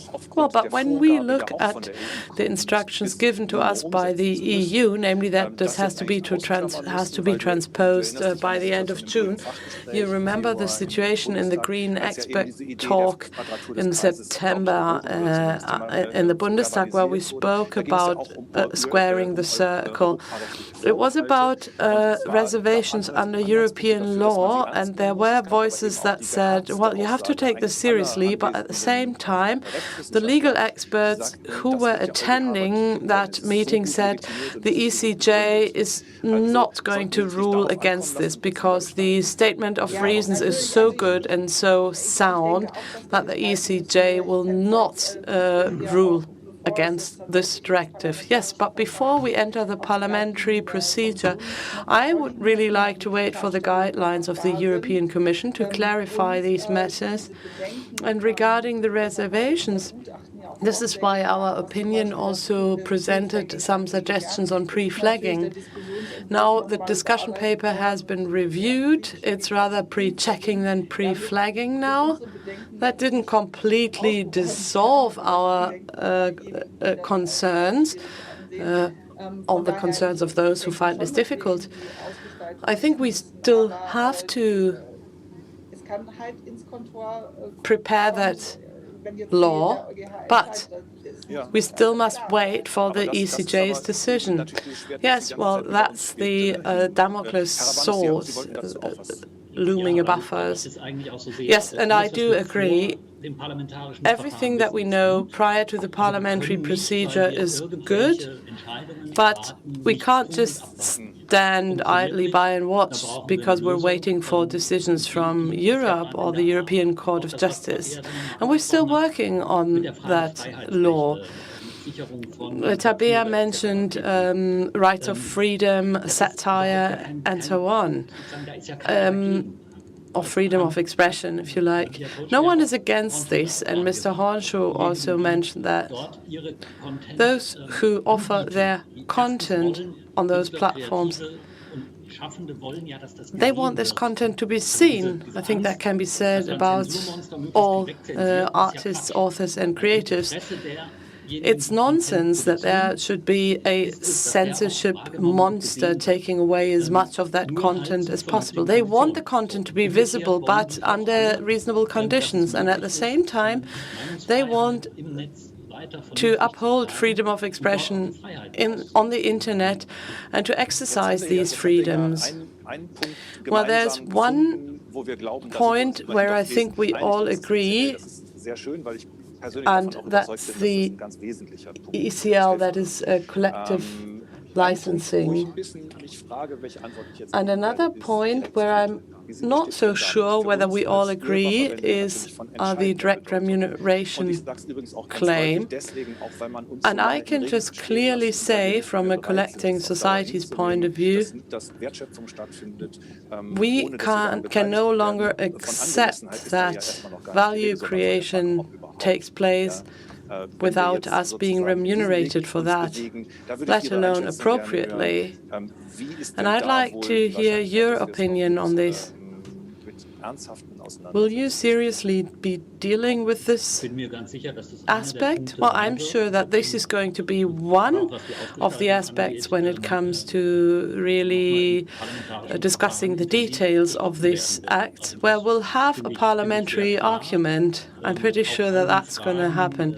Also regarding quotas, will the quotas be established in this very act? Will this be carried out in self-responsible structures between collecting societies and others, or should it be a mixed structure? These are the adjusting screws that Ansgar Heveling mentioned, where he said these are the supposed details, but in the end they decide on the financial flows and the direction they take. Well, as someone who lives off such an abstract model, such as the flows of royalties and so on, knows what you're talking about.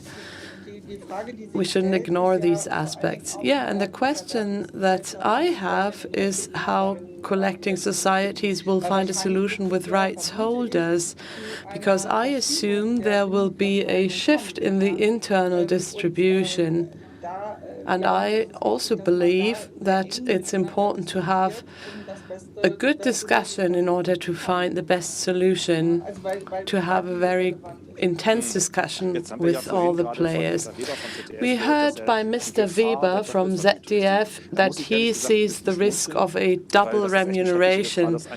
Well, that makes me smile, because that risk is really very big, and you have to be very careful for this not to happen. It's a dramatic risk. But I mean, I can see where he's getting at. Is this something that may be of political importance, or do you think that's a rather abstract point? Well, I think this is a question that should play a role in the legislating procedure, because we shouldn't risk any legal uncertainties, which at the end would run at the expenses of all the stakeholders. It's not a political, ideological discussion that we have where we look at the different positions. It's a question that I also have.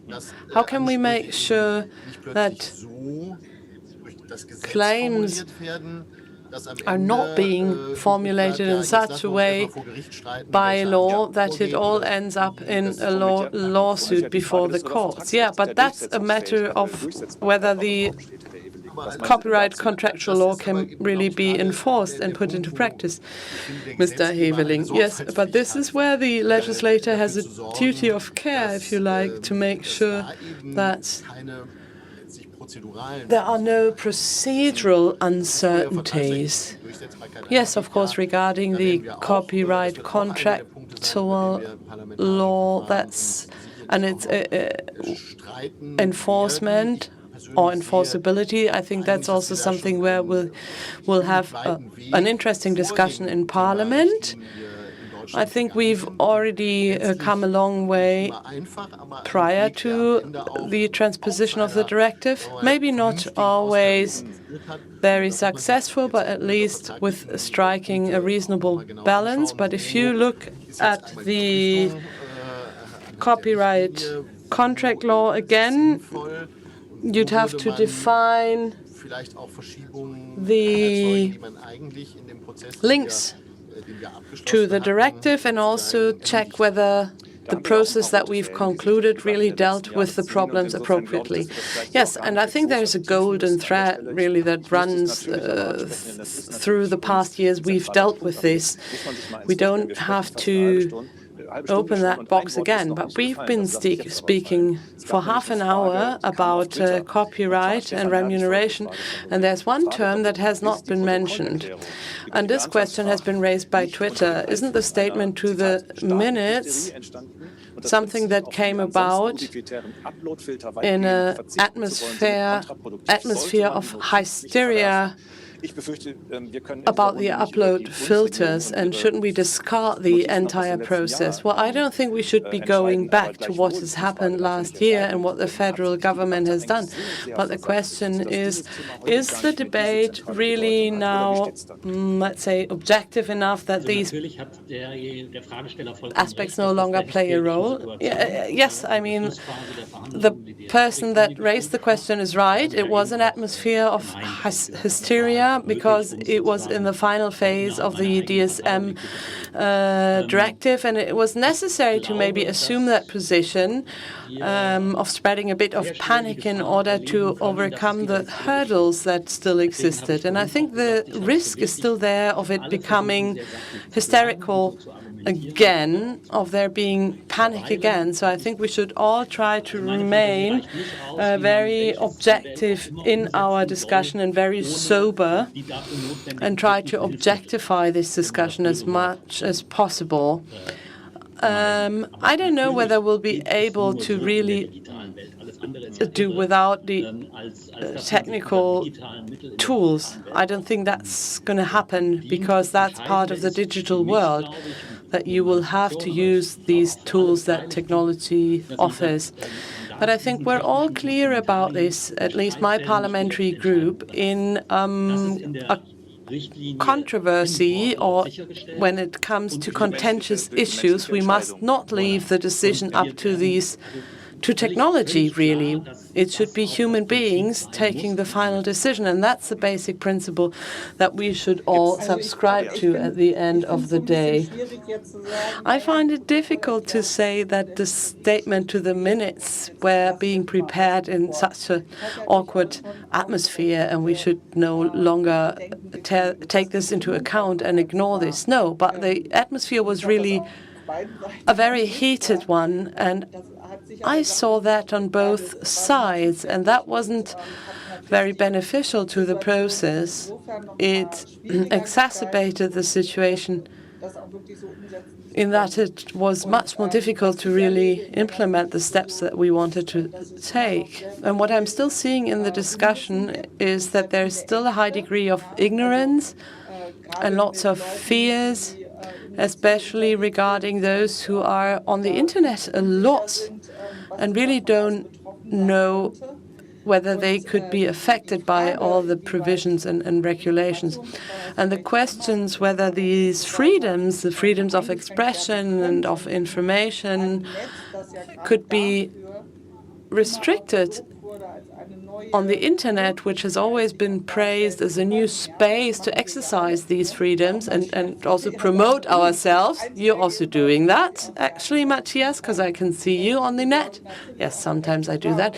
Well, these worries may be justified, and now we have the statement, which doesn't make it much easier, but I still think it's very important because it raises awareness, and I still think that the Federal Ministry of Justice tried to be very sensitive when it came to transposing the directive into national law. Maybe it's not completely balanced, but at least they try to place it on this objective foundation. And once the discussion paper was available, we saw that no new hysteria broke out. So we can see that such a fundamental declaration can be helpful. So we should follow down that road, try to have a very sober and objectified discussion, and try to find the best way of transposing that directive where all stakeholders can say, okay, we'll accept some trade-offs, but we support that proposal. Maybe that would even strengthen all of us and our cohesion. Yes, Tabea, I'm very happy to hear that. I think we're now agreeing on large parts of this. I think we now have another 5 minutes, then Tabea has to go, and I think our time is up anyway. Mr. Heveling, would you also like to comment on, again, on that statement to the minutes? Yes, I think, it came about in an environment of multiple political pressure. And although that was the case, it is a very balanced statement. That doesn't necessarily mean that it helps our work very much, because it is also an expression of all the tensions that exist. But at least it sets an objective, which is the balancing of interests. And now we try to reflect that in the parliamentary process. In the end, it's basically a matter of taste, and it's up to the individual person to say whether we achieve to do that. But I think there are quite a lot of overlaps between our positions. Now, let me say just a few things that I forgot to mention earlier. Just Vulcana and Angelika Decker, an addendum to contract law, that is.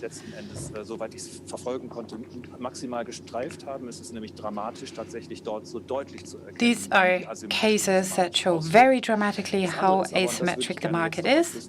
This was just a side note.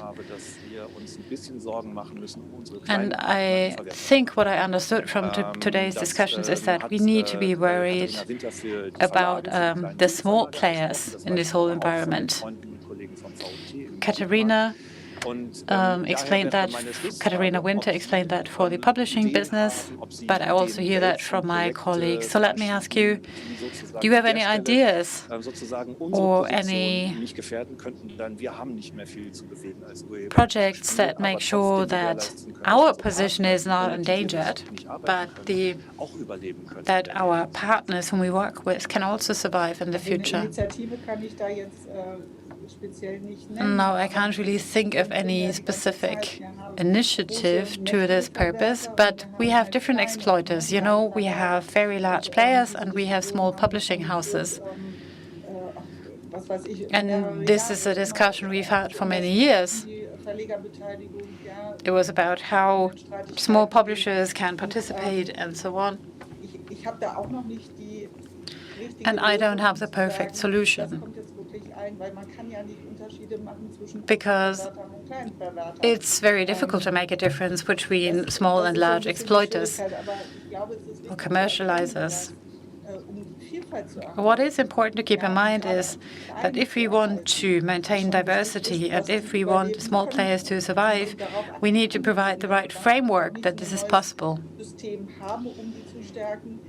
If there is no system to sustain them,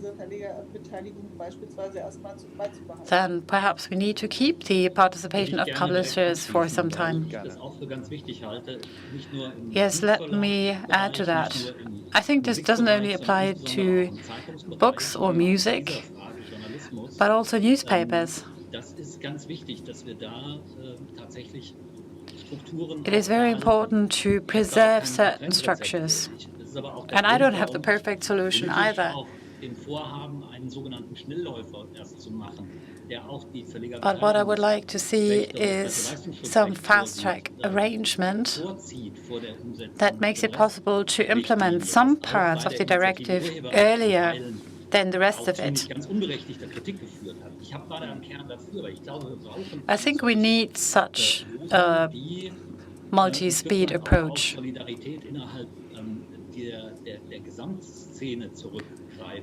I think there is enough solidarity in the community for such an approach. This is what I hear from artists and authors who really appreciate the work of their publishers, for example, and want to support them.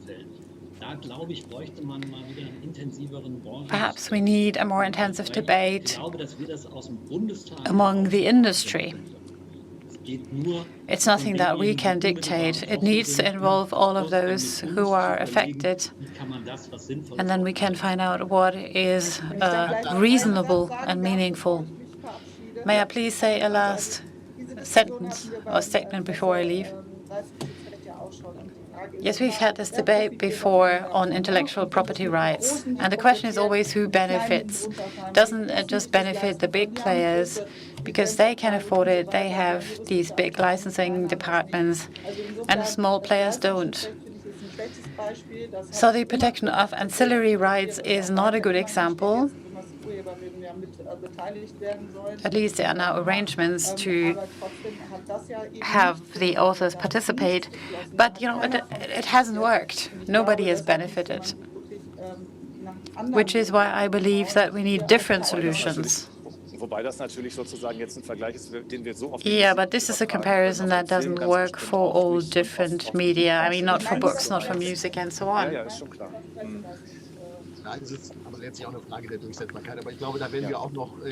Yeah, after all, it's also a question of enforceability. If you mention a fast track, then what I'm going to say is a bit of a slow track, because there really isn't much to add to what my colleagues have said. I think our diversity in Germany really is our strength, and there are reasons why we have it. It's because of the protective mechanisms that we have had in the past. And I believe that it is our task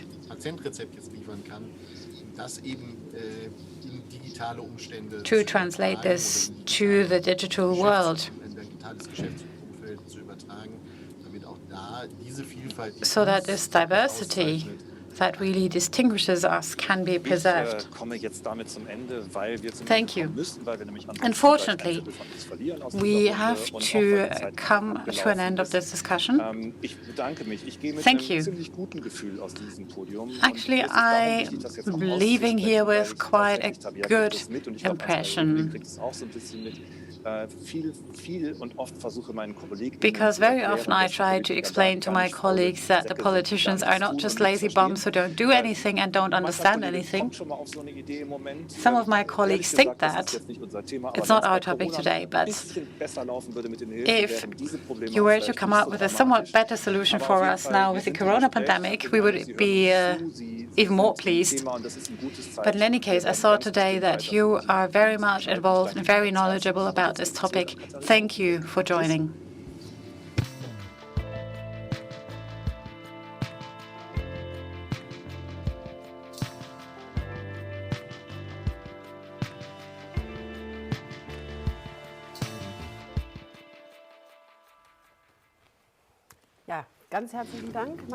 Thank you, Matthias, for moderating this debate.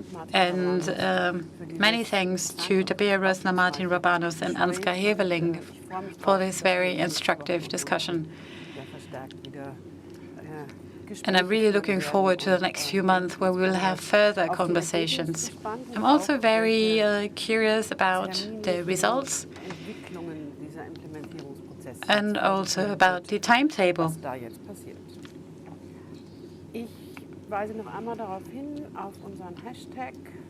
Let me once again mention our hashtag.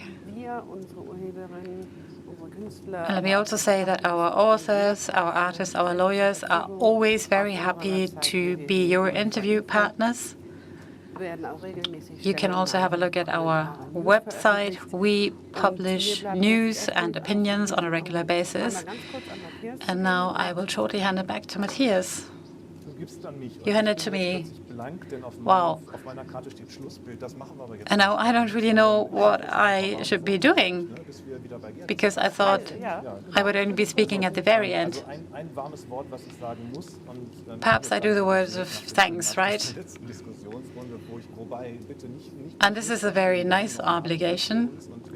I already said I was very pleased about our discussion with our policymakers, and I know the road will be bumpy, but I felt that there was a real readiness to work together with us. There is one take-home message for me today that is perhaps not new, but that will remain with me. I mean, Professor Metzger's presentation was outstanding. It was so clear. There were things you thought you had understood, but you would really understand after he explained it. And he said we need to be careful about polarization. I sometimes find it difficult where we stand on that scene because I never thought of ourselves as being polarizing. But he was saying if we polarize this too much, and if we focus too much on the representation of singular or particular interests, then copyright will have less legitimacy. And perhaps this explains why some people do want this debate to be more polarized. What we need here is perhaps something like a feedback loop to let people know, look, you need to understand before you can take the next step. And today was one of these steps. Yes, I agree entirely. And now I would like to hand the floor back to Gerhard Pfennig in Bonn.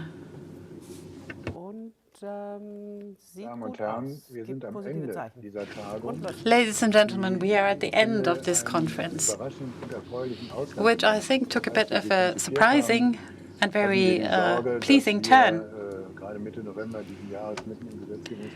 When we started planning this conference, we thought we would be at a very controversial point of the debate in November. But I think the debate between the rights holders and the authors during the first part of this conference illustrated that the draft bill all of us are working on offers a number of solutions that we might be able to agree on. Of course, there are different approaches. There is some controversy left, but there aren't any difficulties that we would never be able to surmount. I was also very pleased that the political situation, to compare it to the debate 2 years ago, is apparently also developing in such a way that there might be a consensus in the end, based on the consultation with the ministries and between ministries and so on. As Mr. Heveling said, perhaps it will be possible to achieve one of the main objectives, which is that the interests of the authors, the artists and performers will be protected also on the internet, which will enable us to preserve diversity. If the long tradition of copyright that we have in Germany is to be extended to include the internet based on this draft bill,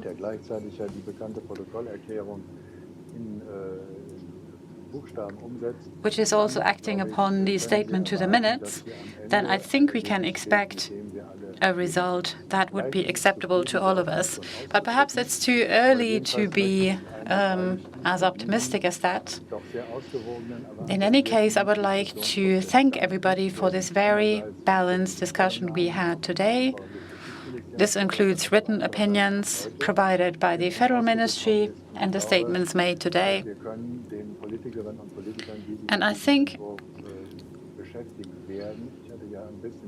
that when it comes to the politicians who are going to work on this topic, although they might not know yet what they're going to do, I think we can trust them, that they will try in good faith to build on our very long-standing tradition.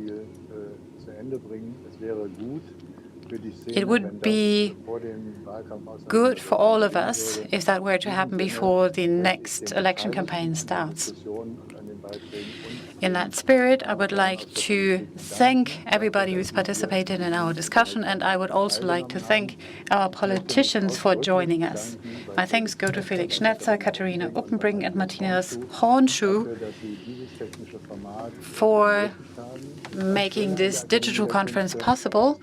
Of course, it was nicer in the Academy. We always greatly enjoyed the reception, but this simply wasn't possible this year. And I think you've really achieved the very best that was possible today. So let me thank you who've joined us. Thank you for your patience. Thank you for your kind understanding. And thank you for accepting to only be able to make your contributions via Twitter and so on. I hope to see you again next year, perhaps on a different topic, perhaps on a more far-reaching reform of copyright in Europe. Copyright legislation is in a constant process of change, and there will be plenty of opportunities for discussing it and seeking solutions. Thank you.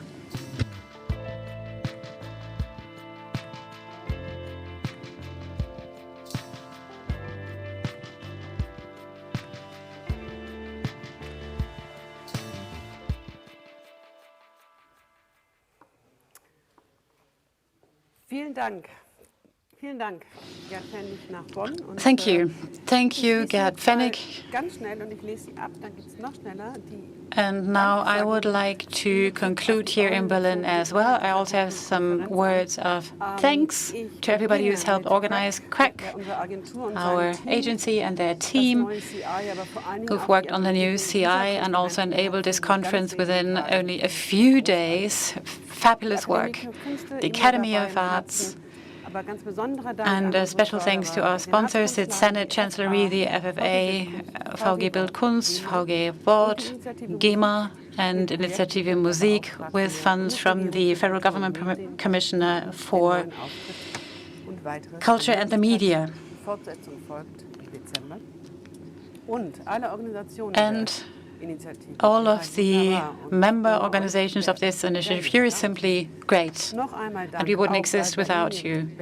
I would like to thank Berlin Event for this wonderful venue and for helping us to get this done in a few days. Our translators and interpreters, Sarah Campos-Analdi and Vivi Bentin, our technician, Tobias Moser, press officer, Christian Müller, and Andrea Arndt, my assistant. Thank you. Many thanks to you. And last but not least, thank you to the panelists and the speakers. These were very special conditions and circumstances. Thank you. Matthias. Ja, Corona-Style, das ist irgendwie so unser Thema. Yeah, all of this was very much Corona style. We want to be back in the cinemas, in the theaters, on the stages. Perhaps it will be possible next year.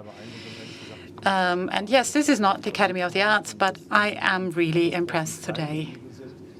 There were very few hiccups. I gave 2 interviews while we were speaking, and in one case the technology didn't work. And all that remains to be said is we would really like to have a reception and meet again. But there's only one thing we can do to make sure that we can come back. Stick to all the hygiene and safety rules, be healthy, and see you soon.